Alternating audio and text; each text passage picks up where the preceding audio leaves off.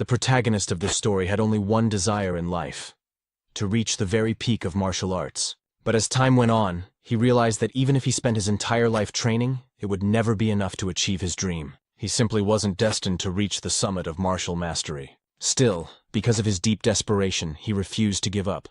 He decided to chase an ancient legend. A tale from long ago about a divine dragon that guarded a golden fruit said to grant immortality to whoever consumed it. After a fierce and deadly battle against the divine dragon guardian, he finally reached the sacred place where the legendary fruit was said to grow. He could hardly believe it. The golden fruit of legend was real. Its radiant golden light illuminated the surroundings, exuding a mysterious divine aura. Exhausted from the long fight, he sat atop the corpse of the slain divine dragon, his eyes fixed on the glowing fruit. After catching his breath, he slowly stood and approached the tree. Confidence filled his chest. With this fruit, he believed, he could finally reach the peak of martial arts that he had dreamed of all his life. Without hesitation, he plucked the golden fruit and began to eat it. The moment he swallowed, a strange and powerful energy surged through his body. His veins throbbed, his blood boiled, and his entire being trembled as if being reforged by divine power. It was then revealed that this man's name was Gilphus L. Dragon, the one hailed as the strongest human in the entire world. But decades later, Gilphus L. Dragon had grown old. Now lying weakly on his bed, he was surrounded by his children and grandchildren. They whispered that his time was near and that they must accept that he would soon pass away. His eldest son, Gilliam, held his father's hand tightly. Gilphus, the current head of the L. Dragon family, told his son that he didn't want to see sadness on their faces, that his time had simply come. Gilliam forced a smile, his voice trembling as he said that the manor had already grown gloomy when their mother passed away, and it would be even lonelier once their father was gone. But Gilphus gently reminded him not to let weakness consume him, not to be swallowed by grief. Then, as silence filled the room, Gilphus thought back to the golden fruit. He admitted to himself that in the end, perhaps no one could truly believe in the myths of the ancient world. Yet he still felt fortunate, for he had lived long enough to have a family of his own. He told his loved ones that he had lived a long and fulfilling life, and that he had no regrets, but deep inside he knew it was a lie. Even now, he still couldn't let go of his dream. If only he had more time, he would continue to pursue the peak of martial arts, the dream that had eluded him all his life. And so, in his final moments, he held on to that desire until his last breath. However, in a completely unexpected twist, Gilphus opened his eyes once again. Confused, he wondered if he had merely fallen asleep. Everything felt strange. His room was different. His body felt light, and his surroundings unfamiliar. When he finally looked at his hands, his eyes widened in disbelief. "These aren't my hands. Am I a baby?" He quickly realized he was in a bizarre situation. But as a 10-star level martial artist, he questioned how anyone could have done this to him without him noticing. Then, a thought struck him. The divine dragon and the golden fruit. He finally understood. The fruit's effect wasn't immortality, but reincarnation. Though unexpected, the realization filled him with joy. He had been granted another chance, a second life, to reach the peak he failed to attain before. Soon he noticed he wasn't alone in the room. When he looked around, he realized he was inside the annex of the L. Dragon Manor. Somehow, he had been reborn into the same family. He then noticed that the room was filled with other infants. Just as he was wondering why there were so many babies here, a group of maids entered, carrying baby bottles. But strangely, instead of milk, they carried a red liquid. Gilphus watched as the maids poured the crimson substance into the bottles. He thought they were about to feed the infants, but suddenly, one of the maids carried out a goblin. They forced the bottle into the goblin's mouth. Moments later, the goblin began to tremble violently. A red light burst from its body, and then it exploded into a shower of blood, splattering across the room. Gilphus froze in shock. Fear and confusion filled his mind. What in the world is happening here? One of the maids calmly said that the mixture would be safe if they adjusted the right amount of water. As they began feeding the red liquid to the other infants, another maid picked up Gilphus himself. He looked at the bottle and immediately realized it wasn't milk. The energy coming from it was terrifyingly strong. He could sense that the liquid was dragon blood, and that it was far too dangerous for a newborn's fragile body. But before he could react, the maid pushed the bottle into his mouth. Instinctively, like any infant, he began to drink. Instantly, immense power surged through his veins. His small body trembled from the pain, but Gilphus recognized it. The blood of ancient dragons was coursing through him.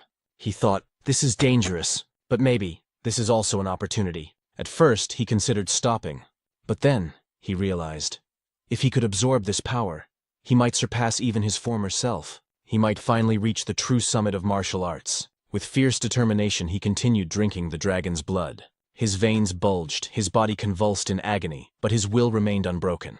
"Don't underestimate me," he thought. "I am Gilphus Eldragon." He repeated the words in his mind like a mantra, enduring the pain until miraculously, he overcame it. The maid stared in disbelief as he continued to drink, surviving what should have been a death sentence. Within his tiny body, two colossal dragon energies clashed violently, battling for dominance. When one finally overpowered the other, Gilphus could hardly believe how easily he had absorbed the power. When the two dragon forces finally merged within him, he realized this was the perfect opportunity. After finishing the last drop, he couldn't believe he had survived the overwhelming pain. His body hadn't exploded. Instead, it had adapted. He noticed a few other infants had also survived, which made him smirk inwardly. So, he thought, never underestimate the survival instincts of a newborn. But as expected from a baby's body, exhaustion soon overcame him. His eyelids grew heavy, and despite his triumph, Gilphus Eldragon, the strongest human reborn, slowly drifted into sleep. After 7 years, he was now undergoing intense physical training. While doing one-handed push-ups, a massive boulder was balanced on his feet. When he finally reached his 1000th count, he kicked the boulder upward, and as it came crashing down onto his back, Gilphus couldn't believe the strength his body now possessed. Gilphus Eldragon, the former family head of the Eldragon clan, now lived under a new name, Zeke Eldragon. Zeke thought about how he had achieved such physical power at a young age, realizing it was all thanks to the ancient dragon blood flowing in his veins. It was said that every being in this world possessed something called a source of power, but the ancient dragon blood that had been given to them as infants contained a tremendous amount of that power. Those who survived drinking it developed bodies far stronger than ordinary humans. With the divine dragon source of power within him, Zeke knew he had already surpassed the limits he reached at the same age in his past life. And since he was the only infant who had managed to drink an entire bottle of ancient dragon blood, his body underwent a drastic transformation, one even he did not expect. Yet despite his progress, what frustrated him most was that he remained a mere 1 star. He had trained relentlessly, expecting to reach at least 4 stars by now. The star was the measure of one's source power. In this world, the human body was said to resemble a universe. The more stars one had floating within that inner universe, the stronger they became. However, as the number of stars increased, so too did the difficulty of reaching the next level. In his past life as Gilphus Eldragon, Zeke had achieved the unimaginable, 10 stars. He was the only person in the world to ever reach such a level. "Time really flies," Zeke muttered. He was now 7 years old. We learned that he was an illegitimate child of the current Eldragon family head. His mother had died when he was still an infant, and to this day he had never even seen his father's face, something he considered deeply irresponsible. What shocked him most was the realization that 1,000 years had already passed since his reincarnation. He thought that reincarnation itself was already unbelievable. But after 1,000 years, the world had changed. It had become a true survival of the fittest era. The greatest proof of this was the practice of feeding infants the blood of ancient dragons, followed by a ritual known as the Dragon Trial. Only those who survived both the drinking of dragon blood and the Dragon Trial were deemed worthy to receive education and training as Eldragon warriors. Naturally, Zeke should have been one of them. Yet, whenever he asked the servant assigned to take care of him why no instructor had ever been sent to train him, the servant would only say that he wasn't allowed to answer such questions. Even after turning 7, Zeke had never received a single lesson. "Isn't that strange?" Zeke wondered aloud. Every child who survived the Dragon Trial was supposed to begin combat training. Everyone except him. Day after day, he lived alone with only a servant by his side. When he confronted the servant about it, the servant merely asked what was wrong with that arrangement. Zeke sighed and said that for now, conditioning his body was more important than combat training anyway. After all, he could teach himself if he wanted to. He had once been a 10-star warrior in his past life. Zeke then requested information about the other surviving infants or anything about the main family that could help him. But once again, the servant refused, saying she wasn't permitted to disclose such information. Frustration clouded Zeke's face. "Will you always refuse to answer me?" he asked sharply. The servant's firm and repeated that she couldn't speak of such matters. "Isn't it cruel?" Zeke asked bitterly. "Treating me like this?" But the servant explained that he was only following orders, her duty being to attend to Zeke's daily needs, nothing more. The servant, a 3-star level practitioner, could have easily taught Zeke basic combat techniques. Yet Zeke had no interest in such trivial lessons. after 7 years of living with this maid. He had grown used to the same lifeless responses. Finally, Zeke decided to leave and head into the forest. The servant said nothing, merely watching as Zeke walked away. So, she's really going to let me go? Zeke thought, a hint of irritation in his tone. Deep in the forest, Zeke uprooted wild poisonous herbs and ate them without hesitation. As before, the taste was vile, but this was part of his training method. Then suddenly he noticed something. He took a deep breath, forcing himself to stay calm as he repeated to himself, "Be patient, be patient." He could feel someone, or something, watching him from afar, observing his every move. No matter how hard he tried, he couldn't shake the presence. After a few moments, Zeke sighed. "They followed me all the way here, huh?" When he could no longer stand it, he called out, "You might as well come out if you've got something to say." Then he moved into the tall grass, hiding himself. Moments later, while crouched in the grass, Zeke sensed a dark, oppressive aura nearby. When he looked toward the source, he saw a creature known as an anger boar. What is that aura? He wondered. The black mist surrounding the beast was something he had never seen before, not even 1,000 years ago. As the anger boar grazed on the grass, Zeke suddenly stood and revealed himself, startling the beast. It charged at him immediately, and rather than fear, a smile formed on Zeke's face. He was genuinely thrilled to fight it. The boar lunged forward, but Zeke swiftly dodged, gathering golden energy into his fist. With a powerful strike, he unleashed an explosion that tore through the anger boar's body. He couldn't help but grin at the sight. His attack had been far stronger than he expected. Even as a 1-star, his power surpassed that of most practitioners at the same level. Hoisting the slain creature over his shoulder, Zeke muttered, "It'll be even better once I raise my star level." He was tired of 7 years of being ignored and isolated by the Eldragon family. He wondered if it was time to leave and travel on his own, maybe even venture toward the ocean. Meanwhile, in the distance, a cloaked man watched from the shadows. "What's going on with that boy?" he muttered. Even without formal training, he's reached 1-star level, and he killed that anger boar with a single strike. What puzzled the man even more was how Zeke managed to sense his presence. "That child isn't ordinary," he said quietly. He recalled that Zeke's mother had died young, and his father, the current family head, had shown no interest in him. Without proper guidance, the boy shouldn't have grown this strong. Still, as the son, illegitimate or not, of the Eldragon head, Zeke was bound to remain under the clan's watch. That was why someone like him had been assigned to monitor the boy from the shadows. An illegitimate son, yet the blood of the family head runs through his veins, the man whispered. Could that be why he's so strong? Uncertain, he chuckled softly. That kid will be interesting to watch in the future. Then he disappeared into the darkness. Back at Zeke's home, the boy was packing his belongings, ready to set off on his journey. But suddenly, he sensed several powerful presences outside. 3 4-star practitioners and 1 5-star. What are they doing here? He thought, stepping quietly to the door to listen. From their conversation, he heard them talking about how fresh and clean the air was in such a remote place, and how peaceful it was since there were no nearby rifts.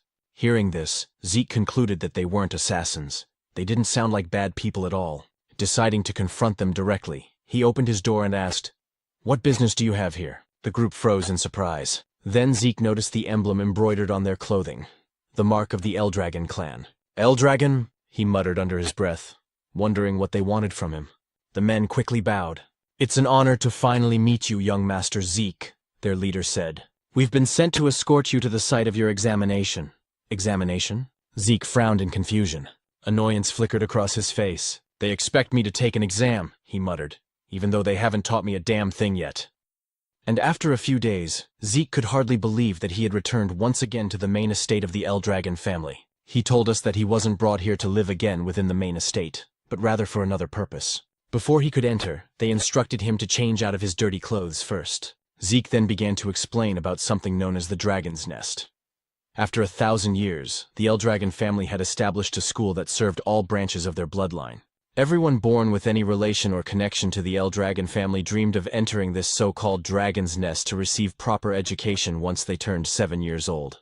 And today marked the day of the entrance ceremony for that academy. Zeke was here to take part in the entrance exam. Even though he hadn't learned anything about the modern generation of his family, taking the exam was mandatory. Zeke immediately felt disheartened when he realized that this was the true reason they had brought him here. Why now, he thought, when he had already decided to leave and travel the world? While sitting by the school gate, a boy from Ortiscale village approached him. It was Rangus, who asked if he was all right and what seemed to be bothering him. When Zeke asked who he was, The boy formally introduced himself as Rangus, and said he had approached because Zeke looked troubled. "Is that so?" Zeke replied casually. After observing the flow of energy in Rangus's body, Zeke quietly thought to himself that the boy seemed shy, but had an unusually strong sense of perception. Zeke then apologized for his situation, introducing himself in return, and admitting that his mind was in turmoil because he had no idea what they would be required to do in the exam. "Is that all?" said Rangus, feeling slightly nervous at the mention of the test. Still, he explained that the annual entrance exam for the Dragon's Nest didn't really change much. But when Zeke admitted he knew nothing about the exam, Rangus was shocked. Taking the test without any knowledge at all. Wasn't that far too reckless and dangerous? Just as Rangus was about to explain the details of the exam, a loud and arrogant voice suddenly interrupted them. A boastful boy shouted and called Rangus a weakling. Rangus turned around in shock and immediately recognized who it was. It was Retin, also from Ortiscale Village. Mocking him, Retin asked why he was here, suggesting that he must have gotten lost to end up at the Dragon's Nest. He even told him it would be better to go home before he got hurt.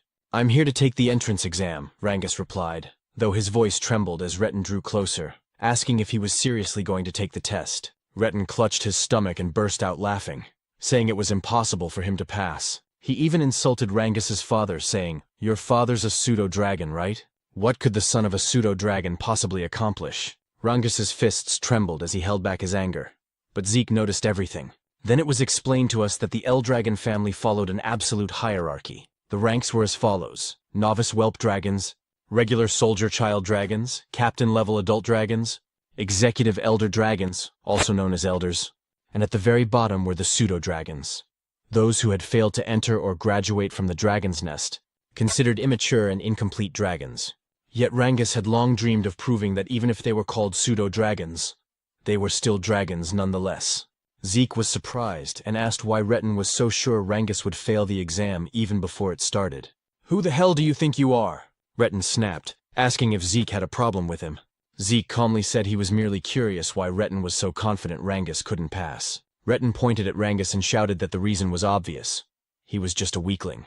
Zeke tilted his head and asked if he really said Rangus was weak, because from what he could sense, Rangus seemed even stronger than them. Hearing that, Rangus's eyes widened in disbelief. It was the first time someone had stood up for him. The arrogant boys grew angry and asked if Zeke was seriously claiming they were weaker than a pseudo-dragon, a being they saw as inferior. But before things could escalate, a man arrived and drew everyone's attention. He was the adult dragon examiner, announcing that the Dragon's Nest entrance exam was about to begin, and that all participants should register to receive their numbers. As Retin left, he glared at Zeke and warned that he wouldn't forget his face. Zeke sighed and said there was no need for anger, remarking that the children of this generation seemed to have such short tempers. Rangus quickly replied that wasn't that strange, since they were about the same age. Rangus added that anyone would be angry if told they were weaker than him. "Is that so?" Zeke muttered lightly. Since the entrance exam was mandatory, they had no choice but to take it. Though Zeke was surprised when Rangus said it was actually possible to skip the test. Zeke's eyes widened, and Rangus realized Zeke truly didn't know anything about it. Rangus advised him that it might be better to withdraw now before he got hurt.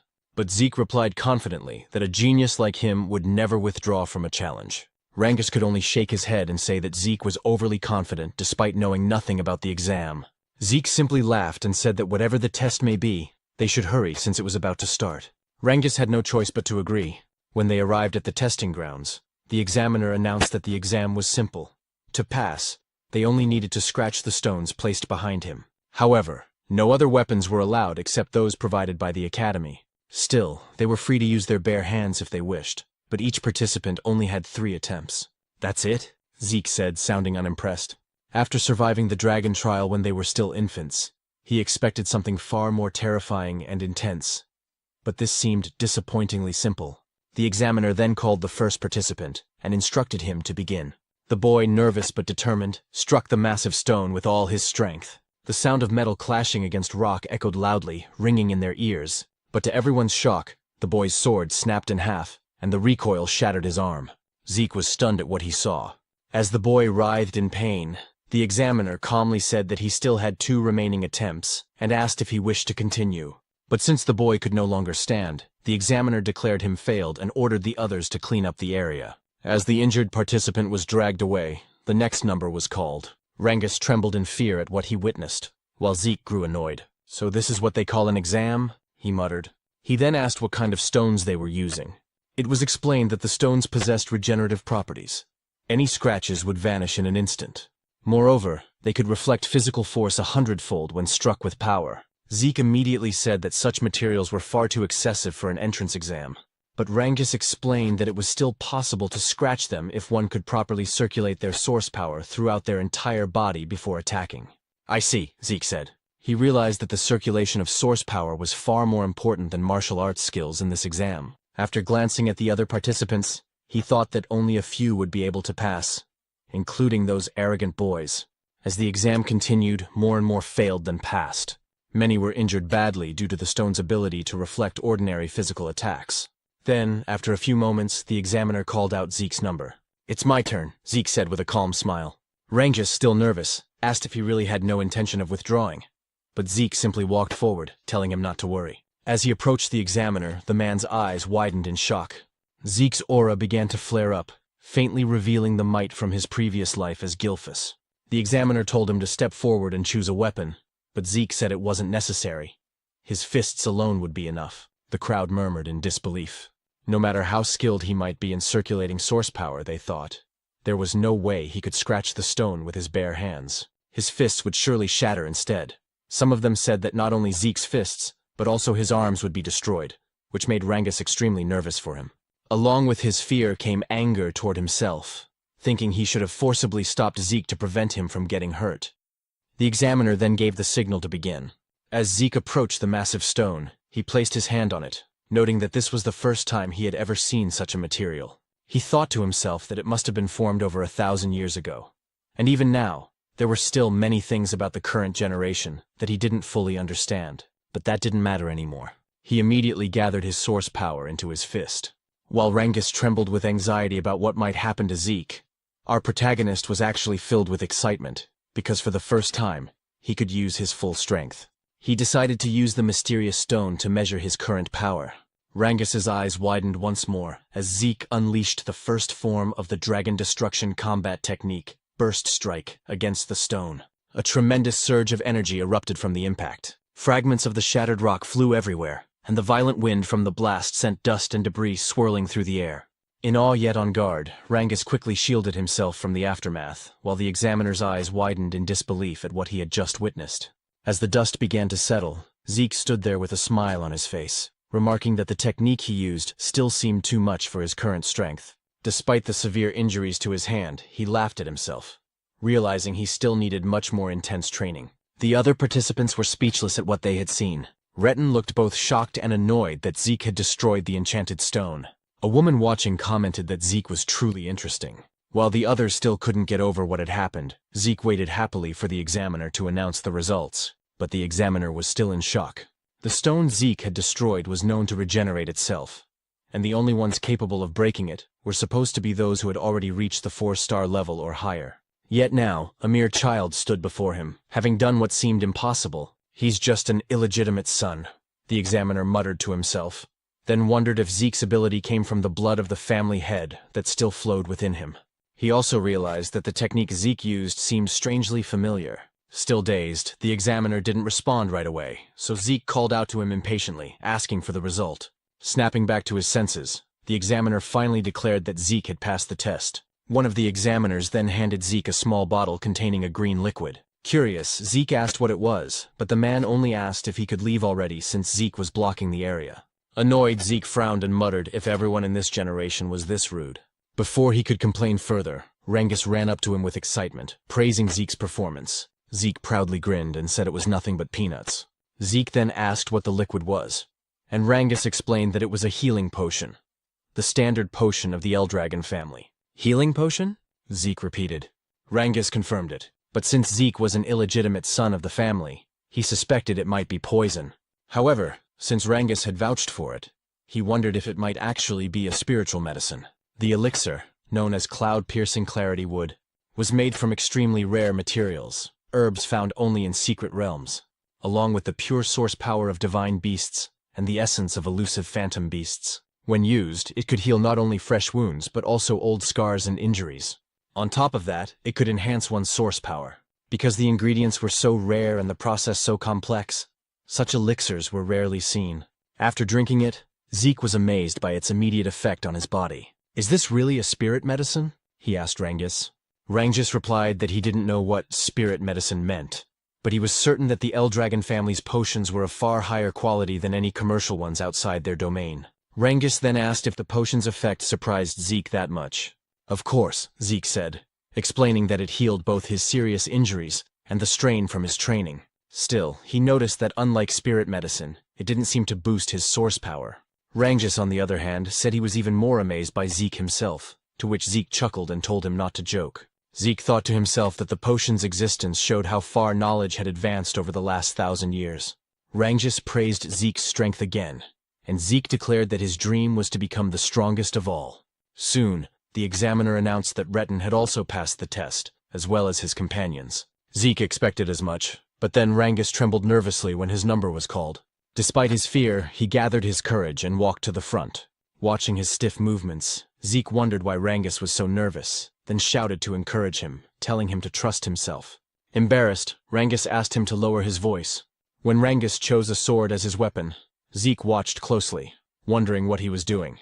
Once the examiner gave the signal, Rangus attacked the stone, but as he expected, he failed on his first try. Determined, he stood again for another attempt, but his strike bounced off the stone, causing him to lose his balance and fall. His hands trembled from the stone's reflective ability. Retin and his group burst into laughter, saying it was just as they expected. The son of a pseudo-dragon was nothing more than a pseudo-dragon himself. They mocked him, telling him to give up. Retin even sneered at Zeke, asking if this was the same man he claimed could pass, and if Rangus was truly stronger than them. Zeke stayed silent for a moment, then told them to stop spouting nonsense. The examiner informed Rangus that he only had one attempt left, and asked if he still wanted to continue. Rangus couldn't answer. Overwhelmed by embarrassment and the ridicule of others, he lowered his head. But then Zeke walked up to him and asked what he was doing.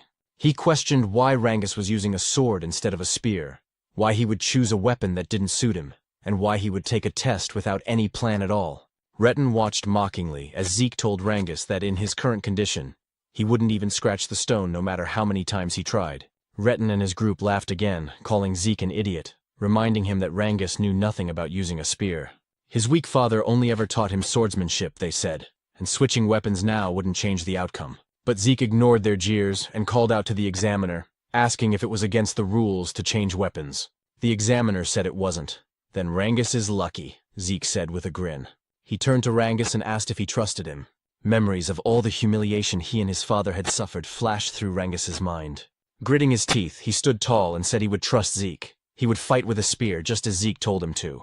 Rangus told us that his father never managed to enter the dragon's nest. Because of that, people called him a pseudo-dragon and laughed at him. But despite all the humiliation, his father endured everything just to raise Rangus properly. That's why Rangus swore to prove to everyone that he, Rangus, the son raised with care by his father, is also a true dragon. He stood up once more, gripping the spear tightly in his hands, and declared that today, he would prove that neither he nor his father were fake dragons. He also realized that if he tried again with a sword, the result would only be the same as before. So this time he decided to trust Zeke completely. The only problem was that he didn't know how to use a spear. Zeke called out to him, and as he pointed toward the enchanted stone, he told Rangus that there was nothing else he needed to do. Just thrust the spear straight into the stone without thinking about anything else. "Just pierce it straight through," Zeke said firmly. Rangus tightened his grip on the spear. He knew that under normal circumstances, stabbing the stone directly wouldn't cause even the slightest damage, especially since it had a strong regeneration element. But Zeke was the first person to ever stand up for him, even though they had just met that very day. It was something new and unfamiliar to him, but because of that, he chose to place his full trust in Zeke and believe in his own strength this time. He gathered his source power into the spear and immediately noticed something strange. For years, he had wielded a sword, yet he had never managed to wrap it in this much source energy, something he was now effortlessly doing with the spear. With a determined shout, Rangus unleashed his full power and struck the stone with everything he had. Retin nearly died laughing, saying exactly what he had predicted, that changing weapons wouldn't help him pass the test. But Rangus didn't stop. He felt something different, something powerful. The spear in his hands felt like an extension of his own body. Then, as he drove the weapon forward with all his strength, the spear pierced through the enchanted stone completely. The shock on Retin's face and those of his companions was priceless. Even the examiners couldn't hide their astonishment, delighted by what they had just witnessed. Rangus hadn't just scratched the stone. He had pierced straight through it. Zeke immediately praised him, while Rangus himself could hardly believe what he'd done. Even after the examiner officially declared that he had passed, Rangus still asked in disbelief if he had really succeeded. Zeke smiled, wrapped an arm around his shoulder, and confirmed it. Overwhelmed with joy, Rangus nearly cried as he hugged Zeke tightly, shouting over and over that he had done it, that he had passed the test. Retten's group, however, refused to believe it. They called it luck, but Retten himself stayed silent, shaking with rage. He couldn't accept that. Just as Zeke had said, Rangus was actually stronger than them, and that his result was far better. The examiner then announced that the test had officially ended. Afterward, he declared that the entrance ceremony would begin shortly. Zeke immediately asked if the test was truly over. Rangus replied that it seemed so, but added that there would probably be more tests once they entered the dragon's nest. Soon, a group of men emerged from a dark hallway. When they stepped into the light, the examiner announced that the head of the Eldragon family would now deliver a speech to congratulate those who passed. The moment Zeke saw the man, he asked who the person with the cold, dark expression was. Rangus, clearly nervous, replied that it was the family head himself. "That's the family head?" Zeke said. "Why does he look like that? He's not even smiling. He looks colder than ice." Rangus immediately covered Zeke's mouth, whispering that it would be best if he stayed quiet, repeating his plea for him to stop talking. Zeke nodded. When he looked again at the group, he remarked that these people represented the current power of the Eldragon family. Some of them were at the 7-star level, while others were 6-star. To Zeke, their strength was impressive, especially since the current family head, Balza Eldragon, was an 8-star level powerhouse. 1,000 years ago, only a handful of people had ever reached that level. Still, Zeke wasn't sure how many existed in this current era. "I don't like this family head," Zeke muttered. But before he could say more, Rangus tried to hush him again. Zeke sighed and thought to himself that he never expected this man to be his father in this lifetime. A dark, fiery aura radiated from Balza's body, making the entire area feel heavy. The examiner quickly ordered everyone to stay silent because Master Balza was about to speak. When Balza stepped forward, he uttered only a few words.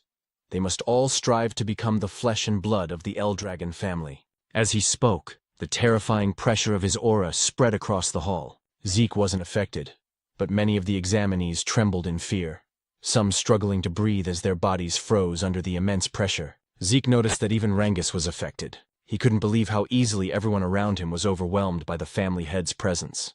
More than that, Zeke could sense an intense hatred hidden within Balza's aura. He didn't know the reason behind it, but even so, he couldn't bring himself to like the man who was supposedly his father. When Balza turned away, another man stepped forward and drew everyone's attention. He had blonde hair and cheerfully thanked Balza for his words. He then said that Master Balza had high expectations for them all, and that just like his master, he would also keep his own speech short. As Zeke wondered who this man was, the speaker simply told everyone to train hard and grow stronger. "That's it?" one of the examiners muttered. The man smiled and said that people who worry too much about small things go bald early, so he wouldn't bother with long speeches. Zeke couldn't understand what was wrong with them, but at least the atmosphere in the hall had lightened up. The examiner then announced that the new students would now be assigned to their dormitories. Everyone whose number was called had to head there immediately. Zeke asked if they wouldn't all be staying in the same dormitory, and Rangus explained that there were 4 East, West, South, and North dorms. Every student accepted into the academy was allowed to live in one of those 4 halls. When Zeke's number was called, he stood up and waved goodbye to Rangus. He was assigned to the East Hall.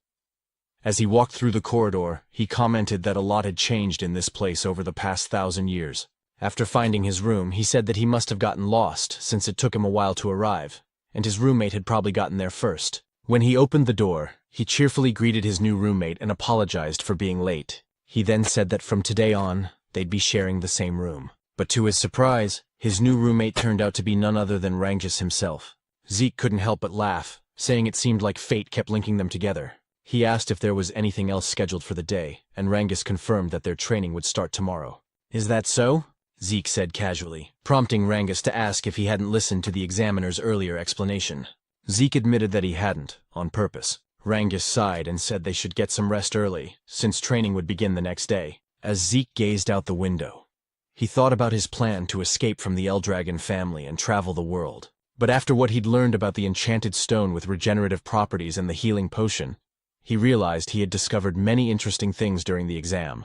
If he truly wanted to understand all the changes that had taken place over the past 1,000 years, he thought, then maybe staying with the Eldragon family for a while wouldn't be such a bad idea after all. A month passed at the academy, and their training continued to grow harsher. Holding heavy dumbbells in both hands, the instructor explained that the dragon's breath he was teaching them was one of the most important techniques ever created by the 15th Eldragon family head.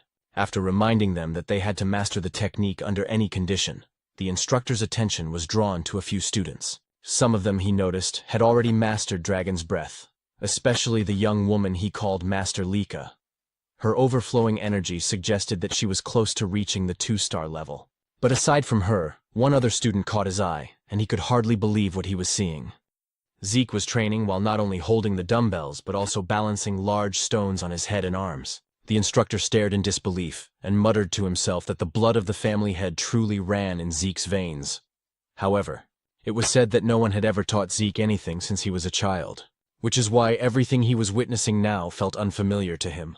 Zeke, on the other hand, couldn't believe that the technique he once called the Dragon King's breathing technique had been further developed by the succeeding family heads, and that it was now being taught to other branches of the family as well. According to Zeke, breathing techniques were methods that gathered the source power from the surroundings into the body. Once circulated, this source power would strengthen a person's own inner energy. The effectiveness of such techniques depended on an individual's ability and intellect. That was why the great families of this world kept their techniques secret, never allowing them to be learned by outsiders or those not belonging to their bloodline.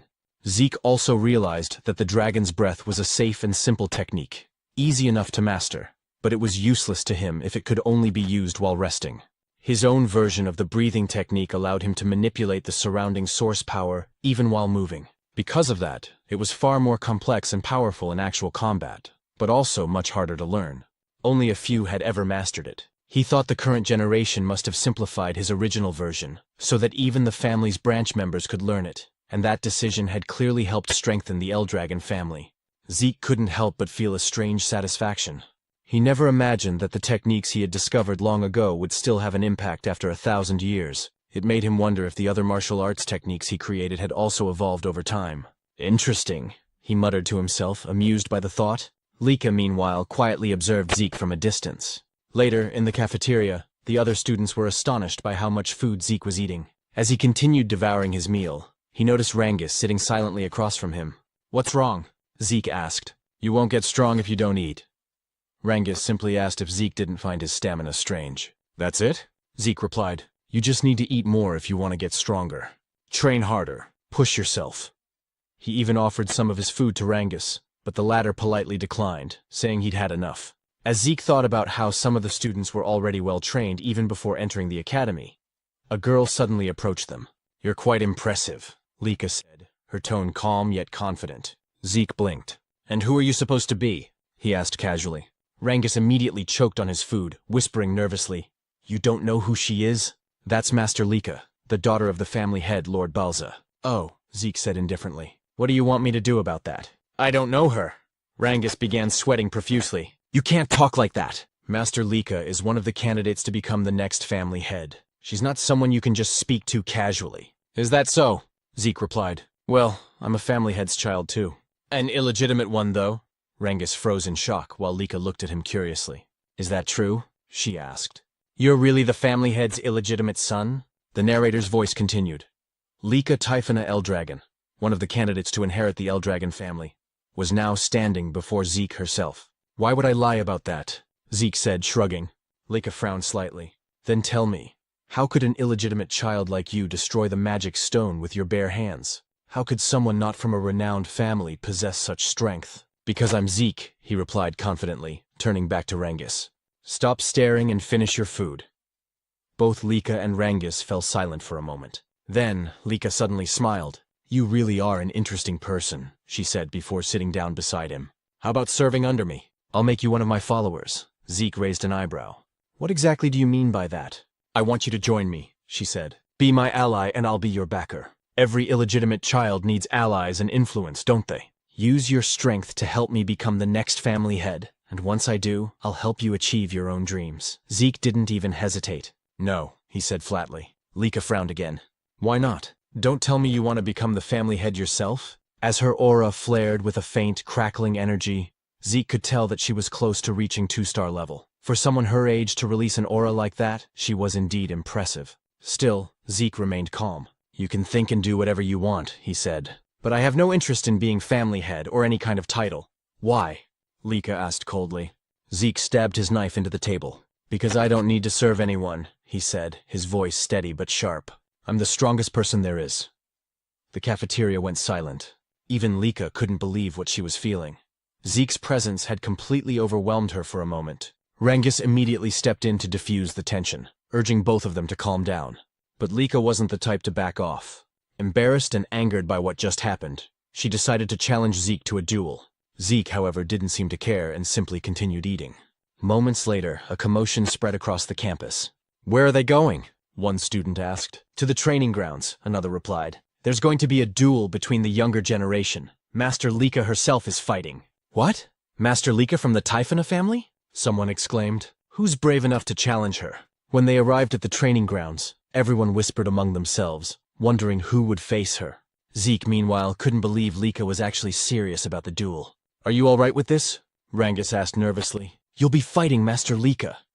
Even if you call her master, I don't know who she is, Zeke replied bluntly. Rangus sighed. You should at least show some respect, now that I know you're also the family head's son. Do what you want, Zeke said. Still, Rangus tried to explain. What's important now is that you understand who you're up against. Master Lika isn't just anyone. She's the daughter of Lord Balza Eldragon. And she also carries the blood of the Typhona family, one of the 4 great families supporting the Eldragons. She's a prodigy who mastered all forms of the Typhona family's hereditary lightning great sword technique at a young age. Like her father's other children, she has terrifying talent. Zeke tilted his head. I didn't understand a word of that except that she's the family head's daughter. Rangus stared at him. How do you not know any of this? Because I don't, Zeke said plainly. So don't ask me. Rangus blinked as Zeke suddenly laughed. But since I don't know anything about her, he said with a grin, that'll just make the fight more fun. Sounds exciting? Rangus could only sigh and worry. No matter how strong Zeke was, Master Lika was on another level entirely. Why did you even accept her challenge? He asked. I never run from a fight, Zeke answered. And it looks like my challenger's ready anyway. At that moment, Lika stood with her sword planted firmly in the ground. Her aura flared, lightning crackling faintly around her. Are you two done talking? She asked coldly. Lika shouted, asking if they were finally done talking, and Zeke replied that he was ready. Rangus, trembling in fear and shock, immediately ran away from them, warning Zeke to be careful in their fight. Zeke then turned to Lika and asked why she was so determined to fight him. Lika explained that she wanted to become the next family head of the Eldragon family, and to achieve that, she needed to defeat Zeke and make him one of her followers. What do you mean by that? Zeke asked, wondering what his connection was to her dream of becoming the family head. Lika questioned him back, asking if he truly had no idea about the current situation of their family, and whether being an illegitimate child was the reason he was so unaware. Zeke simply answered that he didn't, admitting that his knowledge about their family was limited. Because of that, Lika began explaining. She said that including both of them, there were 5 candidates to become the next family head. Except for Zeke, all of her siblings were connected to the 4 major branch families of the Eldragon clan. The position of family head was so important that it became a source of conflict among those branches. For that reason, all of Zeke's siblings had entered the Dragon's Nest to study and represent their respective families. Since the fight for succession had turned into a fierce competition, Lika needed strong allies to stand against her older brothers. Zeke quickly understood that this was a power struggle between the 4 main branches of the Eldragon family. He found it all too complicated, and wasn't even sure if he wanted to understand it. Lika then continued, saying that as one of the candidates for family head, she needed to strengthen not only her knowledge and power, but also her influence by gathering strong followers. Without another word, she charged straight toward Zeke, declaring that she would defeat him right then and there to make him one of her subordinates. But Zeke easily dodged her powerful strike, as well as the flurry of attacks that followed. Still, Lika refused to let him escape. The onlookers couldn't believe what they were seeing. The speed of their movements was incredible. Lika's attacks, despite her heavy greatsword, flowed so smoothly and rapidly that it seemed almost effortless. As they watched the battle between the siblings, the crowd began to murmur about Lika's precise control over her source power, noting how her strikes were becoming faster and stronger over time. They could only marvel at the power of a true daughter of the family head from one of the main branches. Some even said the fight's result was already obvious. What they didn't know, however, was that Lika herself was growing increasingly frustrated. She couldn't understand how Zeke kept dodging every single one of her attacks, or why it felt like he was simply toying with her. Rangjus, who was watching from a distance, couldn't help but be amazed, his earlier worries fading away as he saw Zeke's calm movements. Zeke then remarked that the martial arts Lika was using were unlike anything he had seen before. He admitted that her movements were far faster than those of any ordinary one-star level fighter. But Lika, irritated, shouted for him to stop talking and focus on their fight. Zeke clenched his fist and said he was already focused, and that was exactly why he could unleash such a powerful strike so easily. His punch landed squarely, and Lika immediately gagged from the force. She fell to her knees, gripping her sword and stomach in pain. The spectators gasped and began whispering among themselves, wondering how Zeke managed to avoid all of Lika's attacks and who this mysterious boy truly was. As Lika struggled to stand, she asked why none of her strikes could land. Compared to other one-star fighters, she knew she was much faster. So logically, Zeke shouldn't be able to keep up. Zeke admitted that she was indeed faster than any one-star he had ever seen. But in his eyes, she was still just a one-star. "You're a one-star too," Lika snapped, saying that Zeke shouldn't be able to match her speed and movements. "There's a simple reason for that," Zeke replied. "Your breathing, the movement of your eyes, even the shift of your muscles. I can read them all. By observing these small details, I can predict your next move. It's all based on experience." "Don't make me laugh," Lika shouted, launching another fast strike toward him. But Zeke easily dodged again, saying that just like his words a moment ago, he could see and read her every move. In the next instant, he countered with another powerful attack that sent Lika crashing into the wall with a violent force. The spectators screamed in shock, asking if Lika had really been defeated. "Master Zeke, that was amazing! You beat Master Lika!" Rangjus shouted in excitement, but Zeke calmly said that it wasn't over yet. Their fight wasn't finished. As the dust cleared, Lika stood once again, bruised but defiant. Zeke noted that she had focused her source power into her core, allowing her to endure his attack without suffering serious damage. He smiled slightly and admitted that Lika was truly an extraordinary girl. "That's enough, Master Lika," Rangjus pleaded. But Zeke told him to move back, warning that he could get caught in their next exchange. Zeke then noticed an intense surge of aura flowing from Lika. He wondered if she had just advanced to the 2-star level. The spectators noticed it too. They couldn't be mistaken. The glowing mark on her body was proof that she had indeed become a 2-star with a white aura. The 2-star level was a stage where one could channel source power into their martial arts, even manifesting it outside their body as aura. Lika thanked Zeke, saying that because of him, she had achieved the 2-star level earlier than expected. "But because of that," she declared, "you no longer have any chance of winning." With her aura blazing, she charged towards Zeke, her great sword surrounded by radiant power. Zeke only laughed. He looked genuinely thrilled. "You've really improved," he said with excitement, dodging another rapid strike. "Your speed is incredible now." But his expression suddenly changed when he felt a sting on his cheek. A shallow cut. "I know I dodged that attack," Zeke thought to himself. Lika smirked and asked if he could finally see the difference in their strength. "This is my true ability," she said proudly. "Now that I've become a full 2-star and gained my aura, I'll show you the real power of the true Thunder Greatsword technique." "Oh, then I get to witness a martial art I've never seen before," Zeke said, smiling in excitement. To him, this was turning out to be the most thrilling and enjoyable moment of their fight. Lika suddenly unleashed the Lightning Greatsword technique. Lightning flash. Her sword crackling with blinding golden energy as she charged forward. Zeke was instantly enveloped in a storm of lightning, forcing him to retreat a step back as he shouted, "Wait a second!" What kind of technique was that? How can you manipulate lightning like that? Isn't this too much for a sparring match? Lika smirked, driving her sword into the ground as golden light surged around her. "You seem surprised?" she said calmly. Summoning another move, Lightning Net, sparks erupted from the earth, forming a glowing web of electricity that shot towards Zeke, but he narrowly dodged it. As he landed, he muttered to himself, "Her power has grown tremendously. Her strength now is nothing like before. At this rate, this fight won't be easy." The audience murmured in awe, unable to hide their astonishment. Ever since Lika had advanced to 2-star level, the tide of the battle had completely turned. Rangjus, who had been watching anxiously, began to worry. Zeke noticed that Lika's movements were simple, nothing new compared to her 1-star self. But every swing of her blade now carried far greater force. Her Lightning Greatsword technique was overflowing with power, her aura amplifying each strike. What surprised Zeke even more was the speed. Lika was moving faster than he could have anticipated, and her lightning felt strangely mysterious. Still, he remained confident. Even if she could cloak herself in thunder, he was sure he could counter it. Yet, curiosity filled him. What kind of power was this? What kind of lightning could she command? While evading her continuous assaults, he studied her every move, analyzing her aura and its rhythm. Lika, noticing Zeke's calm smile as he danced away from her attacks, frowned. Still smiling? "You look too relaxed for someone in a duel," she sneered. "Let's see how long that lasts." She dashed forward once more, her sword blazing with light as she used swift thunder, enveloping herself in golden lightning. But again, Zeke evaded at the last moment. She's as fast as lightning itself, he thought, only for Lika to swing her sword mid-charge. The blow struck true this time, sending Zeke flying backward with a powerful shockwave that scattered dust and debris across the field. Rangus gasped and rushed towards Zeke out of sheer panic. But one of the spectators grabbed his arm to stop him. Meanwhile, Zeke stood up, his clothes scorched but his will unshaken. Lika charged again, unleashing another lightning flash, striking him head-on. Yet Zeke still stood tall afterward. How is he still standing?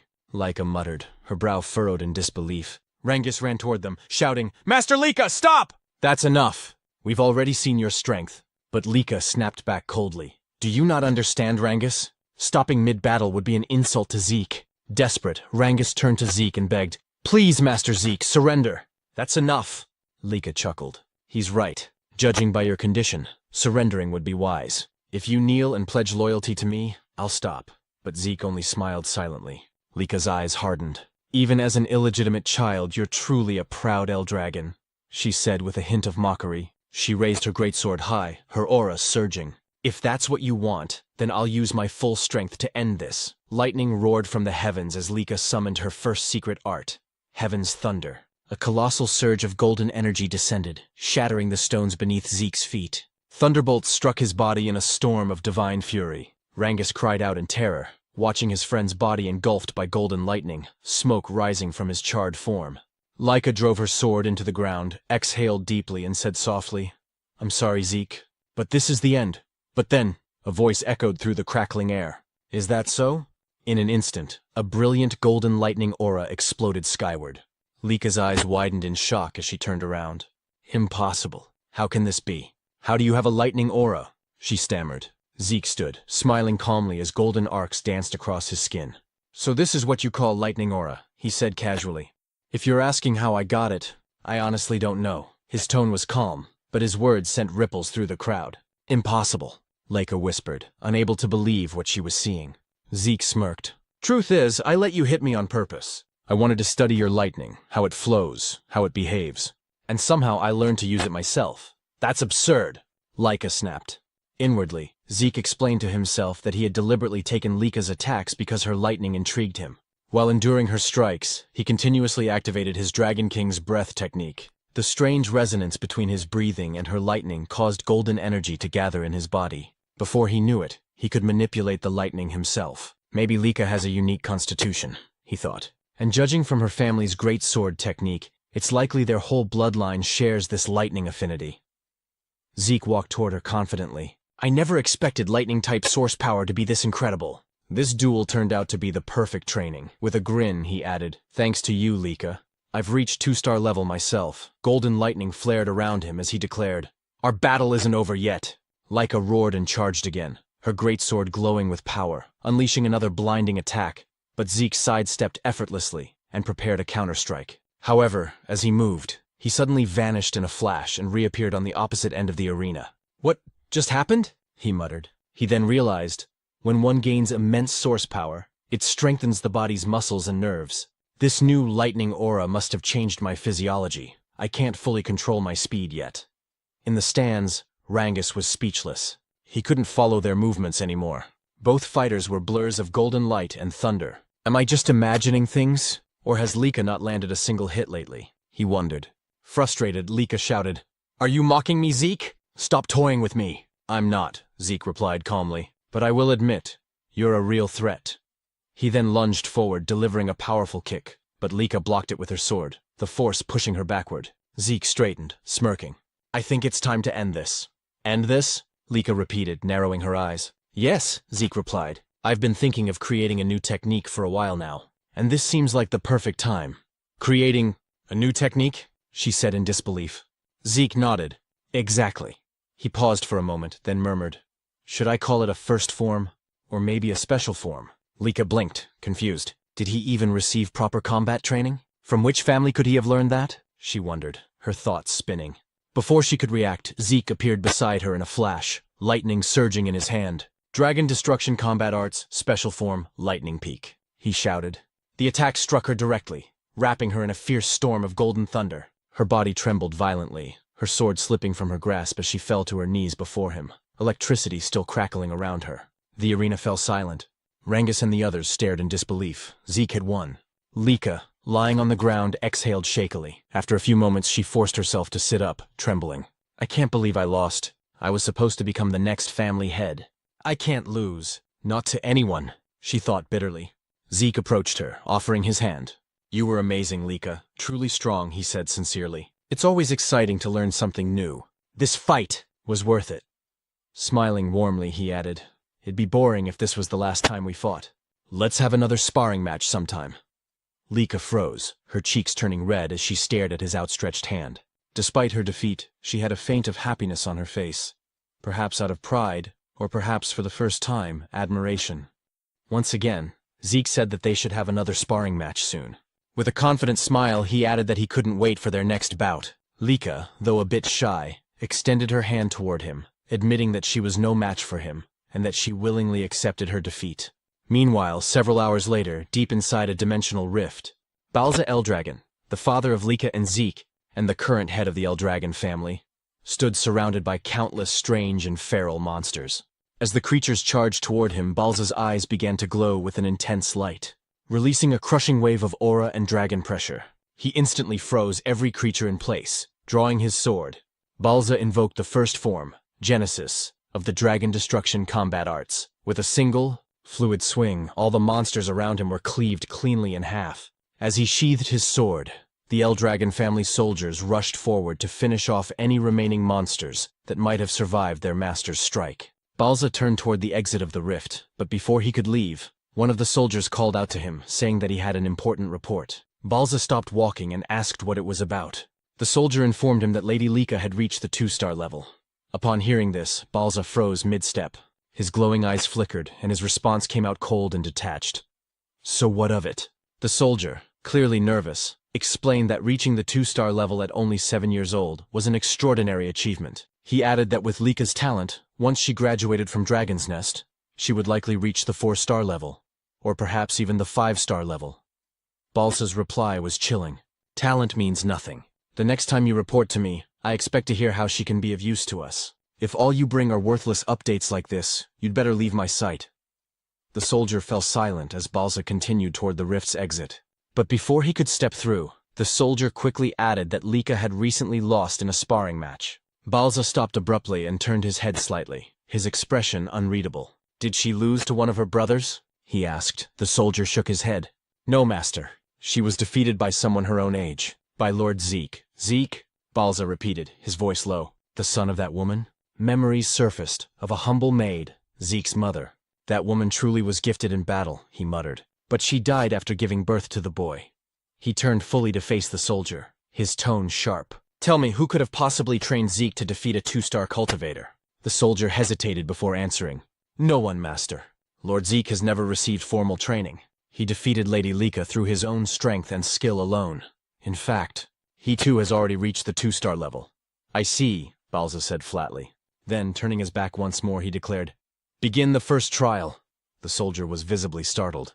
Master Balza, forgive my intrusion, but isn't it too soon for the first trial? It's only been a month since the students began their combat training. Most of them haven't even reached the 1-star level yet. Balza cut him off. I do not care. Death chooses no timing, no level, no favorites. Only the strong deserve to survive. Star levels mean nothing if they can't endure the first trial. Those who fail aren't worthy of the Eldragon name. Yes, master, the soldier replied quickly. But then Balza added, Also, summon Freya. Tell her to return immediately. The soldier's eyes widened in disbelief. Freya. Master, do you mean that Freya? Balza nodded. Indeed. If Zeke could defeat Lika using only his own strength, then he's far more intriguing than I expected. I want Freya to design and supervise the first trial herself, and I expect her to personally observe every participant. The soldier bowed deeply. As you command, Master Balza. For the first time in a long while, a faint smile appeared on Balza's lips. A rare, almost warm expression flickered across his face as he said softly, "He's the most interesting one of all." The next day at Dragon's Nest, the students continued their combat training under Rangus. Zeke, however, was off to the side, practicing his breathing technique. Sitting in a wall-sit position, he balanced a massive boulder on his head while holding dumbbells in both hands. His unwavering focus drew the attention of Rangus and the others, who couldn't help but watch him in silence. With his eyes closed, Zeke contemplated the technique they were studying, the Strike Dragon combat arts. As he recalled, this technique was originally created by the 15th family head. Though labeled as a combat art, it was in truth a body enhancement method, simple yet well constructed, allowing even young cultivators to grasp it. Rangus called out, "Zeke, aren't you going to train?" Zeke opened one eye. "What do you mean?" "I mean combat training," Rangus clarified. "We're practicing the Strike Dragon combat arts." "I already learned that," Zeke replied casually. Rangus was stunned. "What? But it was only taught to us this morning. How could you have mastered it already?" "Because I'm me," Zeke said with a smirk. "But what's more important right now is that your source power is flowing incorrectly." "My what?" Rangus asked, confused. Zeke set down the heavy boulder from his head and told Rangus to turn around.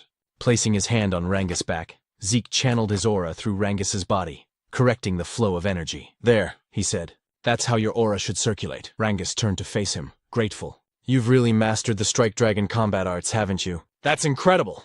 Zeke frowned playfully. "Are you doubting me? What kind of friend are you?" "No, not at all," Rangus quickly said. "It's just, aside from my father, no one's ever taught me like that before. That's why I want to learn everything I can. You, Lord Zeke, already have your own martial arts, strong enough to defeat Lady Lika. I just thought the Strike Dragon combat arts might be too simple and boring for someone like you." "It's not boring," Zeke replied. "Actually, I admire its stability. It reminds me of my own Dragon Destruction combat arts, though my children never liked that technique. They said it was too difficult and complicated."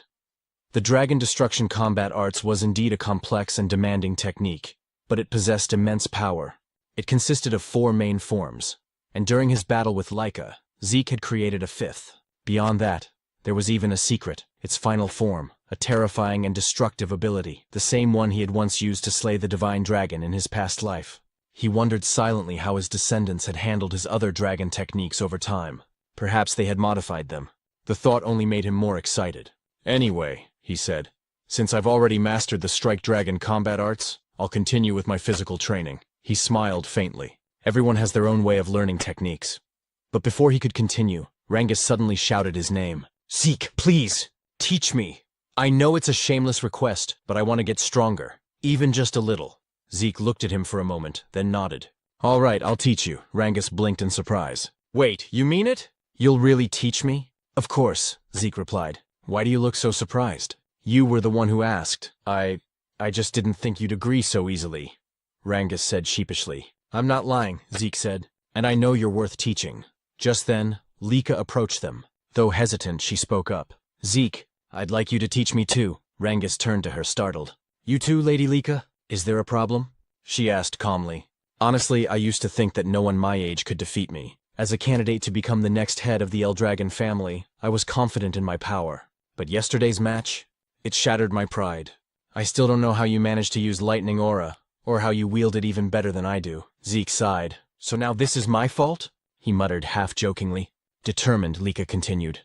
"I want to become stronger. Strong enough to defeat our older brothers. And you as well, Zeke. Please.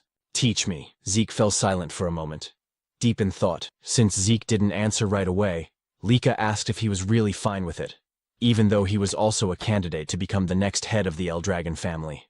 Rangus agreed with her, realizing that even though Zeke was an illegitimate child, Balza Eldragon was still his father, which technically made Zeke one of the successors, whether he liked it or not. Zeke calmly replied that he didn't mind, but the real question was whether Lika's body was in good condition to train, saying that from what he saw in their match, her injuries would normally take at least a month to heal. Lika shook her head and said she had already used a healing potion, so there was no need for him to worry. Zeke and Rangus exchanged a look, whispering to each other. Zeke asked if that medicine truly had such absurd effectiveness, but Rangus replied that if Zeke was referring to the basic potion given during the entrance exam, It definitely wasn't strong enough to heal Lika's wounds so quickly. Because she was the daughter of the family head, she must have used a much stronger kind of potion. Zeke sighed in amazement, muttering that this era truly was something else. Lika nodded, admitting that without the potion, she would have been bedridden for at least a month. But now, what mattered most was her request. Whether Zeke would agree to train her as well. She knew that he, too, needed to train, but she wanted to grow stronger under his guidance. Zeke agreed without hesitation, saying that he never turned down young people with ambition. Both Lika and Rangus were surprised by his answer. Lika pointed out that he was also young like them, while Rangus added that they were about the same age. Zeke chuckled and agreed. Then, with a teasing tone, Zeke asked if she was truly sure about having him as her instructor. After all, he was the one who defeated her. Lika replied firmly that she didn't care about that. She didn't have the luxury to be picky. If she wanted to become the next head of the Eldragon family, she had to become stronger, no matter what it took. Zeke remembered how, during their first encounter, she had mentioned her dream of becoming family head. He asked why she seemed so obsessed with that goal. Without hesitation, Lika answered that if she failed to become family head, she would only be used for a political marriage. She spoke bitterly, saying that in the best-case scenario, she'd probably be forced to marry one of her cousins. But the worst case would be marrying a man she didn't even know. Zeke's expression darkened, anger flickering in his eyes as he asked what she meant by that. Lika said it was natural, considering how valuable the Eldragon bloodline was, especially within the 4 branches of the family. Their source power was special. It could be used in countless ways. That's why the family was obsessed with keeping their bloodline pure. Rangus shuddered, sensing the terrifying aura that suddenly emanated from Zeke. His voice turned cold and sharp as he said that the Eldragon family had truly begun doing disgusting things like this. He clenched his fists, saying he would destroy such filthy and meaningless traditions. But before the atmosphere could grow heavier, several instructors arrived, immediately drawing everyone's attention. Lika blinked in surprise, wondering why they had come, while Zeke muttered that the timing couldn't be worse. He worried that they might have overheard what he just said. Then, from behind them, a woman with fiery red hair appeared. One instructor stepped forward and announced that starting today, they would have a new instructor. Despite how busy this person was, she had taken the time to teach them personally, so they should be grateful. As the red-haired woman approached, she reached out her hand toward Lika and asked if she was Lady Lika. Feeling a wave of danger, Lika instinctively leaped backward. Zeke stepped forward protectively, while Rangus grabbed onto his arm in fear. The red-haired woman smiled faintly, praising Lika's sharp reaction and saying her aura quality wasn't bad at all. Zeke frowned slightly. He hadn't even sensed her presence until now. Rangus nervously asked who she was. The instructor then introduced her as Lady Freya. Freya Fuinkick of the Black Dragon Corps. Freya gave a polite smile and greeted everyone, saying she was pleased to meet them all. She then looked straight at Zeke and asked if he was Lord Zeke. When he confirmed it, she asked if he wasn't surprised by her sudden appearance. Zeke replied calmly that nothing she did was surprising. Freya froze for a moment as Zeke's eyes began to glow faintly, and he commented that her stealth technique was rather interesting. Freya quickly realized why even the family head, Balza Eldragon, was interested in this boy. Meanwhile, Zeke analyzed her movements. He noticed her source power was concentrated in her lower body, following a flow pattern he had never seen before. That must be why her footsteps made no sound at all. A spark of excitement lit up his eyes as he wondered what kind of martial arts she used. Freya then took command of the class. She confirmed that she would be their new instructor. The students began whispering among themselves in disbelief. Lady Freya, the Tempest Wind, was known as one of the strongest warriors in the family. The other instructor confirmed that Freya was a 6-star practitioner under the Black Dragon Corps, the elite unit serving directly under the family head himself. The students were in awe, unable to understand why someone of her rank would come teach at their academy. Freya smiled faintly and said she would indeed train them, but under one condition: they had to pass a simple test. The students gasped at her words. She told them not to worry. The test was simple. They just needed to bring crystal like the one she's holding, and survive for 1 full month inside the Poison Dragon Mountain. Rangus went pale at the name, while Zeke felt a sense of nostalgia. The Poison Dragon Mountain, he explained, was home to countless poisonous creatures. Even brushing against a single leaf could kill an ordinary human instantly. It was a region of pure danger. Zeke recalled how, in his previous life, he had often used that place as his personal training ground. Still, he thought this test might be too cruel for young students. Freya explained the rules. Each student would receive 1 crystal orb. If their orb broke or was lost, they would immediately be disqualified. When someone nervously asked what happened to those disqualified, Freya replied bluntly, they would be expelled from the dragon's nest. She added that they didn't need to worry about the poison itself. If they properly used the dragon's breath breathing technique, they would be fine. As long as they held onto their orbs and controlled their breathing, they could survive. Lika pointed out that aside from poisonous plants, there were monsters there too. Freya's eyes turned sharp as she said they would need to defeat those monsters themselves, since that was the only way they could secure food. Without hunting, they wouldn't last even a few days. The students were horrified. Retin muttered that it was impossible. Many doubted whether their basic combat technique, the strike dragon, could even hurt the creatures living there. Freya smirked and told them not to panic. They had 5 days to prepare. During that time, they could each choose a basic weapon art from the Eldragon family archives to learn. If they mastered it, their survival chances would improve. But if they failed to learn it within 5 days, she would not take responsibility for whatever happened in the mountain. One student asked timidly if Freya would help them in case things got too dangerous. Freya chuckled darkly, saying, "You're in the dragon's nest, the land of the Eldragon family. Here the weak do not last. Only the strong survive. If you can't defeat a few monsters on your own, then you might as well sleep peacefully beside them in the bed of poison." The students trembled in terror, sweat dripping down their faces. Rengis was on the verge of tears, while Lika stayed silent in deep thought. Zeke frowned to himself, wondering if this was still the same Eldragon family he once knew. It felt so different from when he had been the family head. Freya then said that was all for now. She began distributing martial arts books for every weapon type and told them to step forward to pick whichever technique they wanted to learn. As students crowded around, Rangis hesitated, unsure what to choose. Zeke advised him to take a spear technique, reminding him that he used a spear during the entrance exam. Rangis quickly agreed and thanked him. Lika said she would pick a great sword technique since she already knew the lightning greatsword's basic forms. But Zeke stopped her, suggesting she try axe arts instead. Lika asked why, and Zeke explained that it would help cover her current weaknesses. Since it was Zeke who suggested it, she didn't argue and just nodded, quietly trusting his words. Freya then asked if everyone had chosen their books. When they confirmed, she told them to make good use of the remaining 5 days. Their survival depended entirely on mastering those techniques. If they failed to do so, they would die pathetically in the Poison Dragon Mountain. Just as she was about to leave, Freya suddenly remembered something and turned back. She warned them that during the test, their seniors would be trying to steal their crystal orbs. Rangus was stunned and asked what she meant. Freya explained that their 10-year-old senior group would also be taking the same test, but their task was to hunt down and steal the orbs from the younger batch. She added that the younger students outnumbered the seniors, and since the Poison Dragon Mountain was vast, they might get lucky and avoid confrontation. Still, their seniors would use everything they had to find and attack them. After saying that, Freya turned and left. Rangus looked terrified, sweat dripping down his face as he asked what they were supposed to do now.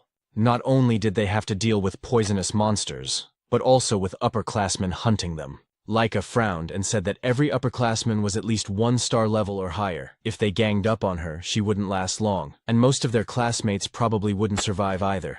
Zeke nodded, saying she had a point.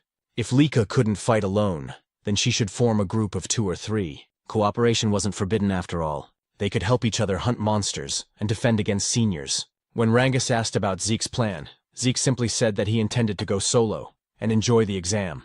Lika sighed and admitted that somehow that sounded just like him. Before they began training, Zeke suggested they eat first. As they walked away, Lika glanced at Rangus and asked if he didn't think Zeke was a little strange sometimes. Rangus shrugged and replied, "Yeah, sometimes." 5 days later, the students gathered before the Poison Dragon Mountain, their emotions mixed between fear and determination. Freya stood before them, a confident smile on her face, and declared that the weather was perfect for the test to begin. Nervously, Rangus said that the exam was finally about to begin. Even though this was Zeke's plan, he couldn't help but wonder if it was really okay for someone like him to be part of Lady Lika's team. After all, there were many noble-born students she could have chosen instead of him, a mere commoner who hadn't even reached 1 star yet.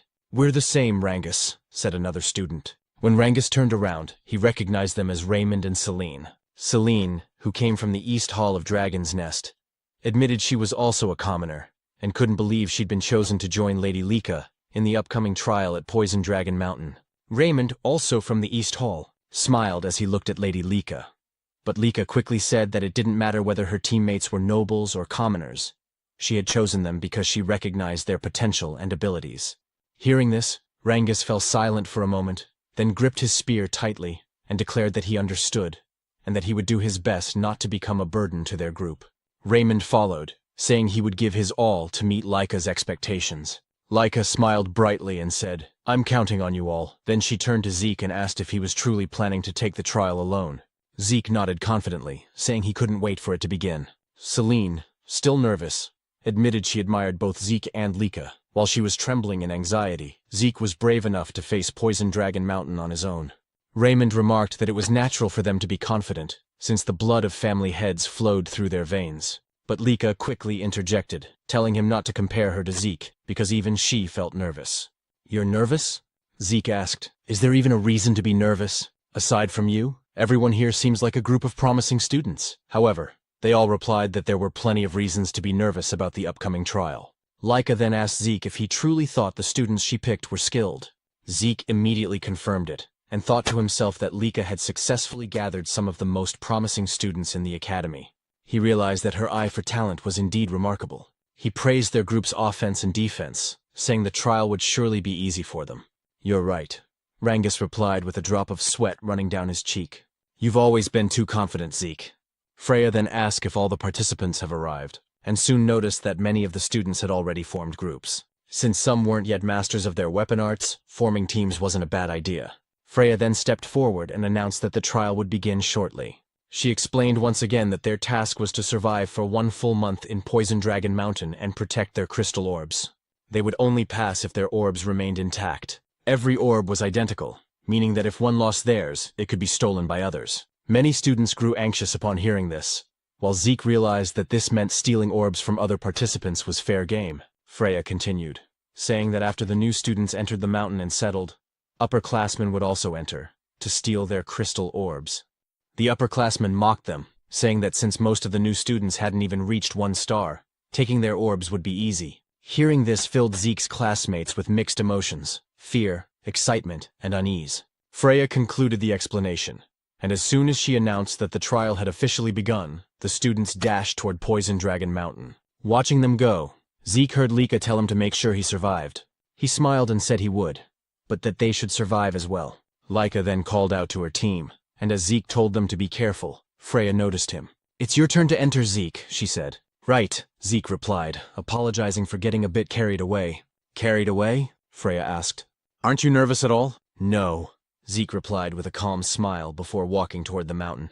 Freya watched him go, thinking to herself that he was indeed a peculiar boy. That night, at the camp outside Poison Dragon Mountain, one of the instructors asked Freya if the new students would be all right.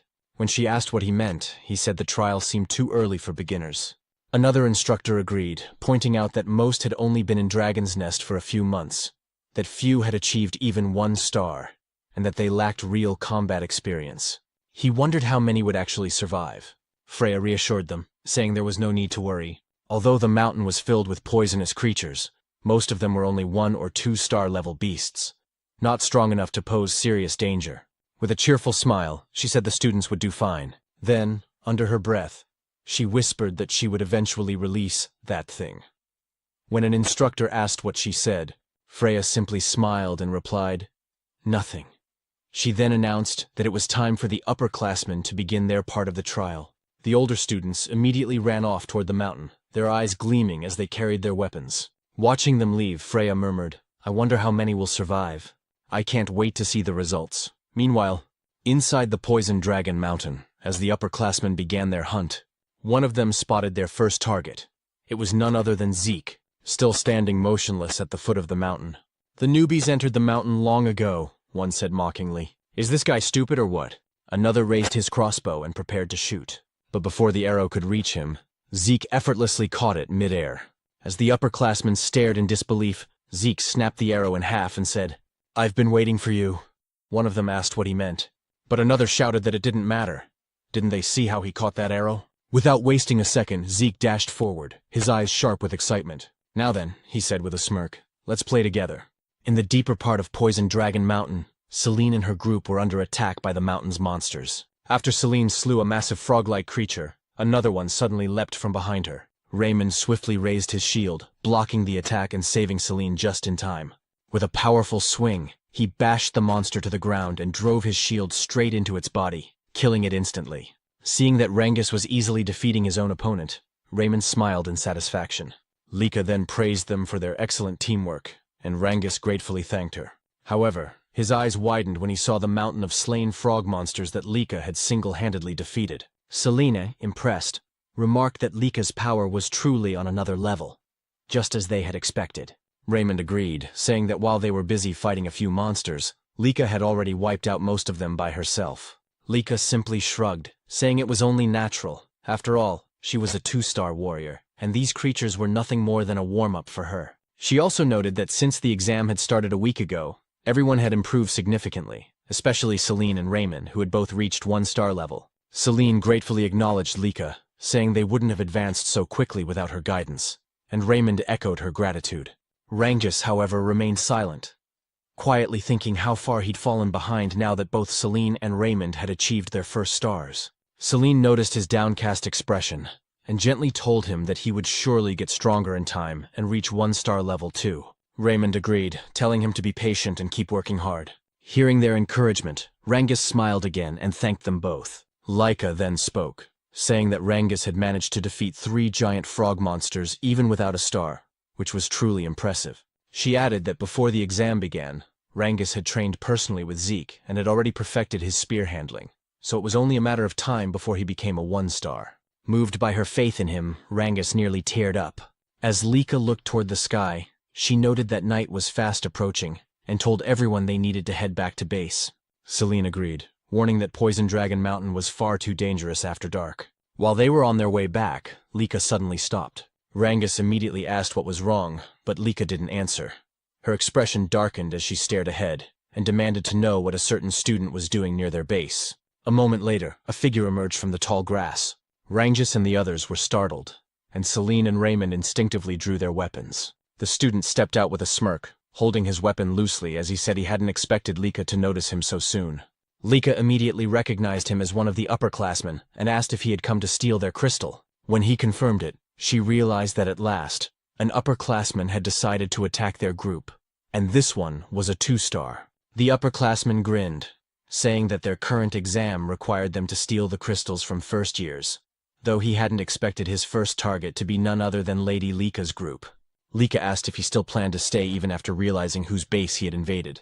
She warned him that a single upperclassman wouldn't stand a chance against her team, but the upperclassman's grin widened as his expression turned menacing. "Who said I was alone?" he replied. From the grass behind him emerged 3 more upperclassmen, all 1-star level.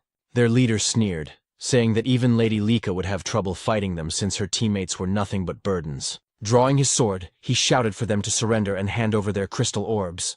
He then charged at Lika with a powerful attack, but she evaded effortlessly and ordered Celine and the others to maintain their battle formation while she handled him.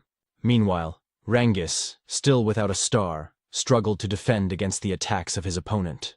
The upperclassman taunted him, saying it would be better to surrender and hand over his crystal. Rangus hesitated, unsure of what to do, until he remembered a conversation he once had with Zeke. Back then, Rangus had asked Zeke if there was any way for someone weaker, like him, to defeat stronger opponents. He admitted he was still starless, and worried that if stronger enemies appeared, he'd only drag his team down. Zeke's reply had shocked him. "Then you should surrender." Zeke explained that if the opponent was far stronger, 3-star or 4-star, then surrendering was the only logical choice, since a starless person could never hope to win. However, he added that if Rangus ever faced an opponent around 1-star level, there was still a chance. When Rangus asked how, Zeke simply said, "It's nothing unusual. You just have to exploit an opening." "An opening?" Rangus had asked, confused. "Exactly," Zeke replied. "If you can find and exploit an opening in your opponent's defense, you can defeat them, even if they're a 2-star. When Rangus asked how he was supposed to find such an opening, Zeke's answer was simple. Endure. Keep enduring until your opponent shows one. Rangus had been doubtful, but Zeke continued. There's no other way. You can't force an opening against someone stronger. You can only endure until they make a mistake. If you can't even do that, then defeating someone stronger will always be a fantasy for you. Zeke added, if your opponent is someone special like Lika, then you won't last long. But against an ordinary 2-star, you should be fine. He then told Rangus that confidence in his own strength was crucial, and gave him one last piece of advice. Don't overthink it. Don't think about how to create an opening, or the difference in power. Just wait patiently, and when it appears, thrust your spear straight into it. Now, in the midst of battle, Rengus clenched his fists as Zeke's words echoed in his mind. Since he was weaker, he had no choice but to endure every attack and wait for the right moment. The upperclassman grew more and more frustrated as Rengus continued to withstand his blows. "Just fall down already," he shouted in anger, unleashing a powerful strike. But in that instant, Rengus saw it, the opening Zeke had spoken of. Without hesitation, he gathered all his strength and thrust his spear straight into his opponent's body. The upperclassman coughed up, collapsed, losing consciousness instantly. As he fell, a radiant light glowed on Rengus's chest, the mark of his newly awakened 1-star. Lika noticed immediately, surprised yet proud that Rengus had taken down his opponent. Meanwhile, the leader of the upperclassmen was in disbelief, unable to understand why Lika's power felt so overwhelming despite them both being 2-star level. Lika realized that ever since mastering the axe arts technique Zeke had recommended, she had learned to channel greater force and energy into her great sword, which explained the vast difference in power. She told her opponent that it was his misfortune to have chosen her group as a target. Then, summoning golden lightning around her sword, she declared, "This battle ends here." Her blade struck with blinding force, and the enemy leader fell unconscious. After ensuring the enemies were defeated, Lika rushed back to her team and asked if everyone was safe. Once confirmed, the group cheered in relief. They had just won their first battle against upperclassmen. Celine and Raymond congratulated Rengus on reaching 1-star level, and Rengus thanked them with a bright smile. Lika looked at her team proudly, realizing that now all of her members had finally manifested their first stars. With that, she said that the next battles ahead would be much easier. Then, with a thoughtful expression, she wondered aloud how Zeke was doing. Meanwhile, elsewhere in Poison Dragon Mountain, a terrified upperclassman was running for his life. Tears streamed down his face as he muttered repeatedly, "Please don't come here. Zeke, don't come here!" He cursed under his breath, trembling in fear, asking himself just what kind of monster that boy named Zeke really was. Moments later, the upperclassmen were running frantically, shouting for help, hoping and praying that Zeke would not follow them. As Zeke dragged along one of the upperclassmen he had just defeated, the others cursed in fear and confusion, asking what kind of monster or demon he was. Holding the corpse of a giant snake beast in one hand, Zeke grinned and mockingly asked what their problem was, wondering aloud if no one else wanted to play with him. The upperclassmen, now completely terrified, called him insane as they continued to flee. Some questioned why a lower-classman like Zeke was the one hunting them down when it should be the other way around. That the upperclassmen were supposed to be the hunters, not the hunted. Suddenly, one of the fleeing upperclassmen tripped and fell. As he struggled to get back on his feet, he froze. The moment he lifted his head, Zeke was already standing right in front of him. With his crimson eyes faintly glowing, Zeke sighed and said he was getting tired of chasing him. He reached out his hand, offering to help the upperclassman stand up, but calmly added that once he did, he would have to fight him. The upperclassman's eyes widened in pure horror before his body went limp, and he collapsed unconscious on the ground. Zeke tilted his head in confusion, muttering to himself and wondering what just happened to the man. He looked around and asked out loud what was going on with the upperclassmen, questioning why they had suddenly become so defensive and cowardly. Calling them pathetic, he mocked how aggressive they were the first time they saw him, only to end up running away in fear. He then smirked and shouted for the others not to leave him behind. Just then, Zeke felt a faint presence nearby. Turning toward his side, he asked whoever was watching him why they didn't come closer if they wanted a better look. When he received no reply, Zeke chuckled and said that since the observer was still watching without interfering, it must mean there was nothing wrong with what he was doing. With that, he said he would stop holding back and continue his little game with the upperclassmen. From the direction where Zeke had sensed the presence, a man emerged. It was one of the overseers monitoring the examination. Beads of sweat rolled down his cheek as he whispered to himself, unable to comprehend what kind of child Zeke was. He had witnessed Zeke defeat upperclassmen who were supposed to be far stronger than him. And even more astonishingly, Zeke had sensed his hidden presence. Realizing the gravity of what he had just seen, the overseer decided he had to report everything immediately. Meanwhile, at the camp outside Poison Dragon Mountain, Freya was taken aback when several observers arrived to make their report. According to them, it had been 1 week since the examination began. At present, 30% of the lower classmen had already dropped out, while the remaining ones were gradually adapting to both their environment and the dangers of Poison Dragon Mountain. One of the observers added that they did not expect many more lower classmen to withdraw from the test. When Freya asked about the upperclassmen, however, the observers exchanged uneasy glances and couldn't answer her directly. Freya's expression darkened, and she ordered them to speak clearly. Finally, one of them admitted that the upperclassmen were constantly fleeing. Freya frowned, momentarily lost in thought, and asked why they were running away. What exactly were they escaping from? She pointed out that, to her knowledge, there were no monsters within Poison Dragon Mountain strong enough to threaten the upperclassmen. One of the observers then explained that they were not running from a monster. They were running from Lord Zeke. Freya raised an eyebrow and asked why they would flee from him. The observer took a deep breath and said that Zeke had been relentlessly attacking and hunting the upperclassmen. At first, they tried to fight back, but eventually they had no choice but to run. Another observer spoke up, asking what kind of person Lord Zeke even was. Based on what he had seen, Zeke seemed to be enjoying himself, gleefully cutting down upperclassmen and hunting them like prey. For him, it was something completely unprecedented. A second observer nodded in agreement, saying that even though Zeke was the son of the L-Dragon family head, he was far from normal. To them, Zeke was no longer just a prodigy. He was something beyond, a true monster in human form.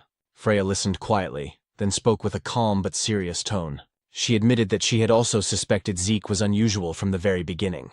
Unlike the others, he had chosen to take the exam alone, and appeared completely relaxed upon entering Poison Dragon Mountain. That could only mean one thing. Zeke never planned to hide from the upperclassmen. From the very start, his intention had been to hunt them down himself. Remembering the look in Zeke's eyes when they first met, Freya couldn't help but think that the boy was indeed a monster. Suddenly, one of the observers frowned, asking what that strange sound was. Freya's lips curved into a faint smile as she said that what they were hearing was something she had been waiting for. A man then approached and asked Lady Freya where they should place the massive cage they had brought. Freya told them to leave it where it was, and thanked them for their work. When the observers turned to look at the cage, their eyes widened in shock. They immediately asked what kind of creature was inside, and some even questioned whether Freya truly intended to release it into the mountain, as the creature's aura alone revealed it to be at least a 3-star level beast.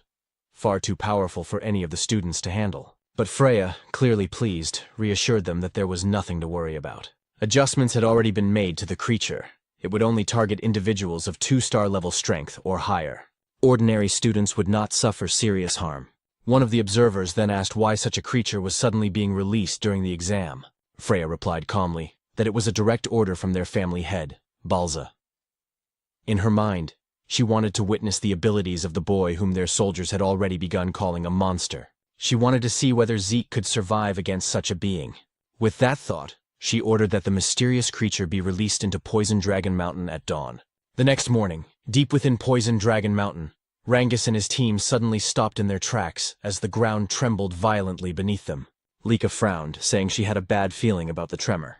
Raymond wondered if perhaps the upperclassmen had caused it, but Rangus shook his head, saying it was most likely the work of a beast, probably a massive anger boar.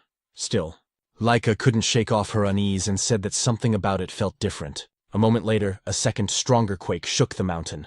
As a giant tree began to fall toward them, Lika's instincts kicked in. She shouted for everyone to move, and the group jumped aside just in time as the enormous trunk crashed down where they had been standing seconds earlier. When they turned around, Lika froze in disbelief. Celine gasped and asked what kind of creature it was, while Rangus's face went pale and sweat dripped down his temples. In a trembling voice, he said they needed to run immediately, because standing before them was a colossal golem. Meanwhile, on the other side of Poison Dragon Mountain, as Zeke sat atop a pile of monsters and upperclassmen he had defeated, he remarked that he was growing bored with the current situation of the examination. Since no more upperclassmen dared to face or challenge our protagonist, and because he could no longer sense the presence of the observers of the exam who seemed to be simply letting him do whatever he pleased, Zeke found the entire situation rather disappointing. Until suddenly, he sensed a presence from the opposite side of Poison Dragon Mountain, causing him to immediately question what kind of strange aura it was. At first, he thought it belonged to a 2-star level creature, but eventually, he realized that the presence came from a 3-star entity. He instantly wondered if 3-star monsters were truly supposed to exist within Poison Dragon Mountain. He also questioned whether the aura he sensed belonged to an unknown being that had lived within Poison Dragon Mountain for 1,000 years. Zeke then thought that all the examinees would surely struggle against a 3-star level creature, and even Lika herself would definitely not be able to handle it. He also said that the instructors should have made sure that no 3-star level creatures existed within Poison Dragon Mountain before the examination began. But after pausing in brief contemplation, He questioned whether Freya and the other instructors had intentionally allowed a 3-star creature to remain on Poison Dragon Mountain as part of the exam. He then admitted that he had no idea what the instructors were thinking. Still, he found it perfect, because it meant he would once again have an opponent to entertain himself with. Zeke also realized that the presence he sensed was far from where he currently was, and he wondered aloud why the creature did not simply appear near his location. But he stated that he couldn't just sit and wait, and because he wished to face a 3-star level monster, Zeke declared that he would go to it, and that the creature should wait for him. Meanwhile, Celine had launched an attack toward the golem, but even with the full force of her strike, it had no effect. She couldn't believe that she failed to inflict even a scratch on the golem's body. Raymond also charged in and struck the golem with his shield using all his strength, yet his attack was just as ineffective as Celine's. This prompted Lika to use her aura and lightning to attack. After noticing that the golem's arm had sustained a scratch, Lika concluded that with aura, she was able to cause damage to the golem's outer shell. In other words, only 2-star levels like her could inflict any harm, and her 1-star companions were incapable of doing so. Rangus immediately called out to Lady Lika to ask what they should do next. Lika instructed them to listen to her orders. She said that after she gained the golem's attention, they would need to seize the opportunity to escape. However, Rangus insisted that they could not do that, nor could they abandon Lady Lika to face the golem alone. Lika told them that they would only become burdens to her in the fight, and she ordered them to observe the golem's arm that she had previously attacked. She added that even with her aura, all she managed was a scratch, and that as 1-star levels, they truly lacked the ability to injure the golem. Raymond admitted that while they indeed could not injure the creature, they could still support Lika in battle, ensuring that every attack she launched would land successfully. When Lika asked what they meant, Rangus stated that he would do everything in his power not to become a burden.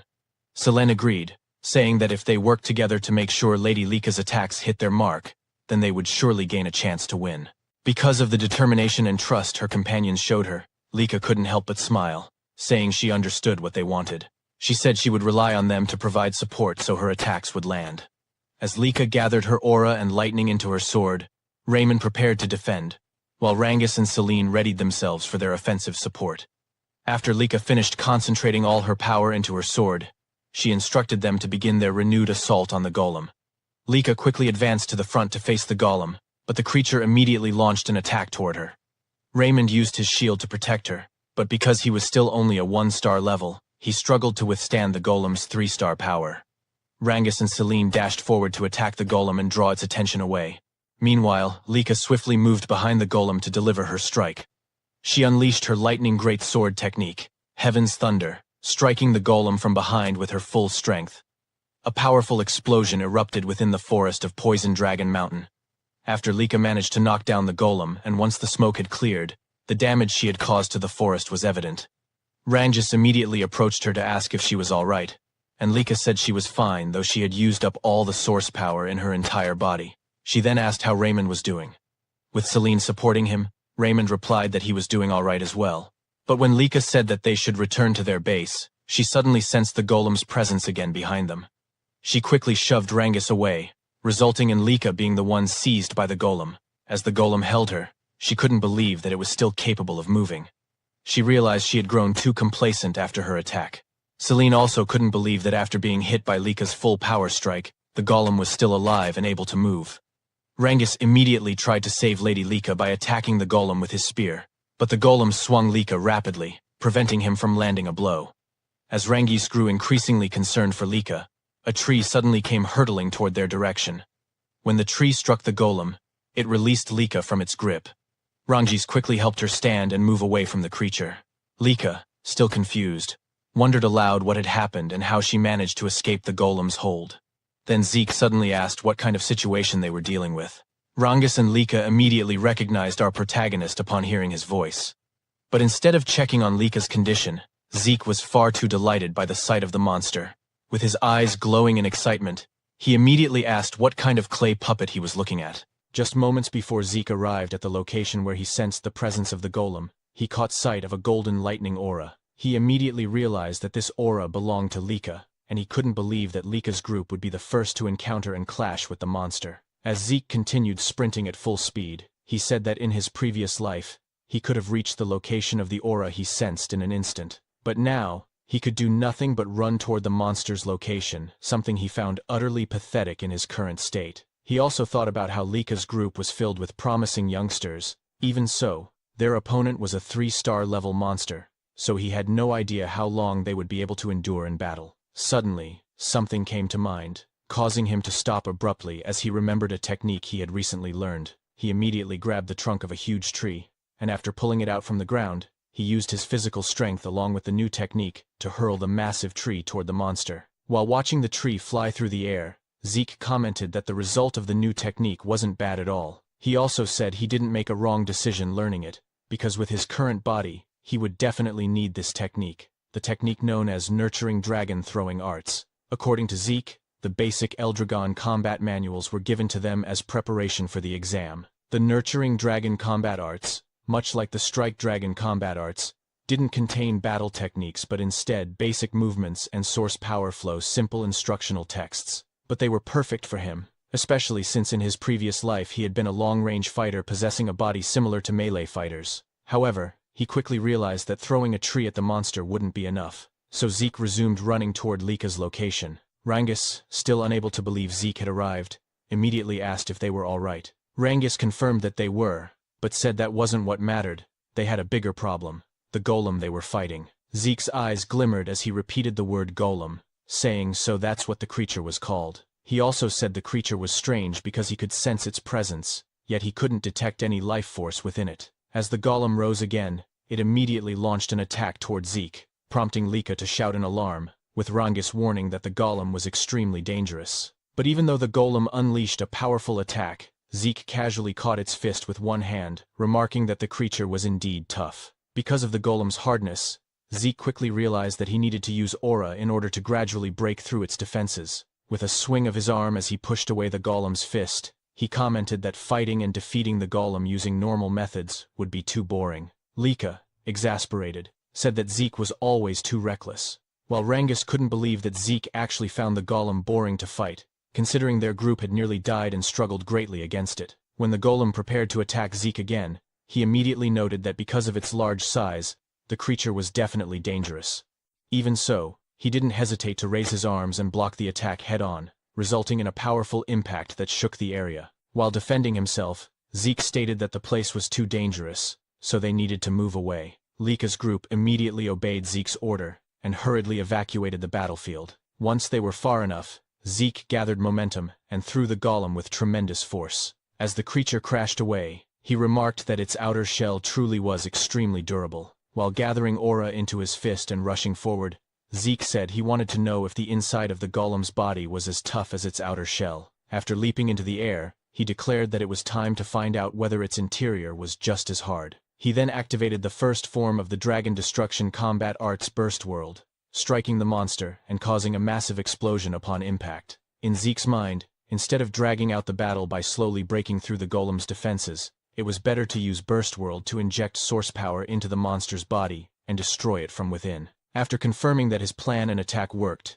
Zeke was overjoyed, saying that fighting this way made the battle far more enjoyable. Meanwhile, 1 month later, at the Eldragon State main building, Zeke was irritated as he questioned why he had been summoned and had his training interrupted. It was then explained that the 1-month exam at Poison Dragon Mountain had concluded safely. After the 3-star golem attack, no other serious incidents had occurred. The number of 7-year-old class members had dropped to 30% from the beginning, due to the harsh environment of Poison Dragon Mountain, but because they were exposed to constant danger and the brink of death, the remaining 30% of the 7-year-old class achieved good results and reached 1-star level. And after the exam ended, Zeke was directly summoned by Balza Eldragon of the Eldragon family. As they walked through one of the hallways in the main estate, Zeke asked what the family head wanted from him. Freya was displeased that Zeke referred to the family head simply as head, so she requested that he address the family head as Master Head, although Zeke argued that it was practically the same.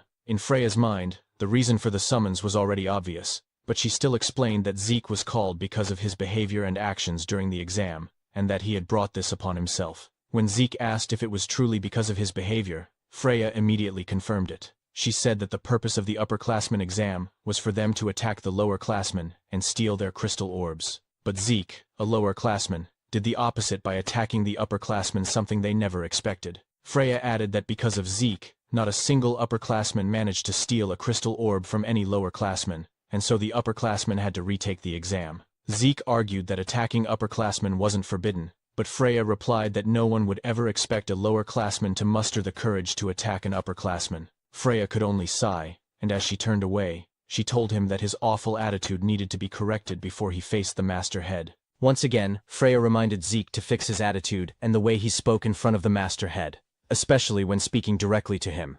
However, Zeke simply asked why, and Freya replied that even though he was still young, his terrible attitude could get him killed. She said she did not want to witness him being executed by his own father just because of his behavior.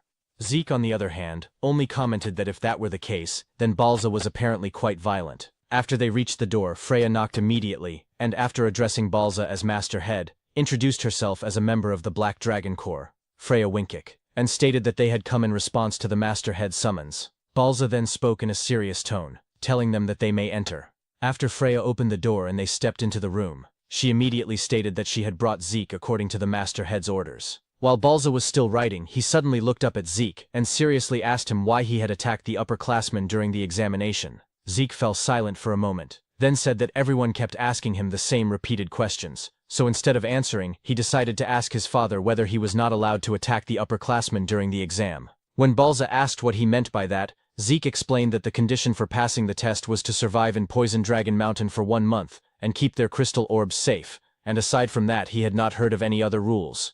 Therefore he simply followed the rules of the exam and used his time in whatever way he wanted while the test was ongoing. He added that if there were any prohibited actions during the exam, they should have stated them clearly before the test even began. Upon hearing Zeke's words, Freya felt intense fear and anxiety, and she immediately shouted, demanding to know what he was saying and why he was speaking like that in front of the Master Head. At that moment, Balza's eyes suddenly narrowed as he released his terrifying dragon aura, and because of the pressure from it, Freya collapsed to her knees, thinking that the Master Head's aura was so strong that it could kill Zeke. Contrary to her expectations, however, the protagonist remained standing, and Balza's pressure had no effect on him. On top of that, Zeke even told Balza to stop trying to intimidate him, because it was becoming extremely annoying, causing Balza's expression to darken in both shock and irritation. While Freya was still kneeling, Zeke asked if Balza had really summoned him just to ask such meaningless questions. Balza then asked how Zeke had done it, but Zeke did not understand the question and inquired what he was talking about. Balza stated that according to the reports, Zeke had not only defeated the upperclassmen, but had even brought down a 3-star golem, and he also asked how Zeke was able to remain standing and calm in front of him after he released such intense pressure. He then seriously demanded to know how someone like Zeke, a mere child born out of wedlock, had obtained such incomprehensible strength and power.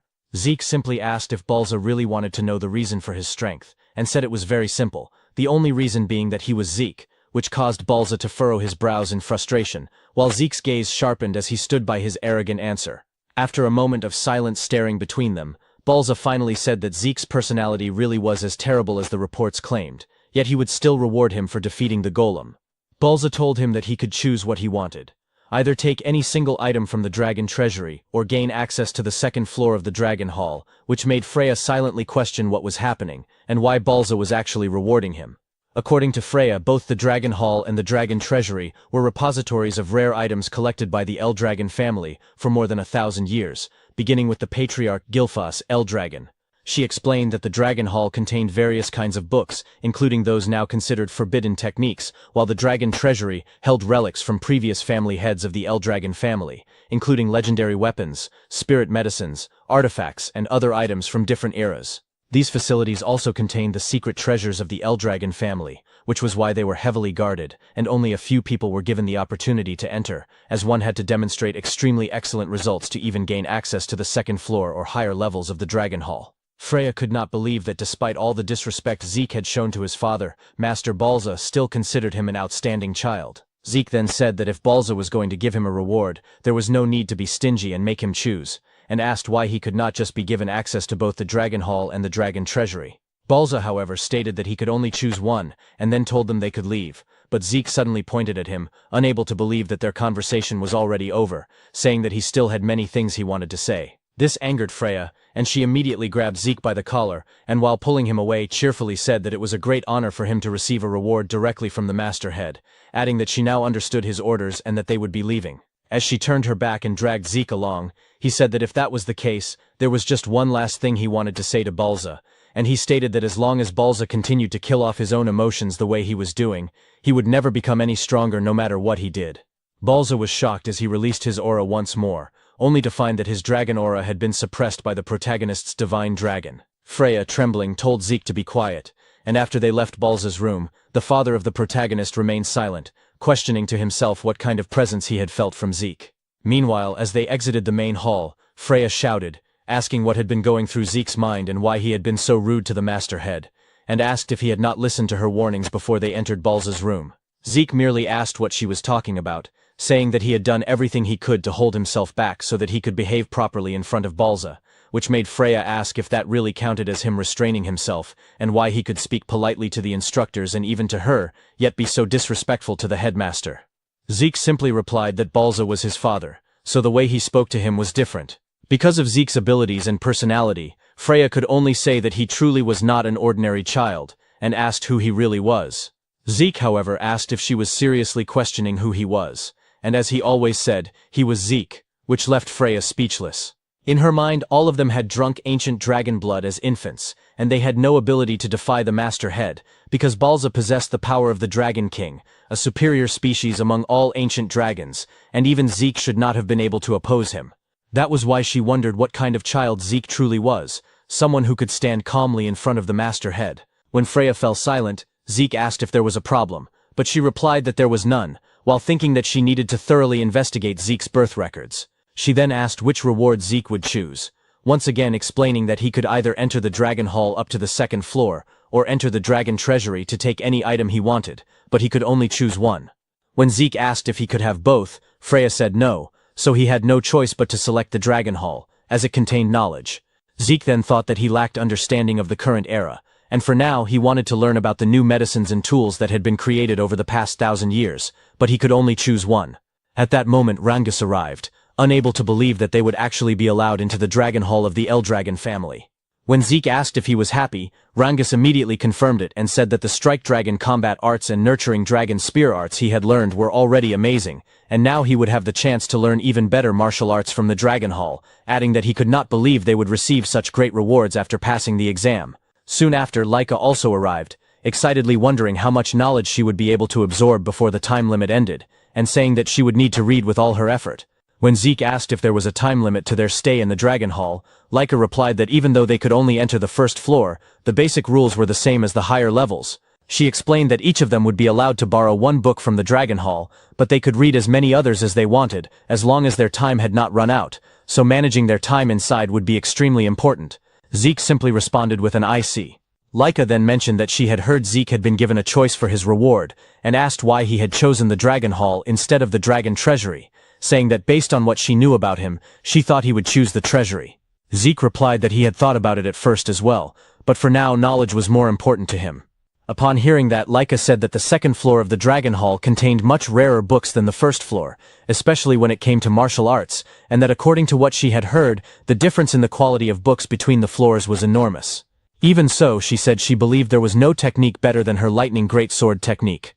Zeke, however, was simply staring at the Dragon Hall, causing Laika to ask whether he was even listening to her.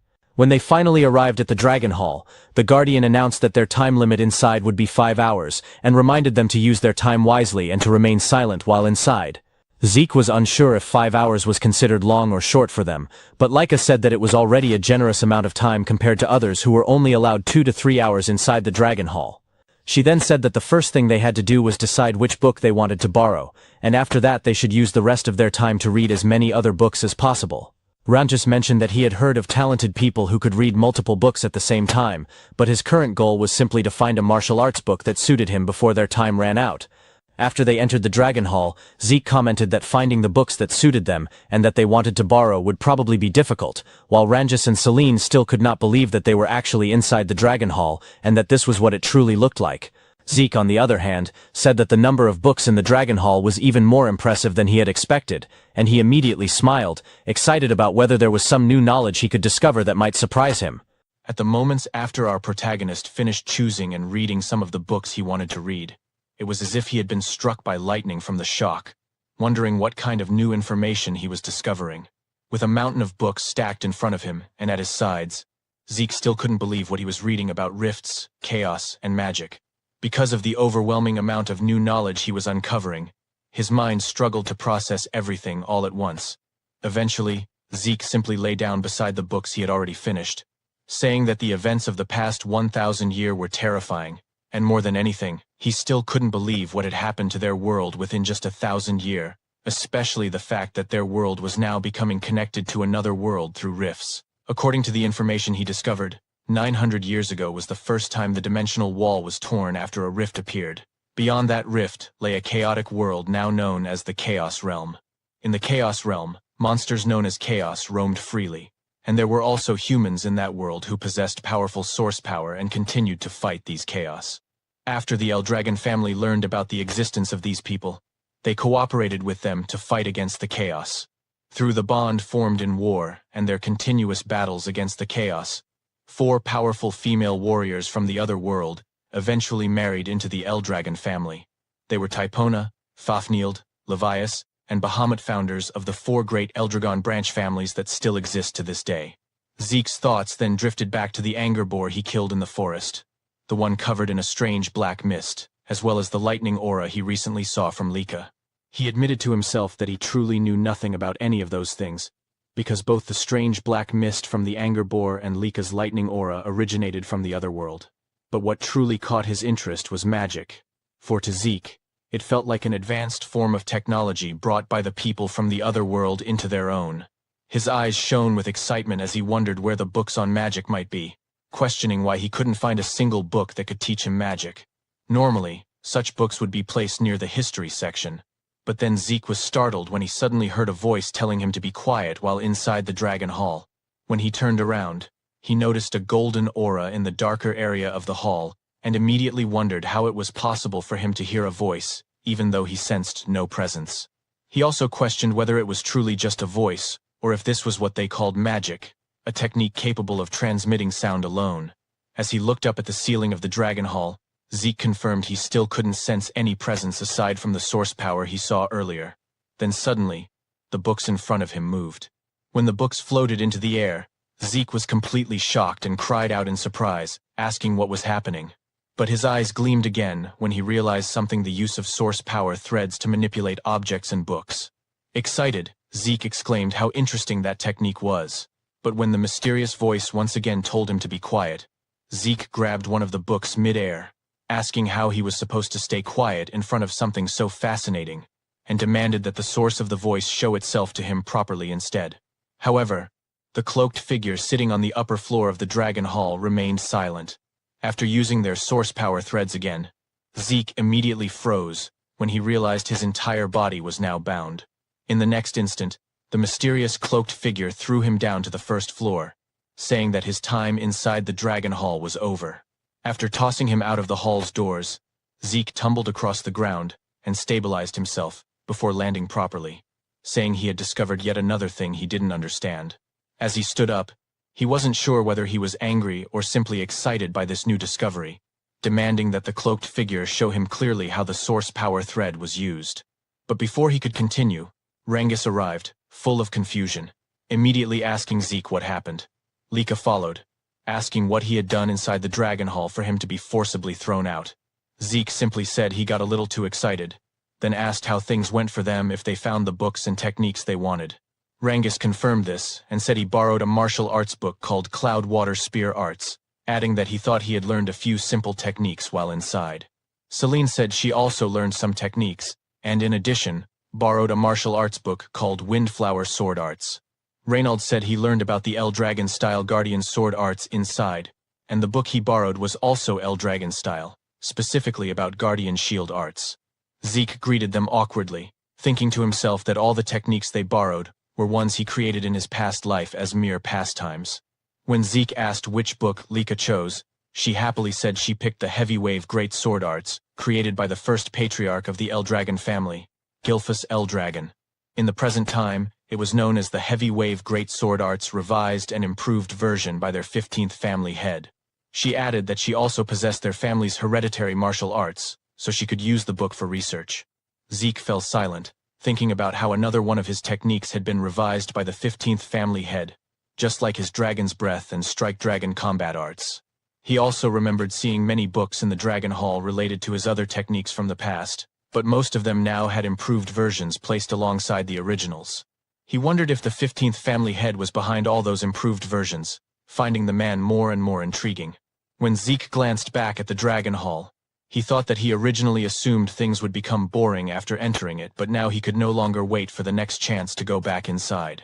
5 years later, as Lika walked down a hallway, she suddenly stopped and wondered where Zeke and Rangus were. Just then, their classmates arrived and greeted Lady Lika, informing her that Lord Zeke and the others were currently at the training ground practicing. Again? Lika Typhona muttered before thanking her classmates. She was now 12 years old. When she arrived at the training ground, she immediately saw Rangus, Reynold, and Celine preparing to attack our protagonist Zeke, who was now also 12 years old. Meanwhile, in Balza's office, he received a report about the appearance of a special rift. When he asked the person on the other end whether the report was truly reliable, it was immediately confirmed.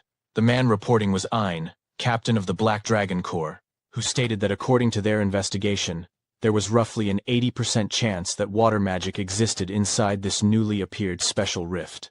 Balza responded that the location where the rift had appeared was an extremely troublesome spot, and he questioned why, out of all the places within their territory, the special rift had manifested there. Still, they could not afford to ignore it, as there was a high probability that magic water existed inside the rift. According to Balza, anyone who drinks magic water becomes a mage, because those who consume it gain a special constitution that allows them to convert source power into a different force known as mana. He further explained that the emergence of mana-based magic introduced entirely new techniques to the world, and at the same time sparked fierce territorial struggles over the sources of magic water, known as magic springs.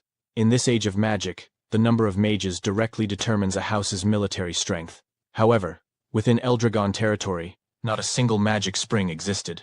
For a house like the Eldragon family, which possessed no magic springs, there was only one way to obtain magic water: conquering special rifts.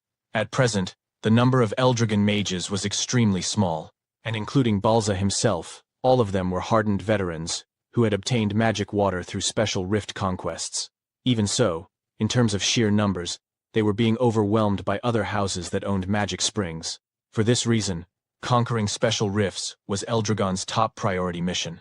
However, as Ein had reported, the location where the special rift appeared, the abundant dragon forest, was far too troublesome. There had even been a small border skirmish in the surrounding region just the other day.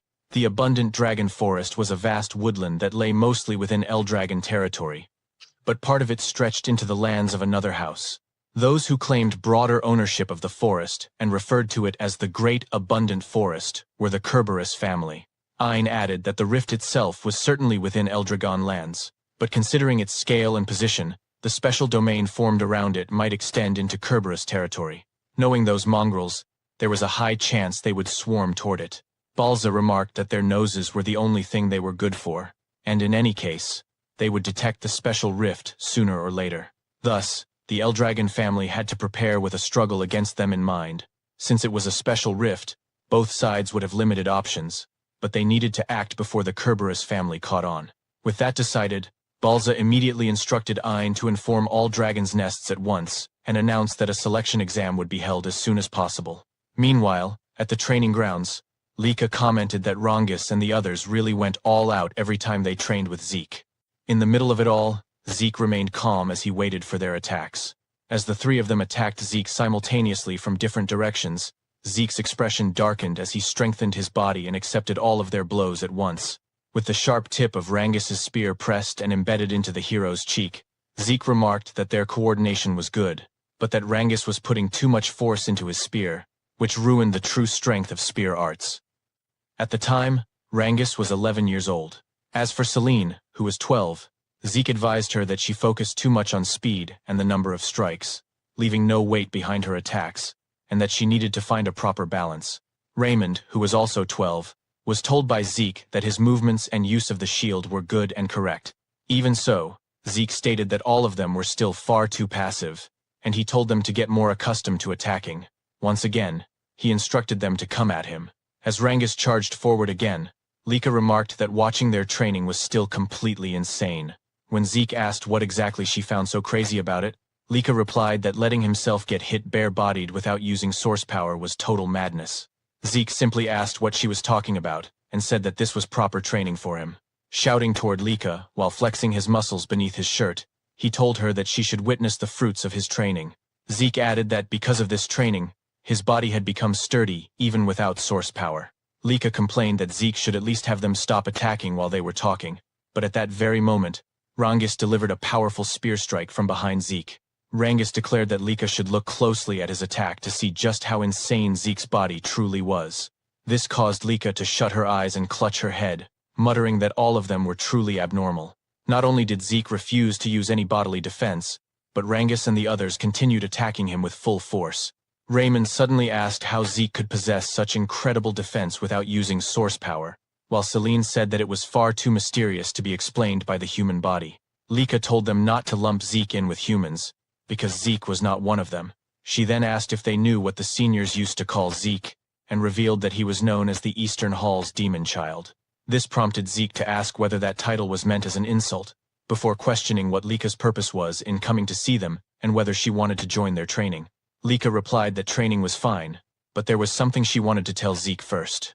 When Zeke asked what it was, Lika said it looked like they would soon be seeing children from the other dragons' nests, and much sooner than expected. Rangis was visibly shocked by this, while Raymond commented that he had figured it would happen someday, though he hadn't expected it to be so early, and that it was finally time to meet them. When Selene asked if this was for the next test, Lika replied that even she didn't know the details.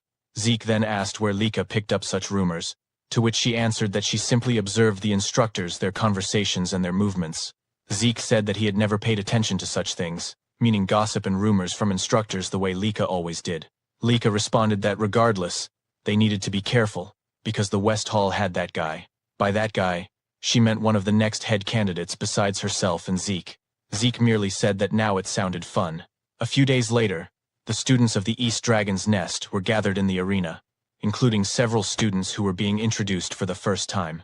Zeke noted that everyone had been assembled in the arena without any distinction by grade, and Lika agreed, adding that, just as she had said before, they would meet students from other dragons' nests. After a short while, the students suddenly fell silent as Freya arrived and immediately ordered them to quiet down. Once the students were lined up before her, Freya announced that 3 days from now, they would be fighting the children of the other dragons' nests. Again, Freya announced that 3 days from now, they would be fighting the children of the other dragon nests, also known as the Dragon Halls. This immediately caused murmurs to spread among the students, as many of them could not believe that they would be facing students from other dragon halls this time. According to them, battles between students of different dragon halls usually only happened during graduation exams, so they could not help but wonder why such a fight was suddenly being held now. Freya explained that there were various reasons behind it, but she could not discuss the details yet. She then added one more thing she wanted to mention. Those who won these matches would be given a special mission. Upon hearing this, Zeke's eyes immediately lit up with excitement. He began to wonder if the special mission Freya mentioned would be worth fighting for, and in his mind, the situation was becoming more and more interesting. Freya then told the students that the matches would be elimination style, with 7 participants selected from each of the East, West, South, and North halls. She also said that the students themselves would decide who would compete, and that the selection had to be finished today. One of the upperclassmen asked Freya if those 7 fighters would be chosen only from among the upperclassmen. In response, Freya simply asked him what he thought was the reason she had gathered every student of their hall there, then stated that participants would be selected from all grades. This caused several upperclassmen to look slightly shocked, and they immediately began questioning what the lowerclassmen could possibly do against students from the other dragon halls. According to them, there was not a single lowerclassman capable of fighting on equal footing with the upperclassmen, as all lowerclassmen were weak beings. However, before leaving, Freya bluntly stated that she did not care either way, and that they should decide everything among themselves today. As soon as Freya left, one of the upperclassmen named Rick suddenly shouted, telling all the lowerclassmen to listen to him. He declared that the 7 fighters would be chosen from among the upperclassmen, and asked if any lowerclassmen had a problem with what he said. Lika immediately shouted back, saying that she did have a problem with Rick's decision. She stated that it was obvious they should also select from the lowerclassmen, because they had just as much right to participate in the battle. Rick looked at Lika with a mocking smile and said that she seemed to be under some misunderstanding. What they were discussing, according to him, was everyone's ability. He added that no matter how noble Lika's bloodline was, in a contest of skill, it meant nothing.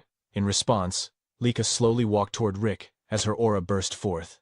As she revealed her 3 stars, she asked him if ability was truly what they were talking about when choosing who would fight the other dragon halls of the dragon nest. The upperclassmen were shocked, unable to believe that Lika was already at the 3-star level. Some of them had heard rumors that she was only at 2 stars, so they began questioning how this had happened. Lika merely said that she agreed with Rick's statement that strength and ability should be the basis for choosing who would fight the other dragon halls. She then loudly asked Rick if there were 7 upperclassmen stronger than her, and if not, then they should also select from the lower classmen.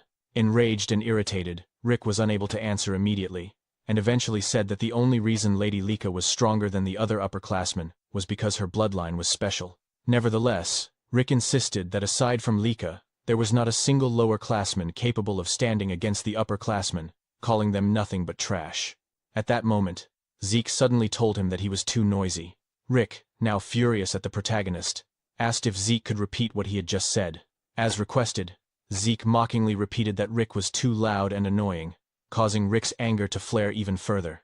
Zeke then calmly asked Rick if he truly believed that all lower-classmen were weak beings and nothing but trash in the eyes of the upperclassmen. Rick fell silent in shock as Zeke's expression changed and his aura surged forward. Zeke asked if the upperclassmen would agree to everyone fighting each other until only 7 students remained. This made Lika immediately grab her head, saying that Zeke's suggestion was a huge problem. She also commented that his idea was far too violent. Lika then explained what she was trying to say instead.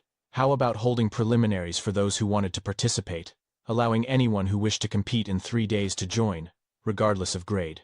She asked the upperclassmen what they thought of her suggestion, adding that if they were confident in their abilities, there should be no problem. Rick agreed to Lika's proposal, even though he thought it would only be a waste of time, as they needed to focus on their training. As the upperclassmen turned away, Rick glanced back at Lika and Zeke. Lika then asked Zeke if he would join the preliminaries, and Zeke immediately confirmed it. He also said that Rangus, Selene, and Raymond should join as well. The 3 were slightly shocked, and Rangus quickly asked if Zeke was serious about making them join the preliminaries and fight the upperclassmen. Zeke confirmed it without hesitation. He said that they had been training with him all this time, and if they could not show the results now, then when would they ever be able to show them? Selene commented that the pressure of fighting upperclassmen was insane, while Raymond simply said that since Zeke had already decided, all they could do was give their best against the upperclassmen in the preliminaries. Lika then said that it seemed she would once again be fighting alongside her teammates, and she immediately asked the other lower-classmen if any of them also wanted to join the preliminaries. However, the other lower-classmen were too nervous, whispering among themselves and saying that they had no chance of winning against the upperclassmen, especially since there were 3-star levels among them. Hearing this, Zeke let out a sigh and asked his fellow lower-classmen why they lacked motivation. He told them that fighting stronger opponents was where they gained the most, and added that for now, he wanted to see the so-called abilities of their upperclassmen. After the upperclassmen took out their weapons, they spoke among themselves, saying that the selfishness of lower-classmen these days was such a pain. No matter how hard the lower-classmen tried, there was no way they could win against them. As Rangis and the others gathered together, trembling from the anxiety they felt about facing the upperclassmen, one of the upperclassmen mockingly said that they should go easy on the lowerclassmen. Another upperclassman laughed and agreed, adding that aside from Lady Lika, the lowerclassmen were all like babies, only at 2-star levels. Zeke noticed the reactions of Rangis and the others, so he asked them why they looked so gloomy and whether they were worried about the battle. Rangus immediately confirmed it, saying that their opponents were all 3-star upperclassmen, so it was only natural to feel worried. Zeke then reminded them that they had trained hard with him for the past 5 years and had done well in their training. Because of that, he said, they needed to have more faith in themselves. Selene and Raymond were immediately encouraged by Zeke's words and reminder, while Rangus still could not completely shake off the nervousness he felt about the upcoming fight.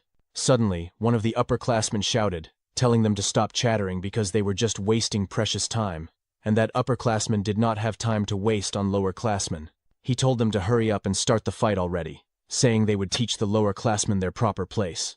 However, in less than a minute, the spectators could not believe what they were witnessing, immediately questioning what was happening and how the lower-classmen had managed to defeat the upperclassmen so easily. Some of those watching even wondered if the upperclassmen were really this weak this year, but others said it was not that the upperclassmen were weak, rather that the lower-classmen they faced were simply monsters.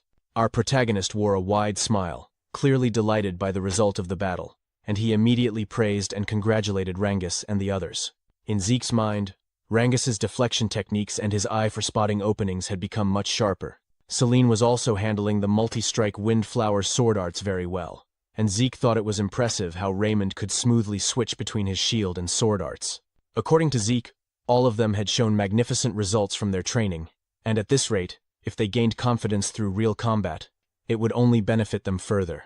Zeke also thought that Lika had grown stronger as well, and with her lightning aura, she could defeat her opponents in a single attack. While the other upperclassmen were still in disbelief at the speed and ferocity of the fight they had witnessed, Lika commented that she believed it was only right to defeat her opponent decisively in order to teach them a lesson for their arrogance.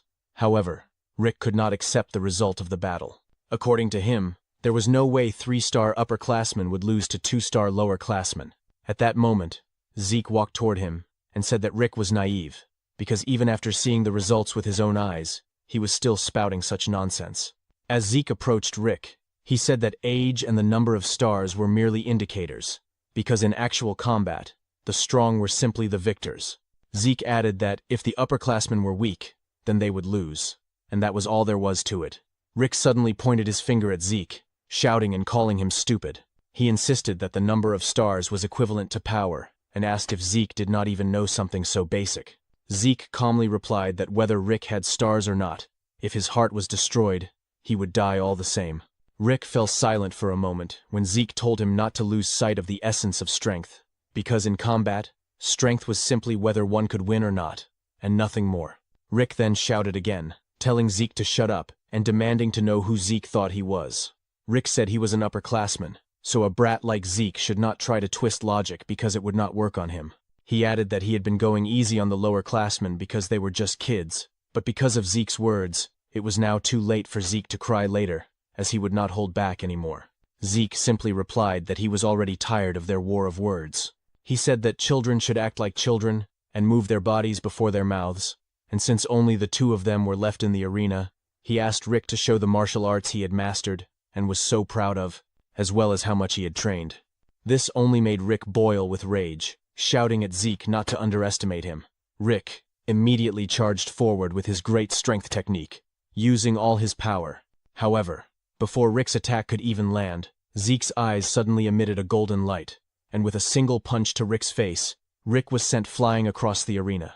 After that, Zeke even laughed, saying that Rick had indeed trained well. Because of Zeke's remark, the entire audience fell silent, as did Rick, who remained kneeling on the ground. Other students quickly agreed with Lika's comment that Zeke was truly ridiculous for saying Rick had trained well, because before Rick could even show the results of his training at the Dragon's Nest, he had already been defeated by Zeke. Meanwhile, at the West Hall training grounds, students could be seen groaning in pain, clutching various parts of their bodies from the injuries they sustained after the battle. After letting out a deep sigh, one man said that every single one of them was useless. This man was one of the candidates for the next family head, Vanille Fafnilde Eldragon. Soon after, other students arrived, and one of them addressed him as Lord Vanille, reporting that the selection here was already complete. This man, Alan, Vanille's right-hand man, was a 3-star level, and behind him were the other 3-star students who had passed the selection, including Retin, who was only 12 years old. Vanille immediately noticed Retin and called him over, asking if he was truly already a 3-star level, despite being a lower-classman. When Retin confirmed it, Vanille praised him, saying that he liked competent people like Retin. Vanille added that if Retin proved useful, he would make him one of his subordinates. Retin immediately bowed and thanked Vanille, thinking to himself that Lord Vanille had acknowledged his strength, and that with Lord Vanille here, there was no way the West Hall would lose to the other halls. Retin also believed that if they achieved great results in the special mission, Lord Vanille would become the next head of the Eldragon family, and when that happened, he would become a direct subordinate of the family head. Alan then stepped closer to Vanille and said there was something he needed to inform him about. When Vanille asked what it was, Alan whispered that apparently, Lady Lika would be participating in the East Hall's selection team. This made Vanille scratch his head in irritation, and with annoyance clearly visible on his face, he said that Lika was an endlessly annoying pest to him. He then stood up and said that it did not matter, because no matter how excellent Lika was, they would be the ones to win. Vanille declared once more that they would win and complete the special mission, and prove to his older brothers that the seat of the next family head truly belonged to him. On the day of the selection, all of the participants gathered, along with the students of Dragon's Nest from the various dragon halls. Because of the sheer number of students who came to watch, Rengis couldn't help but feel nervous as he muttered that there were so many people in the arena. Lika then explained that most of the students from the different halls had gathered to witness the selection, and she also added that since some kids had dropped out during the exams, she could say that the number of students had already been greatly reduced, asking Rengis if he agreed. Instead of answering her question, Rengis thought to himself that Lika was right, and that those who had dropped out of Dragon's Nest weren't here because they were called pseudo-dragons, just like his dad. Lika immediately noticed the sadness on Rengis's face, so she quickly changed the topic, patting him on the back, as she said that what mattered was that they had been chosen as representatives of the East Hall, and that they should be proud of themselves. Rengis immediately agreed and said that he would do everything he could in the upcoming selection. Soon after, they noticed their protagonist standing quietly among the participants of the selection. When they approached Zeke, Rengis immediately asked if something was wrong, while Lika also remarked that Zeke seemed unusually quiet today. Zeke replied that there was no problem, and that he was simply gauging the fighting strength of the students around him. Suddenly Rengis collapsed in shock when they heard a loud voice saying, as expected of Lord Zeke, to think that he can also do such a thing. When Zeke turned toward the source of the voice, he saw two students running toward them. At the same time, Zeke casually remarked that things had certainly changed. The two upperclassmen, who were also members of the selection and were currently running toward him, immediately agreed with what Zeke said. Rick added that after their battle, they had reconsidered their way of thinking, and even though he was part of Eldragon, he genuinely respected the strong. Zeke simply replied that it wasn't a bad thing, so it was fine. Meanwhile, Rengis burst into tears as he clung to Zeke's legs, saying that he was truly shocked by Rick's sudden shout. As they helped Rengis stand up, Zeke thought to himself that every participant in the selection from the different dragon halls was at the 3-star level except for those from the East Hall. As he expected, there were no 4-star students among the participants, but there were several who already had one foot in that realm. That was why Zeke was excited to see what kind of techniques he would witness this time. While they continued talking, a girl suddenly hugged Lika from behind, and Lika immediately recognized her as Sandy. Because of Lika and Sandy's loud voices, Zeke also turned his attention toward them. While still hugging Lika, Sandy said that it had been a long time since they last saw each other and asked how Lika had been. She also asked if anyone was bullying Lika, but Lika simply replied that she was fine. When Celine asked who the person hugging Lika was, Lika immediately introduced her as Sandy, her cousin Sandy Typhona, the daughter of the Typhona family head.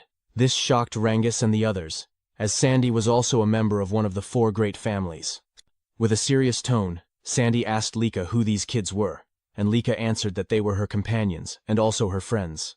Sandy then asked if Lika was sure they were her friends, saying that while it was good to get along with other kids, they lacked the ability to be Lika's companions, since Lika was one of the candidates to become the next family head of the Eldragon family.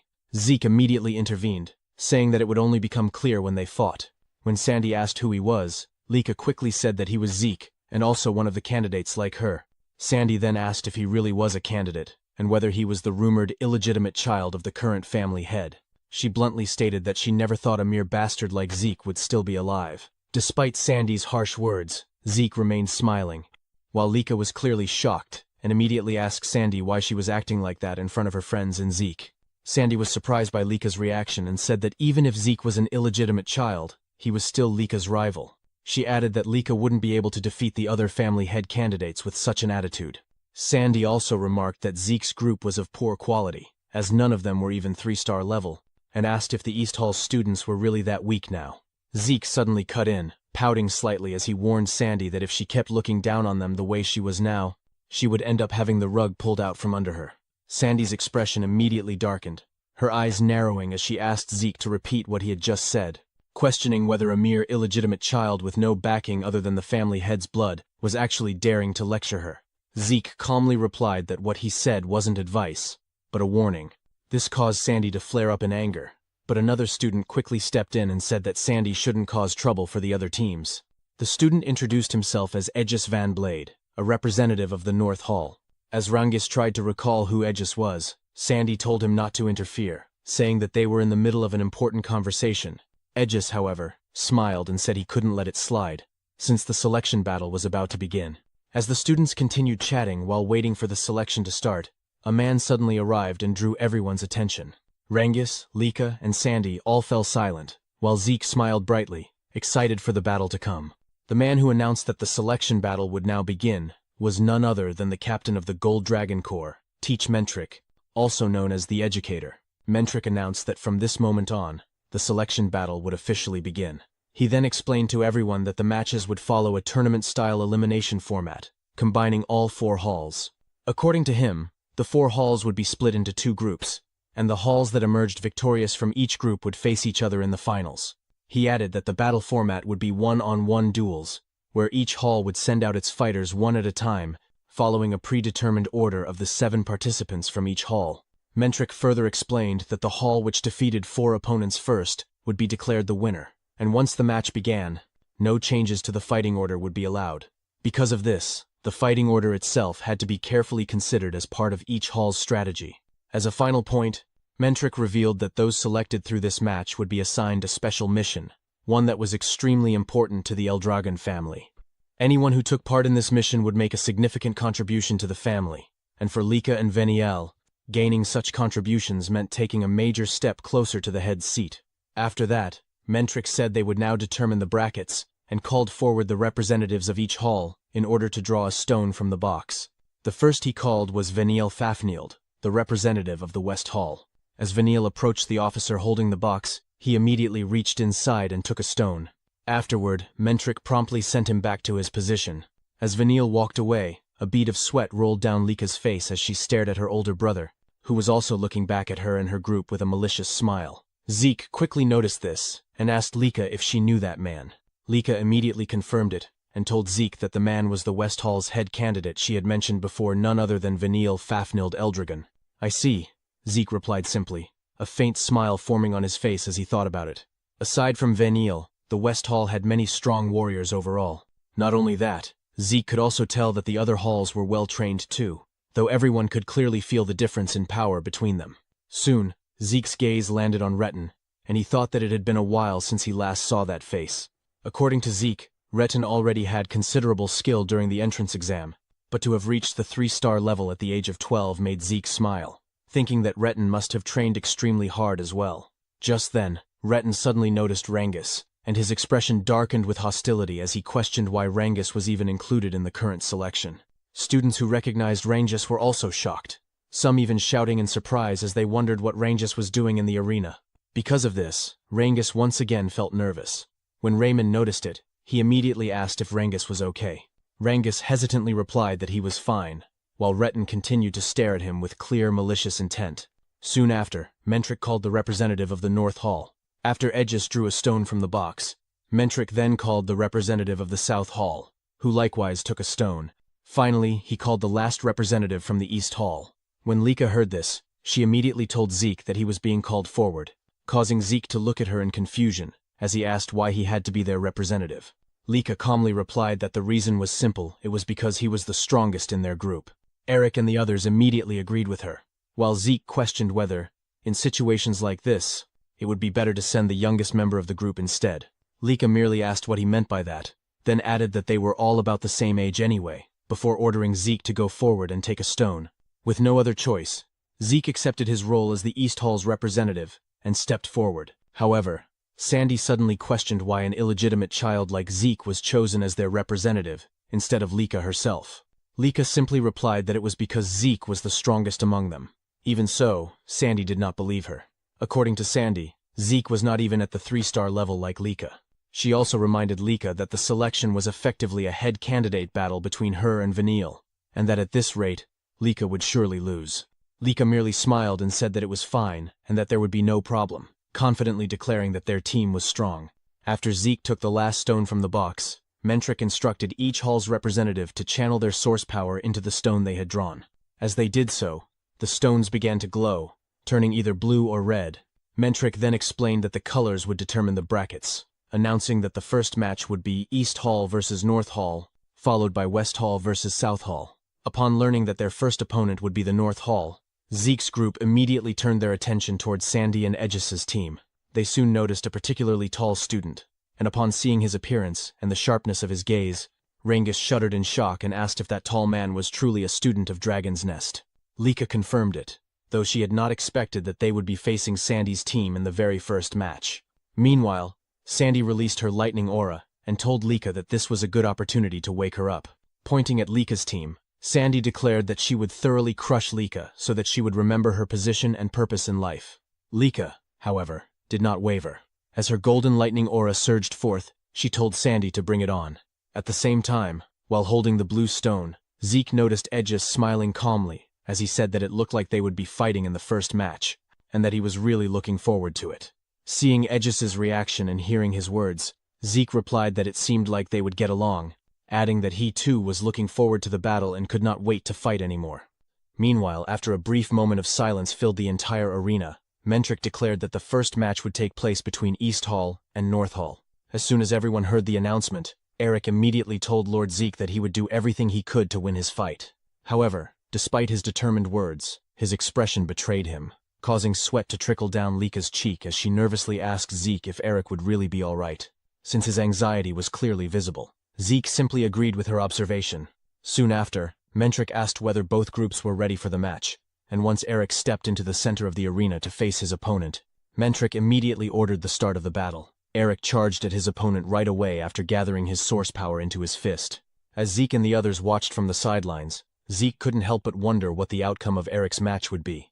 Lika responded by saying that judging by their appearances, it was going to be a tough fight, and she quickly asked for Zeke's opinion.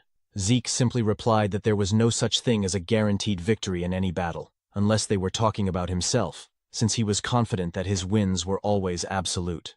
Lika then clarified that she wasn't referring to him but to Eric, so Zeke decided to just focus on watching the fight. Zeke added that in terms of skill alone, North Hall's fighter wasn't much different from Eric, and if Eric fought the way he normally did, he should be able to win. Lika immediately agreed, but pointed out that this was their first time fighting in front of such a large crowd, and the pressure of representing their team was also a heavy burden. As Eric continued to receive relentless attacks from his opponent, Zeke admitted that Lika's words were true, though he also mentioned that Sandy and Aegis Vanblade were exceptions. Zeke explained that both Sandy and Aegis were already on the verge of reaching the 4-star level, meaning they wouldn't be easily shaken.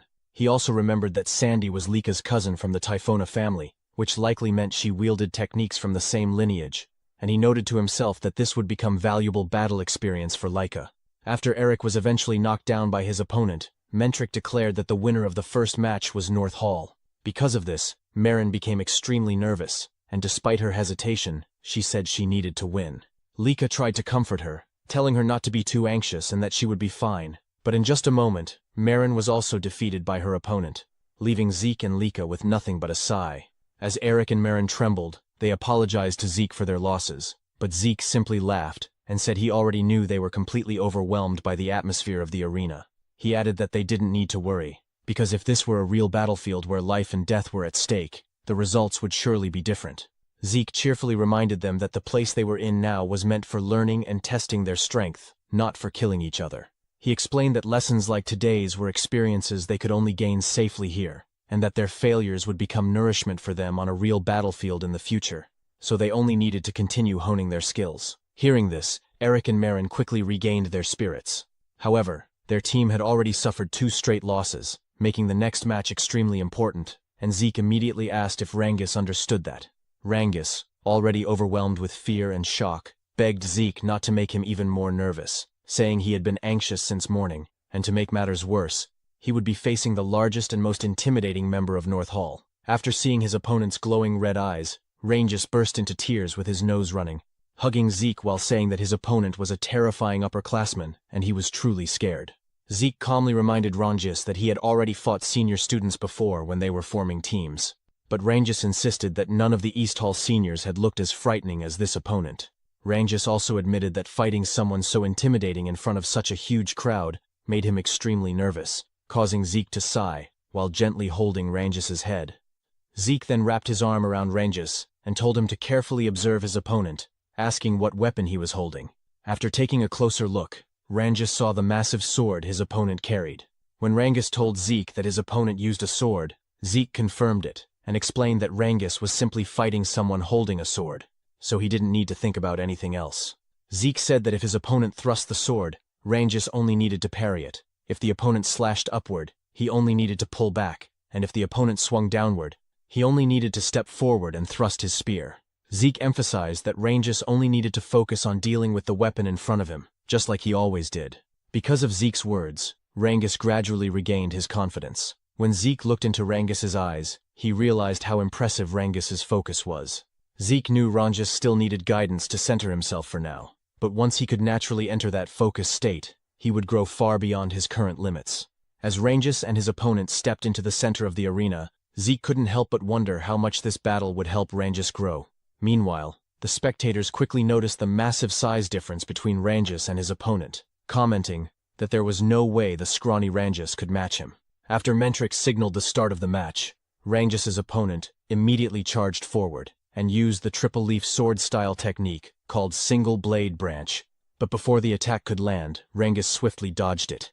Despite this, the giant opponent declared that Rangus wouldn't be able to escape him and followed up with the Twin Fang Branch technique, launching a barrage of attacks. However, Rangus skillfully dodged and parried every strike. Even so, Lika remained extremely worried, and Celine noticed that Rangus's opponent was gradually moving closer to cut off Rangus's preferred range. Reynold quickly asked Zeke if Rangus would be all right, but Zeke assured them there was no need to worry, pointing at Rangus's eyes and saying he was becoming more focused as the battle progressed.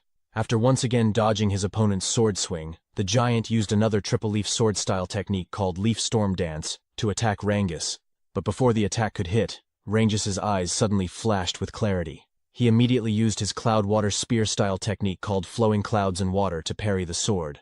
The force from their clash caused the giant opponent to lose his balance, and Rangus wasted no time seizing the opportunity. Using another Cloud Water Spear-style technique called Raging Current Strike, Rangus thrust his spear into his opponent's chest, knocking him unconscious and sending him crashing to the ground. Mentrix immediately declared the match over and announced that East Hall had won the third match.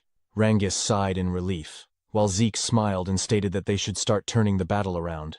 Beginning with Rangus's victory, East Hall steadily gained momentum as Celine won the fourth match, and Reynold claimed victory in the fifth match. Soon, the sixth match began between Lika and Sandy.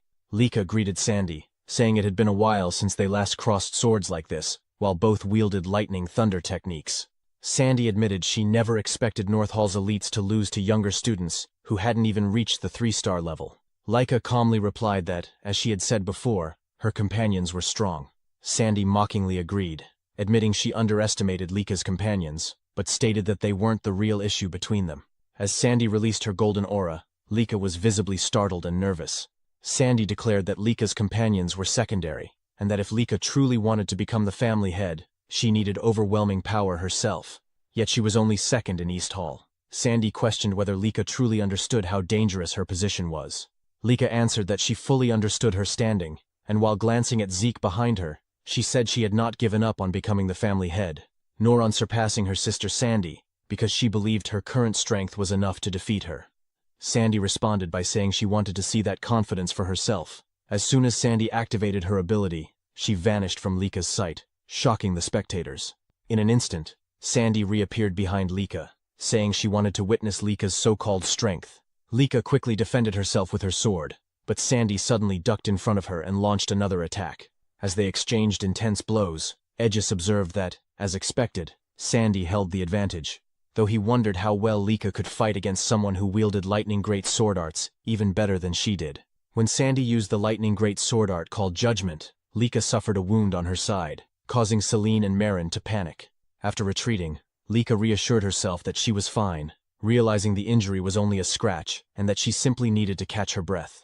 Rangus commented that Sandy was incredibly strong, amazed that Lady Lika had been pushed back so quickly, while Reynold mentioned hearing that Lady Lika had been trained by Lady Sandy when she was younger. Lika then launched another attack towards Sandy, but after easily dodging it, Sandy remarked that Lika still hadn't fixed her bad habit of wildly swinging her sword whenever she was cornered. Lika ignored the remark, and as their lightning auras clashed alongside their blades, a powerful explosion erupted in the center of the arena. Lika suffered multiple injuries during their fierce exchange. Sandy then stated that, just as she expected, Lika's bad habits hadn't improved at all, and that she couldn't even become #1 in East Hall. Sandy added that if Lika had simply joined North Hall, she would never have allowed Lika to end up like this. Despite her injuries, Lika slowly stood up and declared that the fight wasn't over. Sandy responded that it would be better for her to surrender, because she couldn't defeat her at her current level. Sandy even said that if this was how things would turn out, she should have petitioned their father from the start, and forcibly brought Lika to North Hall. Lika remained silent, and after raising her sword again, Sandy remarked that Lika was being stubborn, leaving her no choice but to teach her a lesson. In a flash, Sandy disappeared once more and reappeared behind Lika, surrounded by lightning, launching another attack. Just as Lika attempted to defend with her sword, Sandy kicked her in the side, throwing her off balance before following up with another strike. Sandy unleashed a relentless barrage of attacks, causing Lika to suffer injuries across multiple parts of her body. Celine and the others grew extremely worried, but Zeke calmly observed that Lika looked like she was about to break through another barrier. As Sandy prepared another attack, she told Lika that it would be better to surrender and use the first secret technique of the lightning great sword arts, engulfing Lika in a golden storm of lightning. The audience fell silent as they wondered if the battle had ended, but Sandy was shocked when Lika stood up again, saying that now she finally understood how powerful Sandy's lightning great sword arts truly were. Sandy couldn't hide her disbelief, questioning how Lika was still standing, because her last attack should have been the finishing blow. Lika admitted Sandy was right, saying that the old version of herself would have been defeated by that attack. But over the past 5 years, she had been training relentlessly as well, and their match was far from over. It was only just beginning. Before Sandy and Lika's match began, Zeke asked if something was bothering Lika, because she wasn't acting like her usual self. Zeke also asked if she was nervous, and Lika admitted that she was, since her opponent would be none other than her sister Sandy. "Is that so?" Zeke asked, and Lika explained that her sister Sandy was the one who first taught her the basics of the lightning great sword arts. She learned the fundamentals from her uncle, the current head of the Typhona family, but whenever she didn't understand something, she would go to Sister Sandy for guidance, making Sandy something like a mentor to her. "I see," Zeke replied. Lika then confessed that she had never managed to defeat Sandy even once. She said that although she had grown stronger over the past 5 years, Sandy had been training just as hard as she had. Lika also admitted that, despite everything she said earlier, she couldn't honestly say she was certain she would win against Sandy. Zeke calmly responded that in that case, Lika should remember their training together, and that she needed to recall the 5 long years they spent training side by side. However, the moment Lika remembered their training, her expression suddenly twisted, as if she were about to cry from frustration, prompting Zeke to jokingly ask if training with him had really been that terrible. Zeke then explained that Lika's biggest weakness was her tendency to let her emotions narrow her focus whenever battles became intense. That was why, for the past 5 years, their training had been centered on helping her remain calm during combat. Lika agreed, saying that Zeke had certainly attacked her quite freely during their training sessions, but Zeke simply winked and said that was what true spirit meant. This only made Lika more irritated as she asked what kind of spirit he was talking about and how that could possibly count as spirit. Zeke simply replied that the results of that training were definitely showing, and that Lika should now be able to calmly analyze her opponent's movements even while fighting. Lika admitted that might be true, but she still wasn't sure whether it would be enough to help her fight against Sister Sandy. Zeke assured her that she would soon find out once she faced Sandy, because when someone with Lika's talent truly observed her opponent's movements, she would come to understand just how powerful that ability could be. Zeke also reminded her not to forget that she had been trained by him, the strongest there was, so she no longer needed to worry about past results. Lika said that Zeke spoke as if it were obvious, and she immediately thanked him for helping her relax before her match. Zeke then asked if Sandy had really been the one who taught Lika the lightning great sword arts, and when Lika confirmed it, Zeke said that this would be the perfect opportunity for her.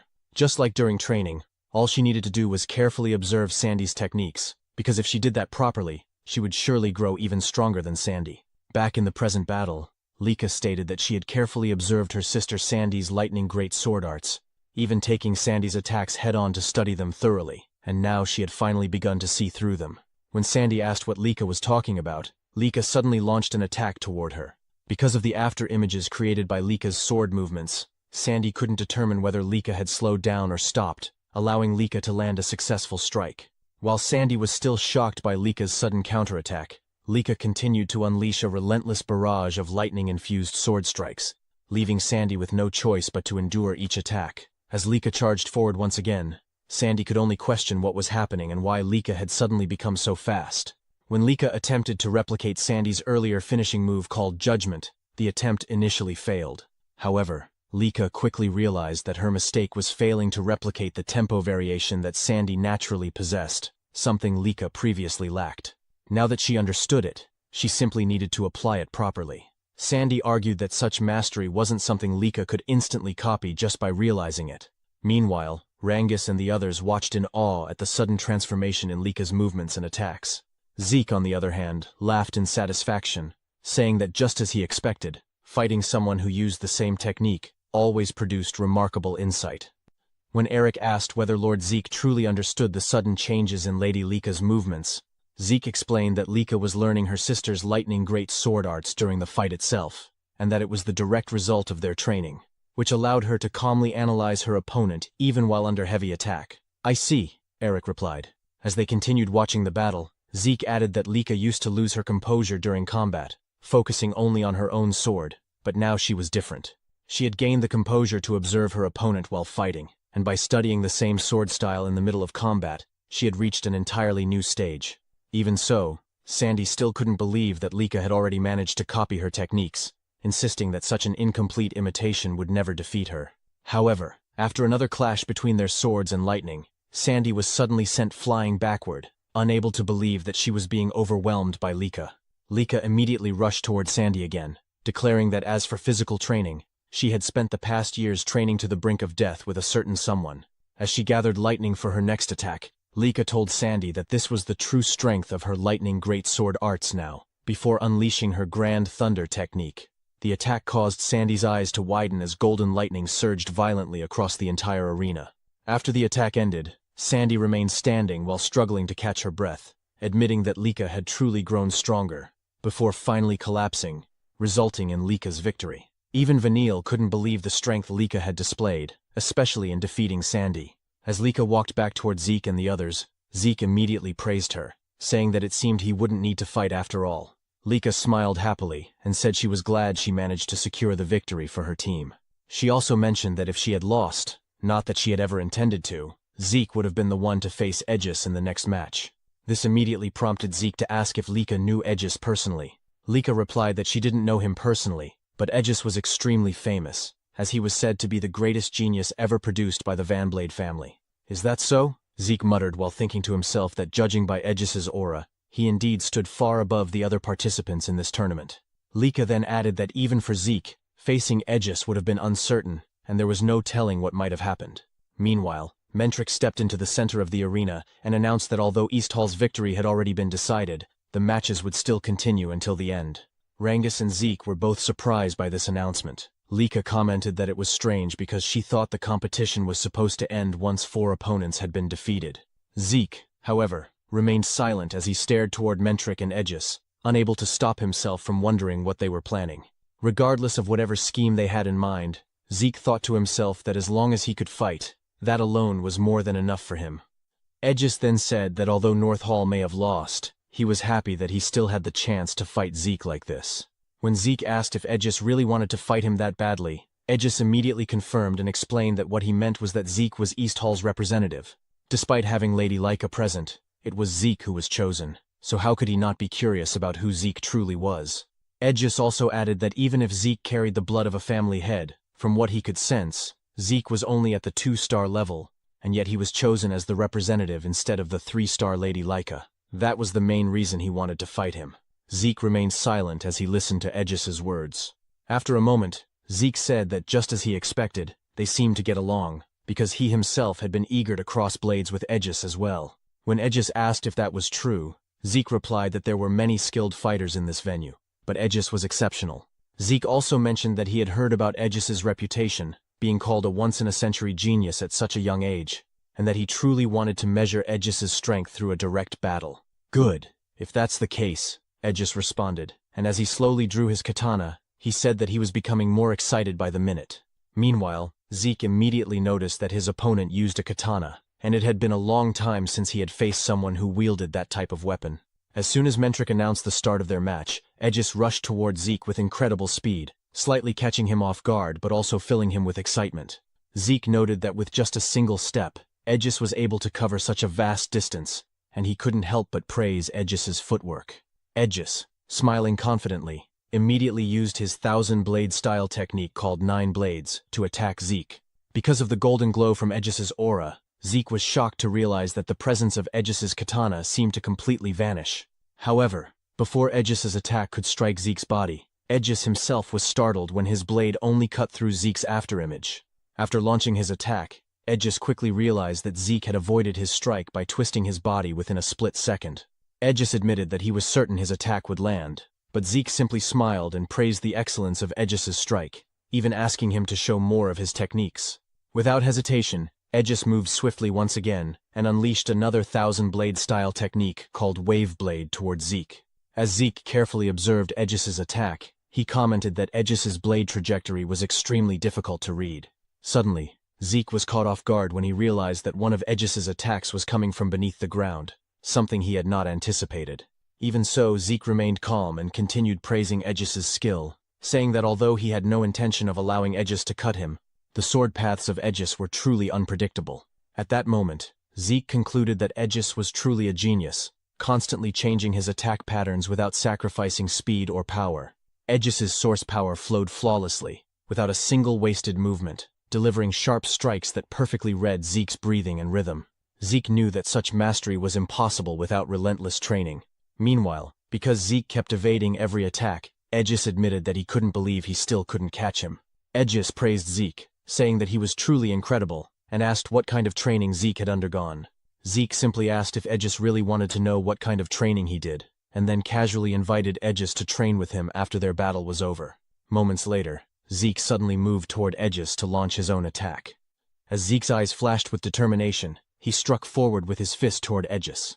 Aegis immediately raised his katana to block the attack, but the sheer force behind Zeke's punch caused Aegis's entire body to tremble, leaving him in disbelief that Zeke was supposedly only at the 2-star level.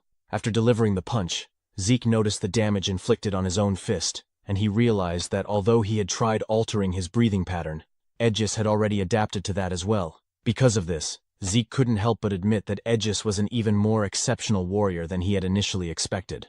Aegis then remarked that Zeke had finally launched an attack against him, and asked if that meant Zeke was already finished observing his techniques. Zeke replied that, to some extent, he was. Hearing this, Aegis wondered if Zeke had already figured out his abilities. Aegis then launched another swift attack towards Zeke. As Zeke watched the incoming strike, he initially thought it was identical to the previous attacks, but he was suddenly shocked when, just before the blade could reach him, Aegis abruptly changed the direction of his sword using his lingering shadow technique. The unexpected shift prevented Zeke from reacting in time, resulting in Aegis successfully striking Zeke across the chest.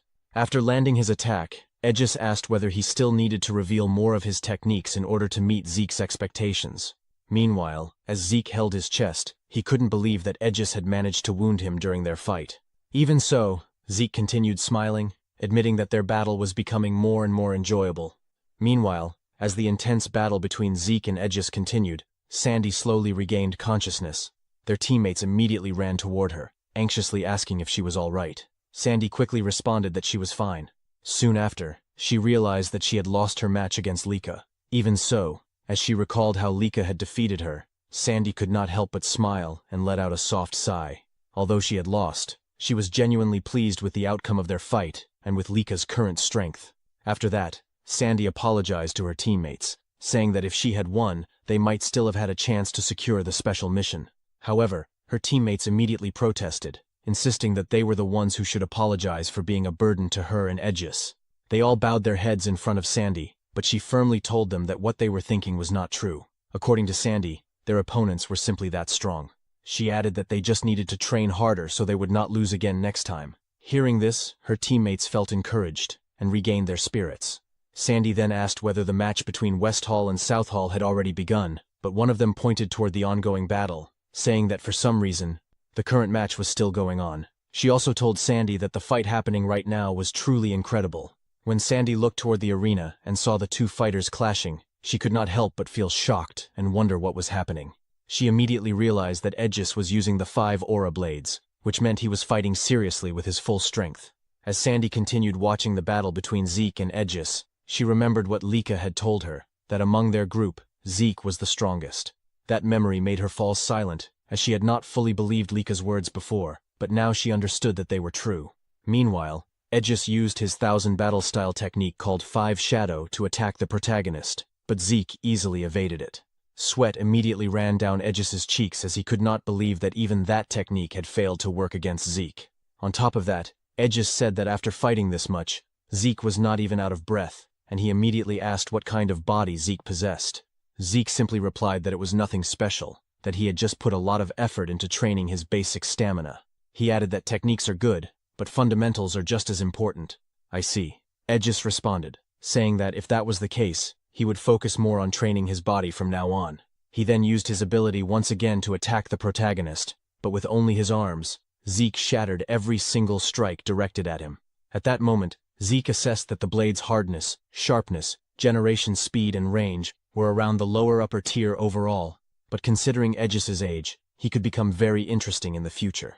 Zeke smiled as he realized that through this battle with Aegis, he had finally confirmed something: the difference between 1,000 years ago and the present era. According to Zeke, in the martial arts of 1,000 years ago, the motion of the attack itself was paramount. The essence of martial arts was to express all creation through one's techniques, and source power was merely supplementary. But in the modern era, by manifesting source power, practitioners express all of creation through it. In other words, handling source power itself has become the essence of modern martial arts. As he continued evading the attacks, Zeke thought to himself that he had been foolish. He had focused so much on the techniques themselves that he had failed to notice this shift for so long. Even so, he found the changes of the past 1,000 years fascinating beyond measure. Meanwhile, as Aegis continued attacking, he realized that all his strikes were being perfectly countered by Zeke. He could only conclude to himself that Zeke was truly a superhuman. Rangus and the others remained deeply worried, and Rangus mentioned that the fight had already lasted for over an hour, with no sign of ending. Lika, however, calmly said that neither of them was normal, but their battle would probably be over soon. Aegis then told Zeke that it looked like he had already finished observing all of his movements this time. Zeke did not deny it, and said that their fight had been a truly wonderful experience. I think so too, Aegis replied. Suddenly, the protagonist declared that he would pay his respect to Aegis. Therefore, what he had learned from their battle, he would now present to Aegis as a new technique. As Zeke clenched his fist, Aegis suddenly felt an overwhelming pressure. Aegis laughed, saying that now he understood why he could not defeat Zeke. Even so, he gathered his full power and activated the 1000-blade style secret technique called 5-blade ultimate strike, declaring that he would continue struggling until the end. However, before Aegis could launch his attack, Zeke suddenly leaped high into the air. While suspended above the arena, he gathered his source power into his fist and unleashed a rain of massive golden fists across the entire arena.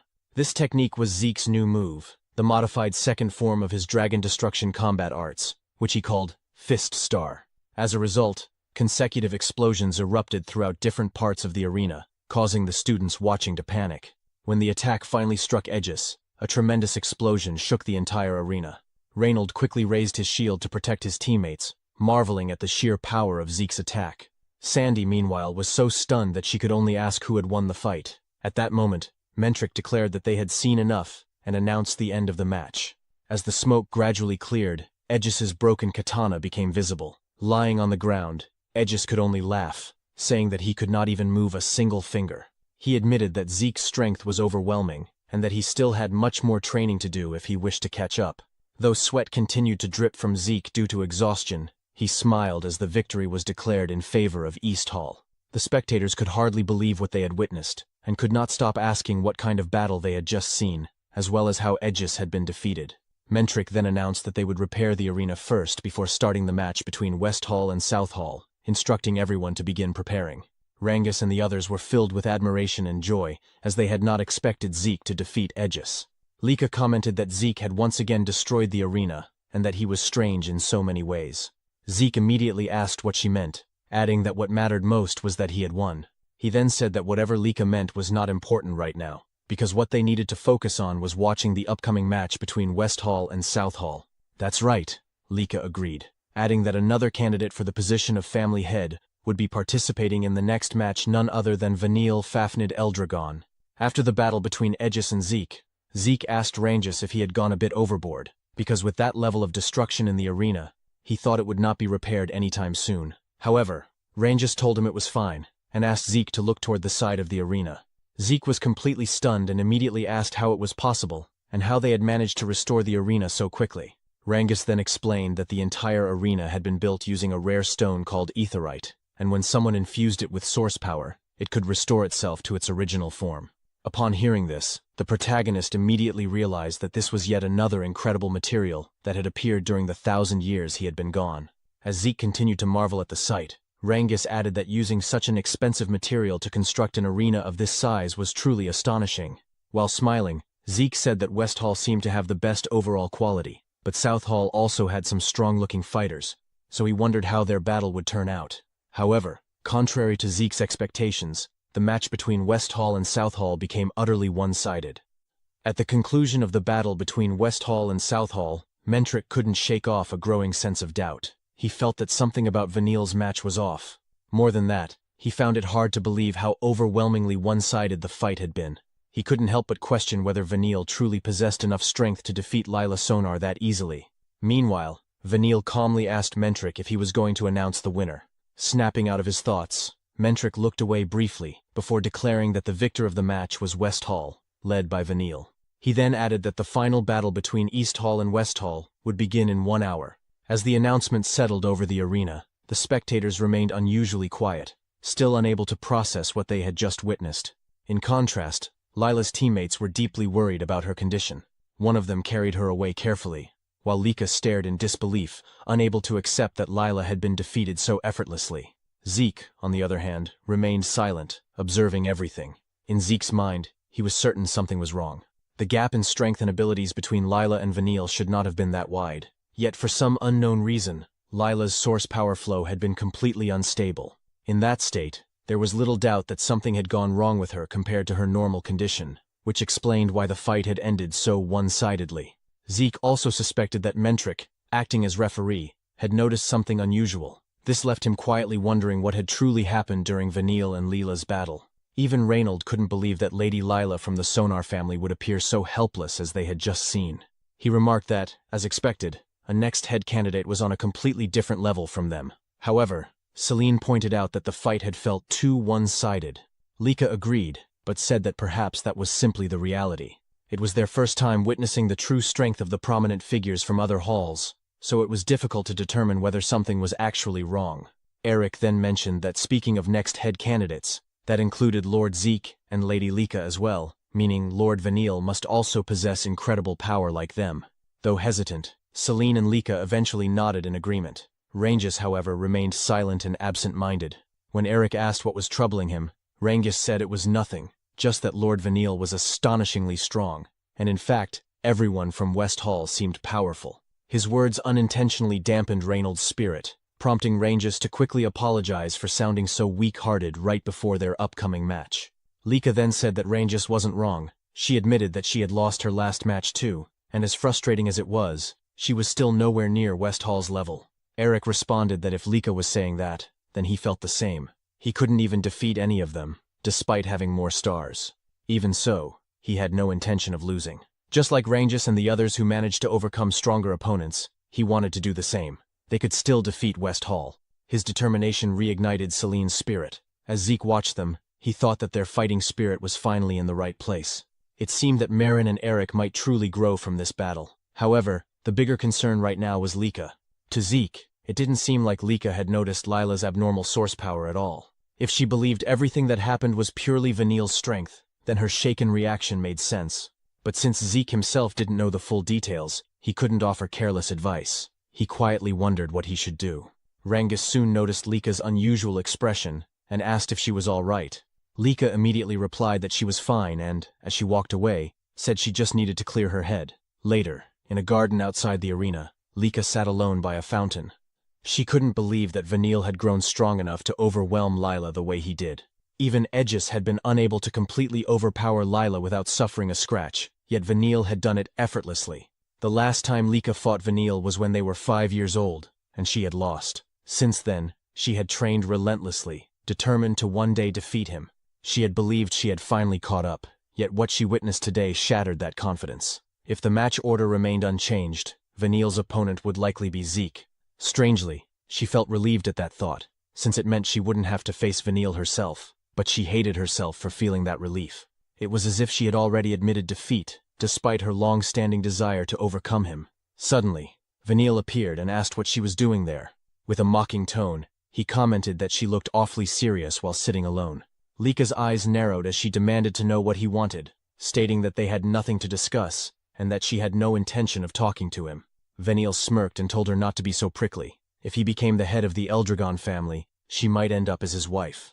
At those words, Lika stood abruptly and told him to be silent, declaring that she would be the one to become family head. She began walking away, but Vanille stopped her with his words. He said he knew she was thinking that she couldn't defeat him. He couldn't blame her, since she had failed to beat him back then either. Surely she had seen what he did to Lila. As he casually draped an arm over her shoulder, he said he was certain she was thinking she couldn't defeat him after witnessing that fight, asking if he was wrong. Lika only told him once more to be quiet. Vanille then bluntly stated that she should just admit it back then, now, and forever. She would never surpass him. He told her to give up and submit to him, promising that if she did, he would treat her well, tightening his grip on her shoulder as he spoke. Lika immediately shoved his hand away and shouted at him to stop talking. Vanille merely remarked that her reaction wasn't cute at all. Without another word, Lika walked away. As she left, Vanille coldly muttered that after placing his arm around her and gripping her shoulder like that, it was already the end for her. He then turned to his subordinate and said they both knew what needed to be done next. The subordinate replied that Vanille could leave everything to them. He then asked whether they shouldn't prepare for the illegitimate brat, Zeke, the same way they had prepared for Lika. Vanille responded that they could handle Zeke during the match, or even set things up while fighting him. Although he admitted it would be best to prepare beforehand, Zeke seemed unusually sharp. If Zeke noticed their preparations, it would only complicate things. Besides, from what he observed, Zeke had deliberately allowed himself to be hit at times, so arranging things mid-battle would suffice. His subordinate agreed. As Vanille bumped fists with him, he scoffed, saying that even if Zeke had defeated Aegis, he wasn't about to lose to some bastard child even without relying on tricks. As the water in the fountain behind them slowly changed color, Vanille declared that in this match, they would be the ones to win and claim the special mission. An hour after the scheduled time for the battle between East Hall and West Hall, Eric nervously said that the moment everyone had been waiting for had finally arrived. However, in his mind, he could not stop thinking about the reality of their situation. He and Marin were upperclassmen, yet among all the representatives of East Hall, they were the weakest. On the other hand, the group from West Hall was clearly packed with elites. Because of that, Eric could not help but feel a deep sense of anxiety and doubt, wondering if they could really win against West Hall. Suddenly, a fist flew through the air and struck him on the head. After punching Eric, Zeke called him an idiot, and loudly asked what had happened to all the confidence he had shown earlier. When Eric admitted that it had only been an act, Zeke shouted and asked him why he was even fighting in the first place. Was he fighting just to lose? Eric immediately replied that it was not like that. Zeke then told him that if he was going to fight, then regardless of the difference in strength, he had to fight to win, and that was what truly mattered. Because of those words, even though a large bump had formed on Eric's head from the punch, he suddenly felt his spirit rise again, and said that Zeke was right. He was going to fight to win. Zeke laughed, and told him that was more like it. Eric needed to have confidence in himself. After all, Eric had trained hard before, so he should believe in his own abilities. Eric quickly agreed with everything Zeke had said and thanked him. Suddenly, however, Eric fell silent when Zeke said that he would give him a small parting gift. Zeke told Eric to relax his shoulders because the Great Power Fist style was all about gathering all of his strength into a single point before striking. If Eric tensed up too much, the strength he should be concentrating would scatter instead. Zeke tapped Eric's shoulders and once again told him to relax. Immediately, Eric felt a strange sense of relief and confidence. He smiled and said that right now he felt like he could actually win his fight. Zeke replied that was good, then told Eric to go out there and win. As Eric walked toward the middle of the arena, Lika commented that what Zeke had done was strange. She knew that Zeke had never actually learned the Great Power Fist style, yet he seemed to know a lot about it. She also pointed out that sometimes Zeke seemed oddly knowledgeable about other martial arts as well. When she asked him why that was, Zeke simply smiled and said it was a foolish question. Then he calmly said that the answer should be obvious because he was Zeke. Hearing that, Lika could not believe she had even bothered asking such a question in the first place. Meanwhile, when Eric finally saw the opponent he would be facing, the first thought that came to his mind was that the man was a monster. He had already seen how this man fought in the earlier match. Even so, this time Eric felt confident that he would not lose. Just then, Eric's opponent mocked him, saying that Eric was acting pretty cocky for someone who had lost to a North Hall punk before. Eric firmly told him to shut up, saying that he was not the same person he had been back then. Still, his opponent questioned whether Eric was really so sure about that. At that moment, Mentric announced that the first match between East Hall and West Hall would now begin. Eric's opponent immediately launched forward. Eric was momentarily shocked by the man's incredible speed, and before he could fully react, the opponent used his insect brawl dagger technique called Mantis Slash to attack, while saying that someone like Eric could never change in just a few hours. Eric was forced to fall back while blocking the attack. His opponent could not believe that Eric had managed to defend himself using his aura. Nevertheless, he did not stop. He challenged Eric to try defending his next attack, and immediately unleashed a barrage using his technique called Swarming Locust, raining down attacks on Eric. Seeing Eric struggling in his current situation, the opponent mocked him again, asking what the problem was, and what had happened to all the confidence he had been talking about earlier. He said that he had thought Eric might have actually changed. Meanwhile, after receiving several injuries from his opponent's relentless attacks, Eric admitted to himself that his enemy was indeed strong. But that did not mean he could simply allow himself to be beaten one-sidedly. Eric immediately launched a punch in retaliation, but his opponent easily dodged it and told him that he was far too slow. At the same time, Eric received another blow from his opponent, who confidently declared that there was no way an attack like Eric's would ever hit him. Eric realized that at this rate, he would never be able to catch his enemy. He asked himself what he should do now. At that moment, he remembered Zeke's words he needed to relax his shoulders, because the great power fist style gathered all of his strength into a single point. Eric suddenly fell silent for a moment before making a decision to gamble everything on a single attack. He returned to his stance and began gathering his aura. Seeing this, his opponent sneered and said that a weakling like Eric was surprisingly stubborn. The opponent then used a technique called Stinging Bee Flash in an attempt to break through Eric's defense. However, after taking the attack head-on, Eric suddenly smiled and said that he had finally caught him. His opponent was shocked when Eric grabbed and restrained his weapon. Eric then declared that it was time for him to take Eric's attack. Gathering all the aura he had concentrated into his fist, Eric unleashed the Great Power Fist technique, called Great Power Fist. The powerful blow sent his opponent flying straight into the wall of the arena. The spectators fell into stunned silence. Meanwhile, Zeke simply smiled as Mentric announced that the winner of the match was Eric from East Hall. Eric's opponent had lost consciousness. His eyes rolled back and completely white. Eric's face immediately turned red with joy, and he could not stop himself from shouting in excitement over his victory. Sometime later, when Eric's opponent regained consciousness, he could not believe that he had been defeated by Eric. While holding his injured arm, he suddenly heard someone call his name. It was Vanille. The man quickly went before Vanille and knelt down, apologizing for losing his match. However, before he could even finish speaking, Vanille suddenly attacked him. The brutal act caused intense fear among the members of West Hall, including Retin. Vanille then looked coldly at the rest of his companions and asked if they understood what they needed to do. He told them that they must crush every opponent they faced. None of them dared to object and simply obeyed his command out of fear. Meanwhile, Eric confidently told Marin that she could definitely win her match. Marin nodded in agreement, while her opponent simply stared at her with a serious and unwavering gaze. When Mentric finally gave the signal to begin the fight, Marin immediately released her aura and rushed toward her opponent with great speed. As she charged forward, she used her red flame sword style technique called Spark/Times to launch her attack. However, her opponent easily defended against the strike using his spear. With precise timing, he deflected Marin's sword, causing her to lose her balance for a brief moment. Seeing the opening, her opponent quickly took advantage of it.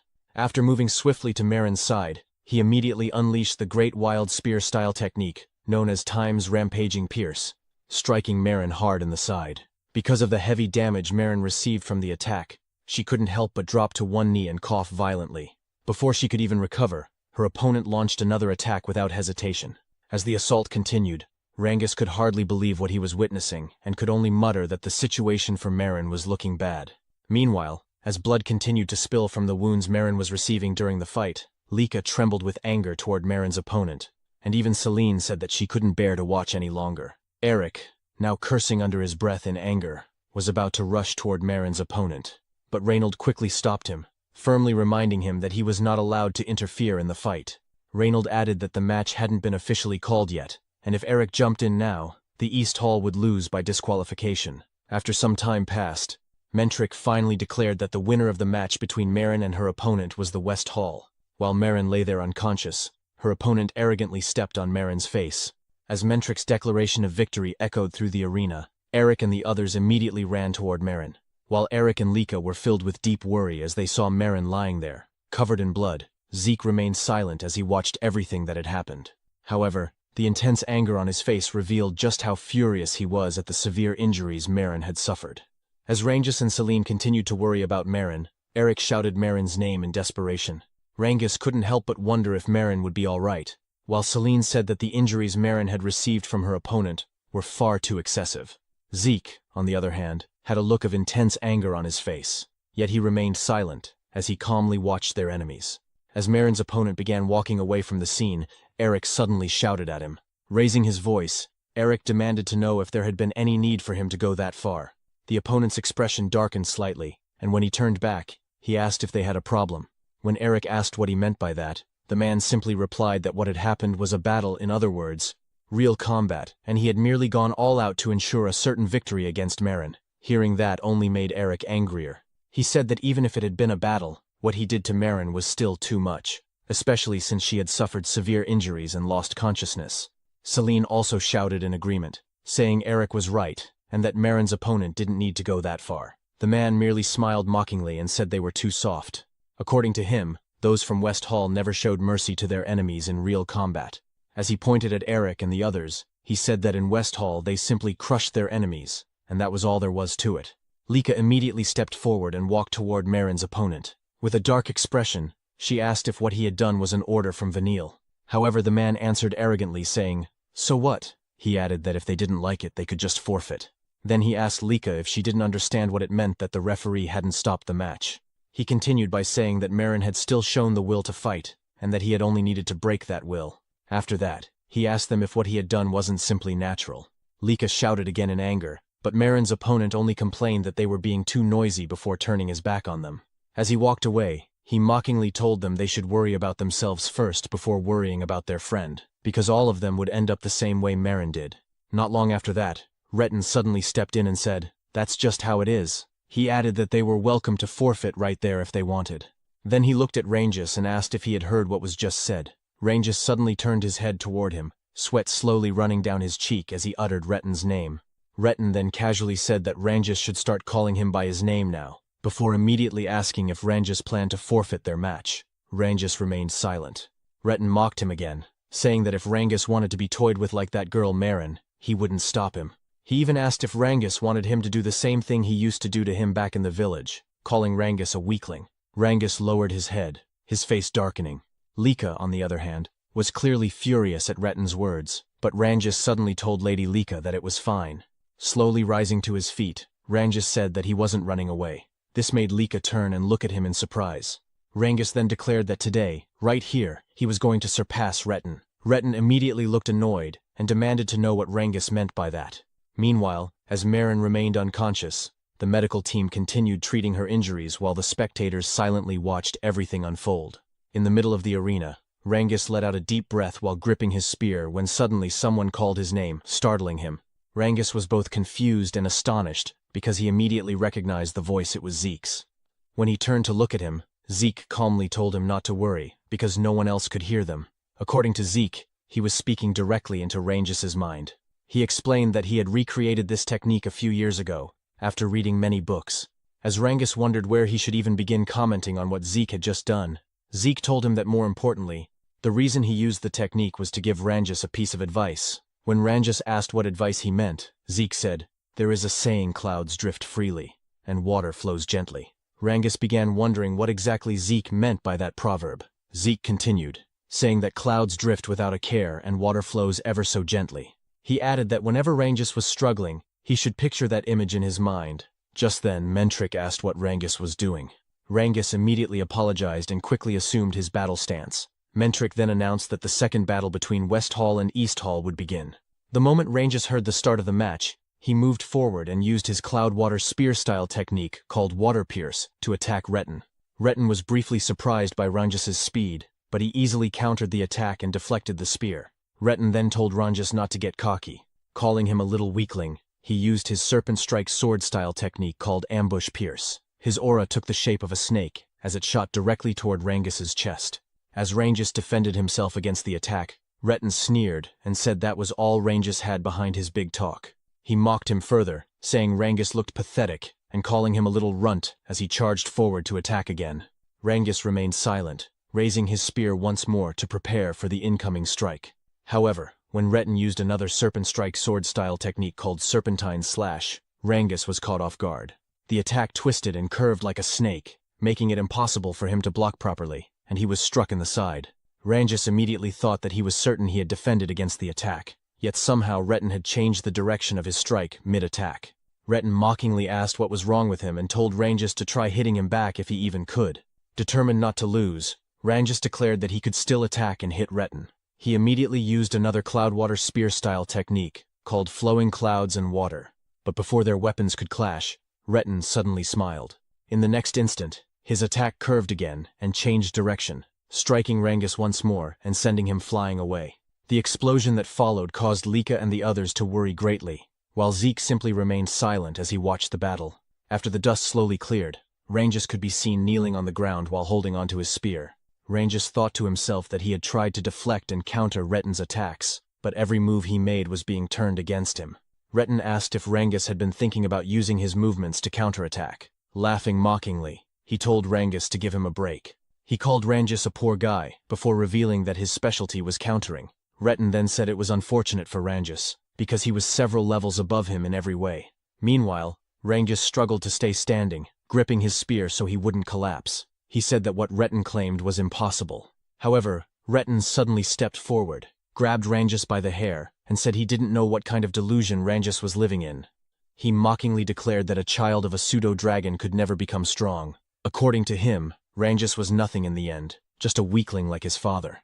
Even while struggling, Rangus told Retin not to dare insult his father, but while holding Rangus by the hair, Retin punched him in the face and called him a fake dragon. Rangus fell to the ground, yet Retin continued kicking and attacking him repeatedly, while shouting that a fake dragon like Rangus could never defeat the real thing. As Rangus continued to receive heavy blows from Retin, he began to think to himself that he really was hopeless after all. He thought he had grown stronger, but perhaps it had all been a delusion because he was still weak. Tears slowly streamed down his face as the thought echoed in his mind that he was just a fake dragon after all. At that moment, a memory resurfaced. It was a time when he and his father were fishing by the riverbank. His father had asked if Rangus liked fishing, and Rangus's father said that he liked it too. He told Rangus that as he could see, he loved fishing while gazing at the clouds and the flowing water, just like he was doing at that moment. When Rangus asked if his father liked clouds and water, his father smiled and said that clouds always drift so serenely, and the river water continues flowing endlessly. Watching them, he said, made him realize that human worries were actually very small and trivial things. When Rangus asked what he meant, his father simply replied that maybe someday Rangus would understand it as well. Back in the present, Rangus lay on the ground covered in blood as he whispered the words drifting and flowing.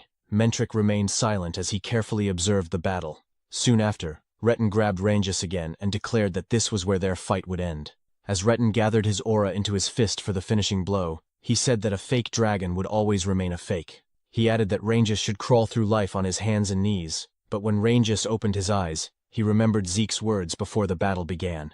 Just like water flowing gently, Rangus's aura began to flow smoothly through his body. Before Retin's attack could land, Rangus managed to block it. Retin did not expect Rangus's sudden defense, and upon sensing the aura coming from him, he quickly stepped back and retreated to pick up his sword. Meanwhile, Mentric smiled in surprise at the unexpected turn of events. He had just seen the third star on Rangus's chest shine brightly, clear proof that Rangus had broken through to the 3-star level right in the middle of his battle with Retin. Retin's face darkened instantly, his expression twisting with rage at what he had just witnessed. More than anything, he could not believe that Rangus had actually broken through to the 3-star level in the middle of their battle. The realization only fueled his anger. Further, he refused to accept that Rangus now stood on the same level as him.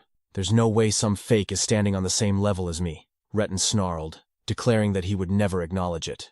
As he prepared to strike again, he shouted that he would never accept that someone he once mocked had reached the same 3-star rank. Without hesitation, Retin unleashed his Serpent Strike sword-style Serpentine Slash, sending a swift and twisting attack toward Rangus. Despite having one eye nearly shut from his injuries, Rangus reacted with remarkable speed, effortlessly evading the strike even as it shifted direction. Retin was stunned. That same attack had landed before, Yet now Rangus avoided it so easily. A thought crossed his mind. Had Rangus already read the pattern of his attacks? The idea was unbearable. Refusing to accept it, Retin launched another assault, this time using rampaging serpent flash. As he rained down relentless strikes, he shouted for Rangus to try and withstand this one. But once again Rangus moved with uncanny fluidity, dodging every blow with motions as soft and natural as clouds drifting and water flowing. Lika could hardly believe what she was seeing, while Zeke calmly observed and remarked that Rangus had just taken a step closer to the essence. Curious, Lika immediately asked what he meant. Zeke explained that clouds drift freely and water flows gently, never stopping no matter what happens. Like them, Rangus was learning to accept incoming force and let it pass through him, adapting fluidly with every movement. Zeke added that he himself had demonstrated a glimpse of it earlier, but Rangus had fully made it his own in this battle. Hearing this, Lika was left in awe, sweat forming on her cheek as she admitted she couldn't believe Rangus had achieved that in such a short time. However, Zeke pointed out that Rangus didn't even seem aware of it yet, and that his level of focus was truly extraordinary. Retin, on the other hand, could only curse in frustration as he watched everything unfold. For reasons he couldn't explain, fear began creeping into his heart. Shouting desperately, he warned Rangus not to come any closer as he unleashed a barrage of attacks. Yet, just like before, every strike was easily avoided. When Retin's sword finally clashed with Rangus's spear, he couldn't withstand the force behind it. As he prepared to attack again, Zeke suddenly laughed in excitement, saying that this was exactly it, because water doesn't always flow calmly. Seeing the attack Rangus was about to unleash, Retin panicked. He turned and ran, cursing and questioning how Rangus had become this strong. Meanwhile, Rangus slowly formed a swirling water tornado at the center of the arena. Zeke declared that once water grows wild, no one can stand against its current. The attack struck Retin square in the chest, sending him flying as he coughed up blood before losing consciousness. Seeing Retin's condition, Mentric immediately declared the match over and announced East Hall as the winner. Rangus stood there in shock, unable to fully grasp what had just happened. As he questioned everything, Lika and the others ran toward him, calling his name. Lika excitedly praised him, saying he was amazing and congratulating him on reaching the 3-star level and winning right after. She called it the best outcome possible. But Rangus, still confused, asked if she was really talking about him if he had truly broken through and won. When he looked over at Retin lying unconscious, disbelief filled his eyes. He couldn't believe he had defeated someone who had mocked and hurt him since childhood back in their village. Even so, he kept asking if he had really won. Celine happily confirmed it, saying his match was incredible. Stuttering, Rangus finally admitted that he had truly defeated Retin.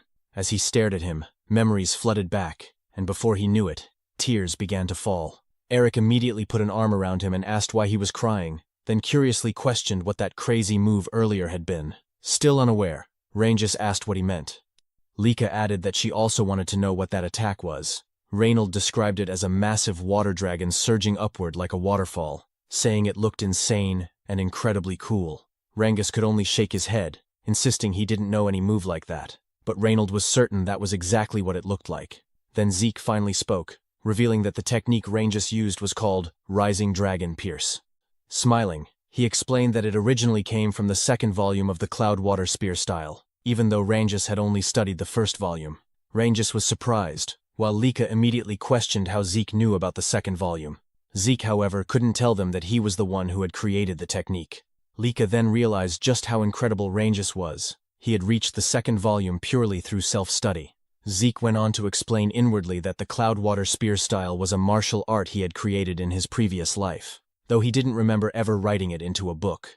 Most likely, later generations had documented and divided it into multiple volumes, hiding its true essence in the upper levels so immature fighters wouldn't access it. Yet despite that, Rangus had carved a path to that hidden essence through his own strength alone. To Zeke, it was a wonderful sight, such young talent blooming before his eyes. Just then, Mentric called out to East Hall, asking how long they planned to stand around chatting. Celine quickly apologized, while Eric suddenly suggested they ride this momentum and finish off their opponents. Celine nodded, agreeing to do her best.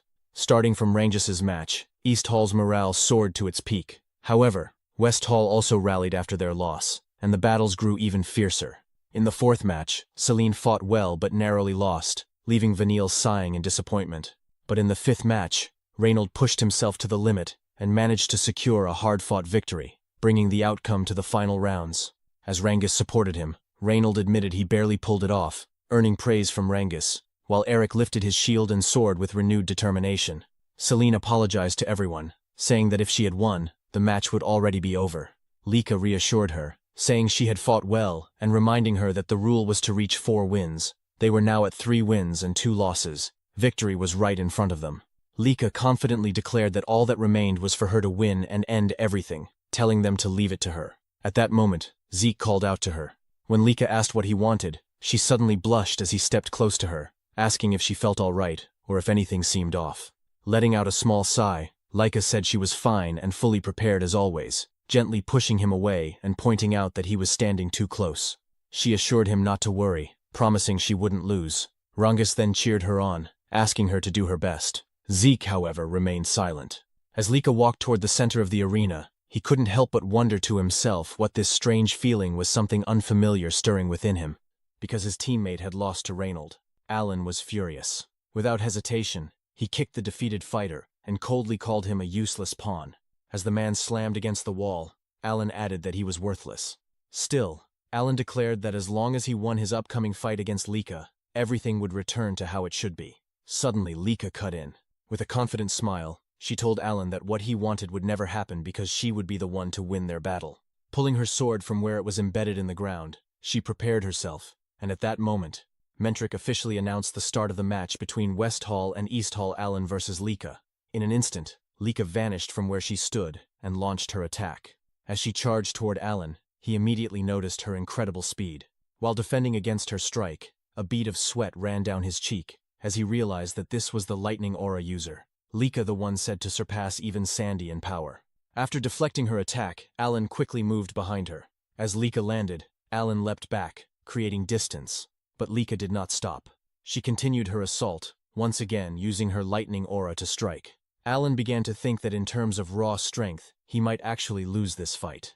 Fortunately for him, Lord Vanille had already taken action before the match even began. Whatever ability Vanille had used on Lika now took effect. Lika was visibly shocked, questioning what had just happened, while the audience quickly noticed that her lightning aura had completely vanished. Seeing this, Vanille gave Alan a signal to attack. Without hesitation, Alan charged forward, declaring that Lika couldn't beat him. Absolutely not.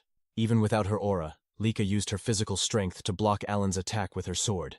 However, Alan suddenly kicked her in the stomach, forcing her back. Her allies grew increasingly worried as they watched. Eric clenched his teeth in frustration, while Zeke remained silent.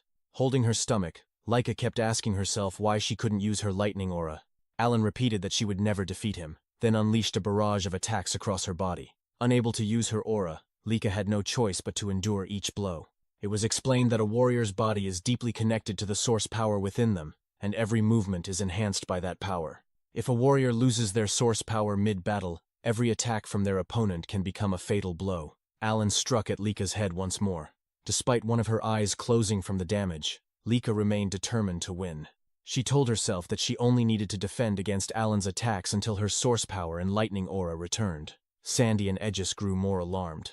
Sandy said something was wrong. Lika was acting strange. Aegis agreed and wondered if her source power had stopped functioning, questioning how that could have happened.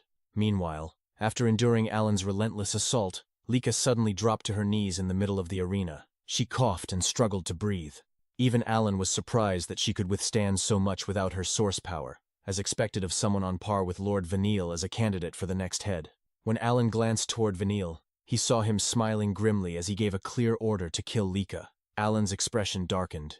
He admitted that Lika had held out for quite some time, but this was as far as she would go.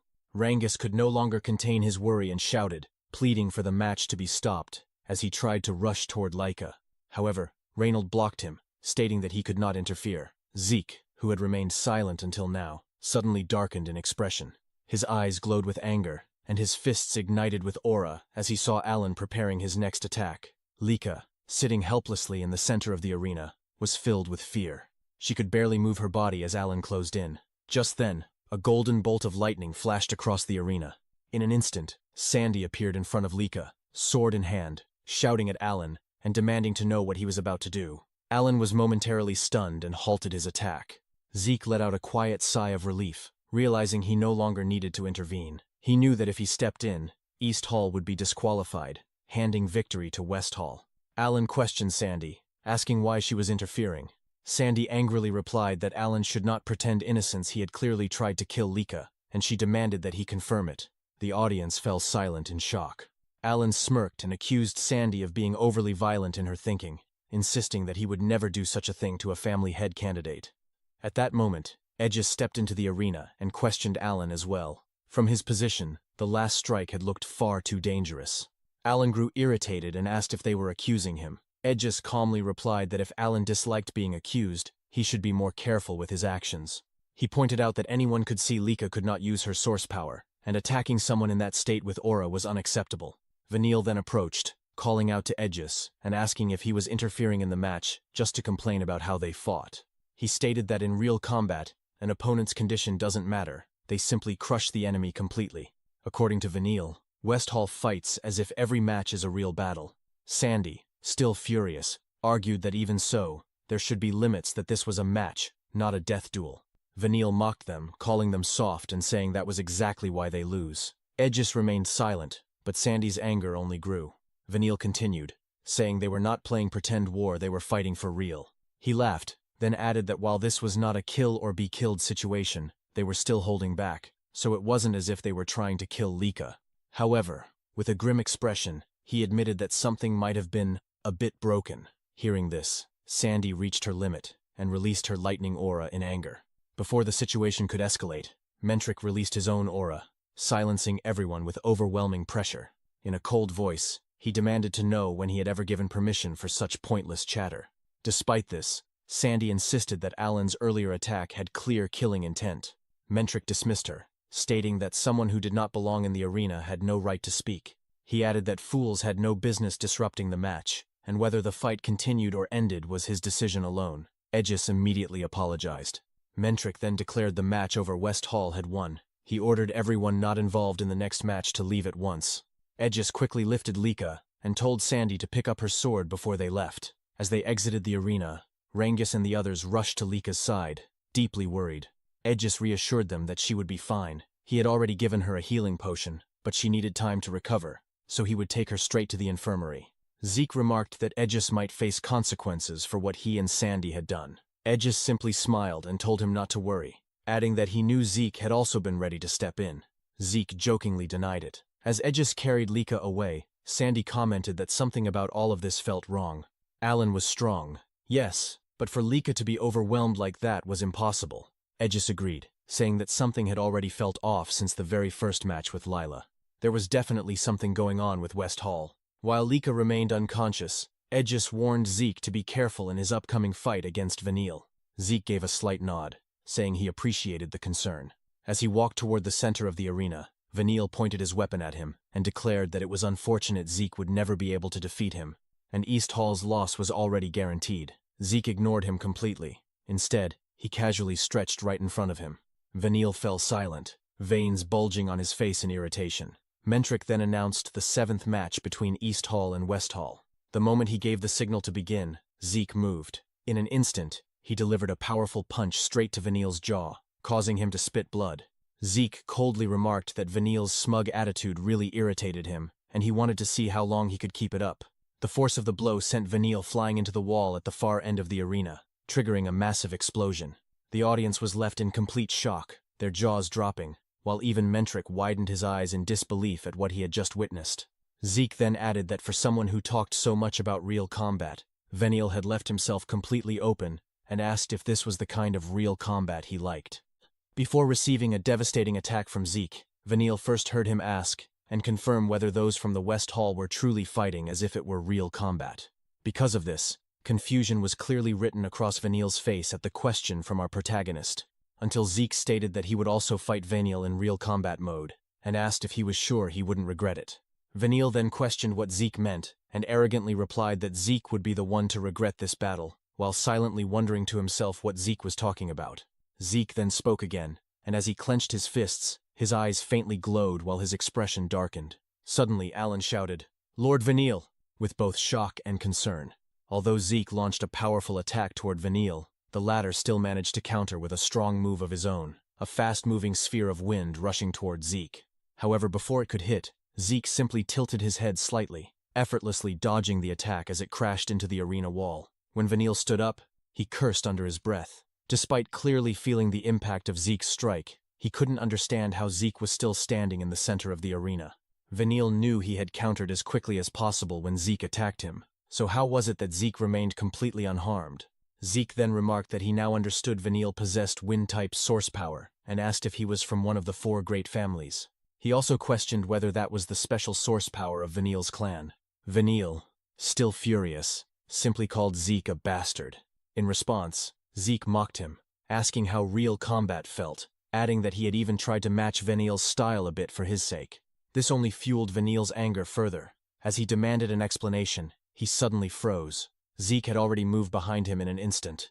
Glancing back slightly, Zeke's eyes glowed again as he calmly said, "That's the second time." He then struck Vanille at the back of the neck, sending him flying across the arena. As Vanille skidded to a halt, he questioned what kind of absurdity this was, how someone like him was being handled so easily by Zeke. When Vanille stood once more, Zeke immediately closed the distance again. As he prepared another attack, Zeke remarked that thinking in the middle of a real fight wouldn't help, and asked if Vanille had always felt safe until now. Then Zeke delivered another powerful punch straight to Vanille's chest. The impact shook his entire body. His eyes turned white as he coughed up blood, collapsing to his knees in front of Zeke. "That makes 3 times, Zeke said. Trembling from pain, Vanille demanded to know what Zeke was talking about, what exactly he was counting. Zeke simply replied that it was obvious. He was counting how many times Vanille had already died in this battle. Vanille, still confused, listened as Zeke explained. The first was when he struck his face, the second was the blow to his neck, and the third was the attack to his heart. Zeke added that the only reason Vanille was still alive was because of the rules. Enraged, Vanille shouted that there was no way that was true, but Zeke kicked him in the face mid-sentence, declaring that Vanille was right, this was real combat, and break time was over. Talking to your enemy wasn't part of it. The force of the kick sent Vanille rolling across the arena. Sandy's expression darkened as she watched, unable to believe what she was seeing. Sweat trickled down her face as she said that the battle between Zeke and Vanille could no longer be called a fight. Edgis agreed, adding that, compared to this, his own match with Zeke felt like nothing more than a friendly spar. He went on to say that Zeke's strength was unreasonable, that he was the very definition of unfair. Standing in the middle of the arena with a faint smile, Zeke asked Vanille if he was starting to understand what real combat truly was. As Vanille lay trembling on the ground, struggling from his injuries, Zeke acknowledged that crushing the enemy completely was indeed important on a battlefield, just as Vanille had said. He added that Vanille and the others from West Hall would likely become excellent warriors in the future. As Vanille tried to crawl toward him, Zeke briefly closed his eyes and pointed out that they were not on a battlefield. Their match was under the supervision of instructors, with healing potions readily available. He described it as a very soft environment for someone like Vanille to be talking about real combat. Vanille, still struggling, told Zeke to shut up, but Zeke continued, saying that the real combat Vanille spoke of was far removed from reality, that he was merely running away from his own weakness. He then asked if he was wrong. Instead of answering, Vanille shouted repeatedly for Zeke to be silent, his anger reaching its peak. Suddenly, a green whirlwind formed behind him, leaving the spectators stunned. Vanille declared that someone like Zeke, a bastard child, had no right to lecture him. Zeke calmly asked if Vanille was going through a rebellious phase, saying that if that were the case, nothing he said would get through anyway. He added that as Vanille's opponent, it was fine for him to release all his frustration. Vanille, preparing his attack, told Zeke to shut up and stop acting like he knew everything. He then unleashed his wind-rending fan art, Stormblade, sending a barrage of wind attacks at Zeke. Zeke easily leapt into the air, dodging every strike. While airborne, Vanille thought to himself that he only needed one chance, just a moment to touch Zeke. Elsewhere, Rangus, unable to understand what was happening, asked why the ground was tearing apart when he couldn't see anything. Edgis explained that it was Vanille's power, the wind aura of the Fanold family, one of the 4 great houses. He added that wind aura was invisible, so it was natural that Rangus couldn't see it. Sandy, still irritated, called it a nasty power that suited Vanille perfectly. Edgis laughed and told her not to say things like that, though he admitted that regardless of whether it was annoying, it was difficult to deal with. Vanille's continuous invisible attacks made him a tough opponent. Hearing this, Rangus grew even more worried. Meanwhile, in the arena, Vanille was baffled none of his attacks were hitting Zeke, even though Zeke couldn't see them. Zeke simply replied that he only needed to follow the flow of the air. Vanille couldn't believe it, calling it nonsense. Suddenly, Zeke struck Vanille on the head and pointed out that his defense was wide open again. Clutching his head, Vanille declared he had truly had enough of Zeke. He launched a rapid series of attacks, but Zeke avoided them effortlessly, hands behind his back and eyes closed, as if playing around. After being cursed at again, Zeke remarked that Vanille really was in a rebellious phase. When Vanille finally stopped attacking, Zeke asked if he felt better. But Vanille only grew more furious, threatening to kill him. Zeke responded that Vanille's stubborn will was admirable in a warrior. As he delivered another blow, he added that Vanille's body had long since reached its limit. Vanille dropped to his knees once more.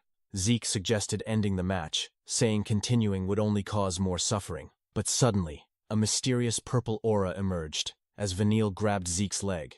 Zeke didn't notice anything unusual at first, and asked if he still wanted to continue. As the purple aura intensified, Vanille's face darkened, and he began laughing like a demon. When Zeke questioned what was happening, Vanille gathered his aura into his weapon and declared that this would be Zeke's end. He unleashed Gale Bullet from his wind-rending fan arts. Zeke tried to use his source power to defend, but something felt off. He couldn't use it. With no choice, he blocked the attack using only his physical strength. Ranjis and Eric were shocked that Vanille had landed a successful hit. Edgis noticed something strange about Zeke and pointed it out. When Celine asked what he meant, Lika and Marin arrived. Lika, being helped to sit, apologized for worrying them. When asked if she knew what was happening to Zeke, she explained that rather than knowing, she realized he was the same as her. During her earlier match, she had suddenly been unable to use her source power. She added that Leela, who fought Vanille first, had acted strangely too. Perhaps she experienced the same thing. If that was true, then Zeke likely couldn't use his source power either. Back in the arena, Vanille laughed, convinced of his victory. He mocked Zeke for his earlier arrogance, and declared he would ensure Zeke would never stand against him again. Gathering his power, he prepared his ultimate technique, Typhoon Falling to Dust. As Zeke stood back up, Vanille ordered him to die and launched his attack. Rangus could only shout Zeke's name in worry. Zeke, however, focused all his physical strength into his fist. Before the attack could hit, he rushed forward and delivered a powerful punch straight to Vanille's face. The impact sent Vanille crashing into the arena wall. As the dust settled, Vanille looked at Zeke with fear and disbelief, sweat dripping down his face. He couldn't understand how Zeke could still fight after everything. His companions were equally stunned, while Lika simply laughed softly, remarking that it didn't seem to matter to Zeke whether he could use his source power or not. Vanille could hardly believe it. Even after unleashing his mysterious power, Zeke still managed to stand despite taking the full brunt of his attack. He couldn't stop himself from wondering how was that even possible. Meanwhile, as Zeke rose to his feet, he noticed a strange purple energy flowing both inside and around his body. It didn't take him long to confirm what it was poison. Because of this, Vanille grew even more furious and confused. How did Zeke figure it out? According to him, that poison shouldn't have been detectable at all. Then, without warning, Zeke spoke. He remarked that Vanille had finally scored a passing mark, and said that he now understood why everyone who fought against Vanille and Alan ended up losing so one-sidedly. Zeke added that he had figured out the poison only activates when source power is stirred. He admitted that it had even slipped past him until the moment he used his own source power.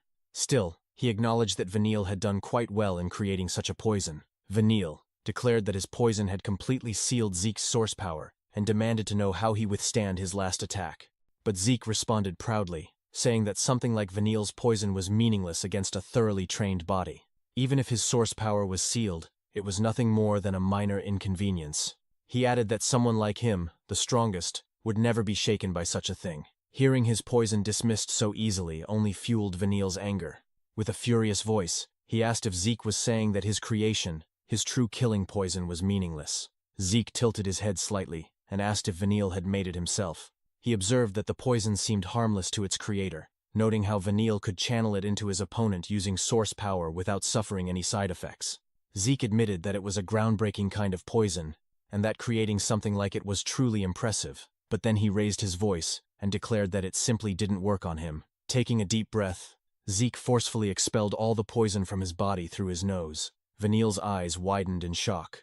Sweat began to form on his face as he watched in disbelief Zeke had detoxified himself, and even expelled the poison through his nostrils. Zeke calmly explained that while the poison was indeed unique and interesting, that was as far as it went. In the end, everything came down to his own strength. If Vanille relied entirely on his poison, then he still had a long way to go. Vanille froze for a moment, stunned by those words, before asking what Zeke meant. But instead of answering directly, Zeke simply asked if Vanille was satisfied now. That question only made Vanille grit his teeth harder. Memories began flooding his mind, memories of the harsh world he grew up in. He recalled his mother's cold words, telling him that no matter what, he had to become the next head of the Eldragon family, and if he couldn't, then he had no reason to exist. He remembered the constant praise surrounding Lady Laika, who had already mastered the family's secret technique. Everyone spoke of the candidates for the next family head as geniuses, everyone except him. Vanille knew it himself. He was ordinary. No matter how hard he tried, it only exposed how little talent he truly had. He could accept that his older siblings were stronger, but he could never accept that even Lika, who was younger than him, surpassed him so completely. He remembered his mother's harsh lectures, shouting at him, asking how he could fail at something so simple. Those endless days of scolding carved deep scars into his mind. But in the midst of that suffering, he had finally discovered his own talent poison creation. When he succeeded in creating this poison, he believed he had finally found his path. With it, he could become the next family head. With it, his mother would finally acknowledge him. And yet now, Zeke had effortlessly detoxified it and called it meaningless. Enraged, Vanille shouted, asking what Zeke could possibly know about him. He spoke of how he was constantly compared to geniuses, no matter how hard he worked. In front of their overwhelming talent, he was nothing, and still, the comparisons never stopped. That was why, no matter what, he had to struggle and claw his way upward. As he launched another attack, Vanille declared that someone like Zeke, who knew nothing about him, had no right to judge him. Zeke raised his left arm to block the attack, and used his right hand to grab Vanille's arm. But suddenly, Vanille flipped his weapon and unleashed all of his poison at once, covering Zeke in a dense, toxic mist. Zeke's companions grew anxious, while Aegis silently observed. Sandy, unable to hold back, asked what Zeke was planning to do. Inside the cloud of poison, Vanille spoke. He admitted that Zeke was right, he would rely on his poison. As long as he won, nothing else mattered. He knew he lacked talent in combat, but when it came to poison, he had confidence. As long as he had it, he wouldn't lose. In truth, he hadn't wanted to use this technique, but he had no choice. He explained that even he, as the creator, could barely detoxify this deadly cloud of poison needles. By using it now, he was forced to inhale some of it himself, but he was certain after going this far, his victory was guaranteed. Then suddenly Zeke grabbed his hand again. Vanille's eyes widened in horror as he saw Zeke catch the poison needles with his mouth, clenching them between his teeth. Zeke calmly asked if this was his final trump card. Vanille couldn't believe what he was seeing. As Zeke spat out the needles, Vanille collapsed to the ground in front of him. His face darkened, his eyes trembling as he watched Zeke's hands slowly move closer. But instead of attacking, Zeke placed his hands on Vanille's shoulders and spoke seriously, telling him to listen carefully. Kneeling in front of him, Zeke said that Vanille had one big misunderstanding. When Vanille asked what he meant, Zeke explained that becoming strong didn't require talent in martial arts, nor did it require special ability with source power. All that mattered was the desire to win every single fight. That, he said, was the first thing Vanille needed to learn because it was the path that would lead him to true strength. Then, Zeke suddenly shouted, telling him that his claim of having no talent for martial arts was complete nonsense. The real problem was that he was using the wrong weapon. He suggested that Vanille should use something with a longer handle, and then casually added that an umbrella would suit him quite well. Vanille blinked in shock, asking if he was serious. Zeke simply replied that it was no joke. It might sound unusual, but like his iron fan, it was a weapon with a long history. With a small smile, he added that almost anything in this world could be turned into a weapon. Vanille fell silent, wondering if there really was a weapon suited for him. Then Zeke placed a hand on his head and said that despite what he thought, on the battlefield, he was more of a warrior than anyone else. That statement left him speechless. Zeke continued, saying that in real combat, Vanille's mindset wasn't wrong as long as he won. Anything was acceptable. But if he clung too tightly to pride, he would never be able to protect anything. To win and to protect what mattered, he had to use every tool at his disposal. His thinking wasn't wrong, he was simply using it in the wrong place. Zeke then stood up and held out his hand, asking Vanille to come with him. Vanille stared at him in confusion as Zeke said that if he followed him, he would make him as strong as he ever wanted to be. When Vanille asked if he could truly become like him, Zeke confirmed it without hesitation, even pointing out that he was already far stronger. He added that once his training began, Vanille wouldn't have time to complain about talent anymore because he would train him relentlessly until he became strong. Vanille stood there in shock, thinking that Zeke spoke boldly. But as he reflected on those words and remembered his desire to grow stronger and earn his mother's acknowledgement, he slowly reached out his hand to accept Zeke's offer. But just before their hands could meet, Zeke suddenly delivered a swift uppercut, saying that he had almost forgotten they were still in the middle of a match. Vanille couldn't believe it. After everything Zeke had said, he still attacked him. But Zeke simply stated that a match was a match. Once Vanille woke up, he should come find him. As Vanille fell unconscious, the poison within his body was expelled. Mentric immediately declared the match over, though even he couldn't believe that Zeke had managed to detoxify everything with just a single punch. He then announced that this concluded the selection matches, and that the East Hall was Pressures, the ultimate champion of the selection. The participants from the different halls of the Dragon's Nest returned as the defeated, carrying with them the weight of their losses. Meanwhile, as night fell, Zeke and his group gathered together and held a small feast to celebrate their victory.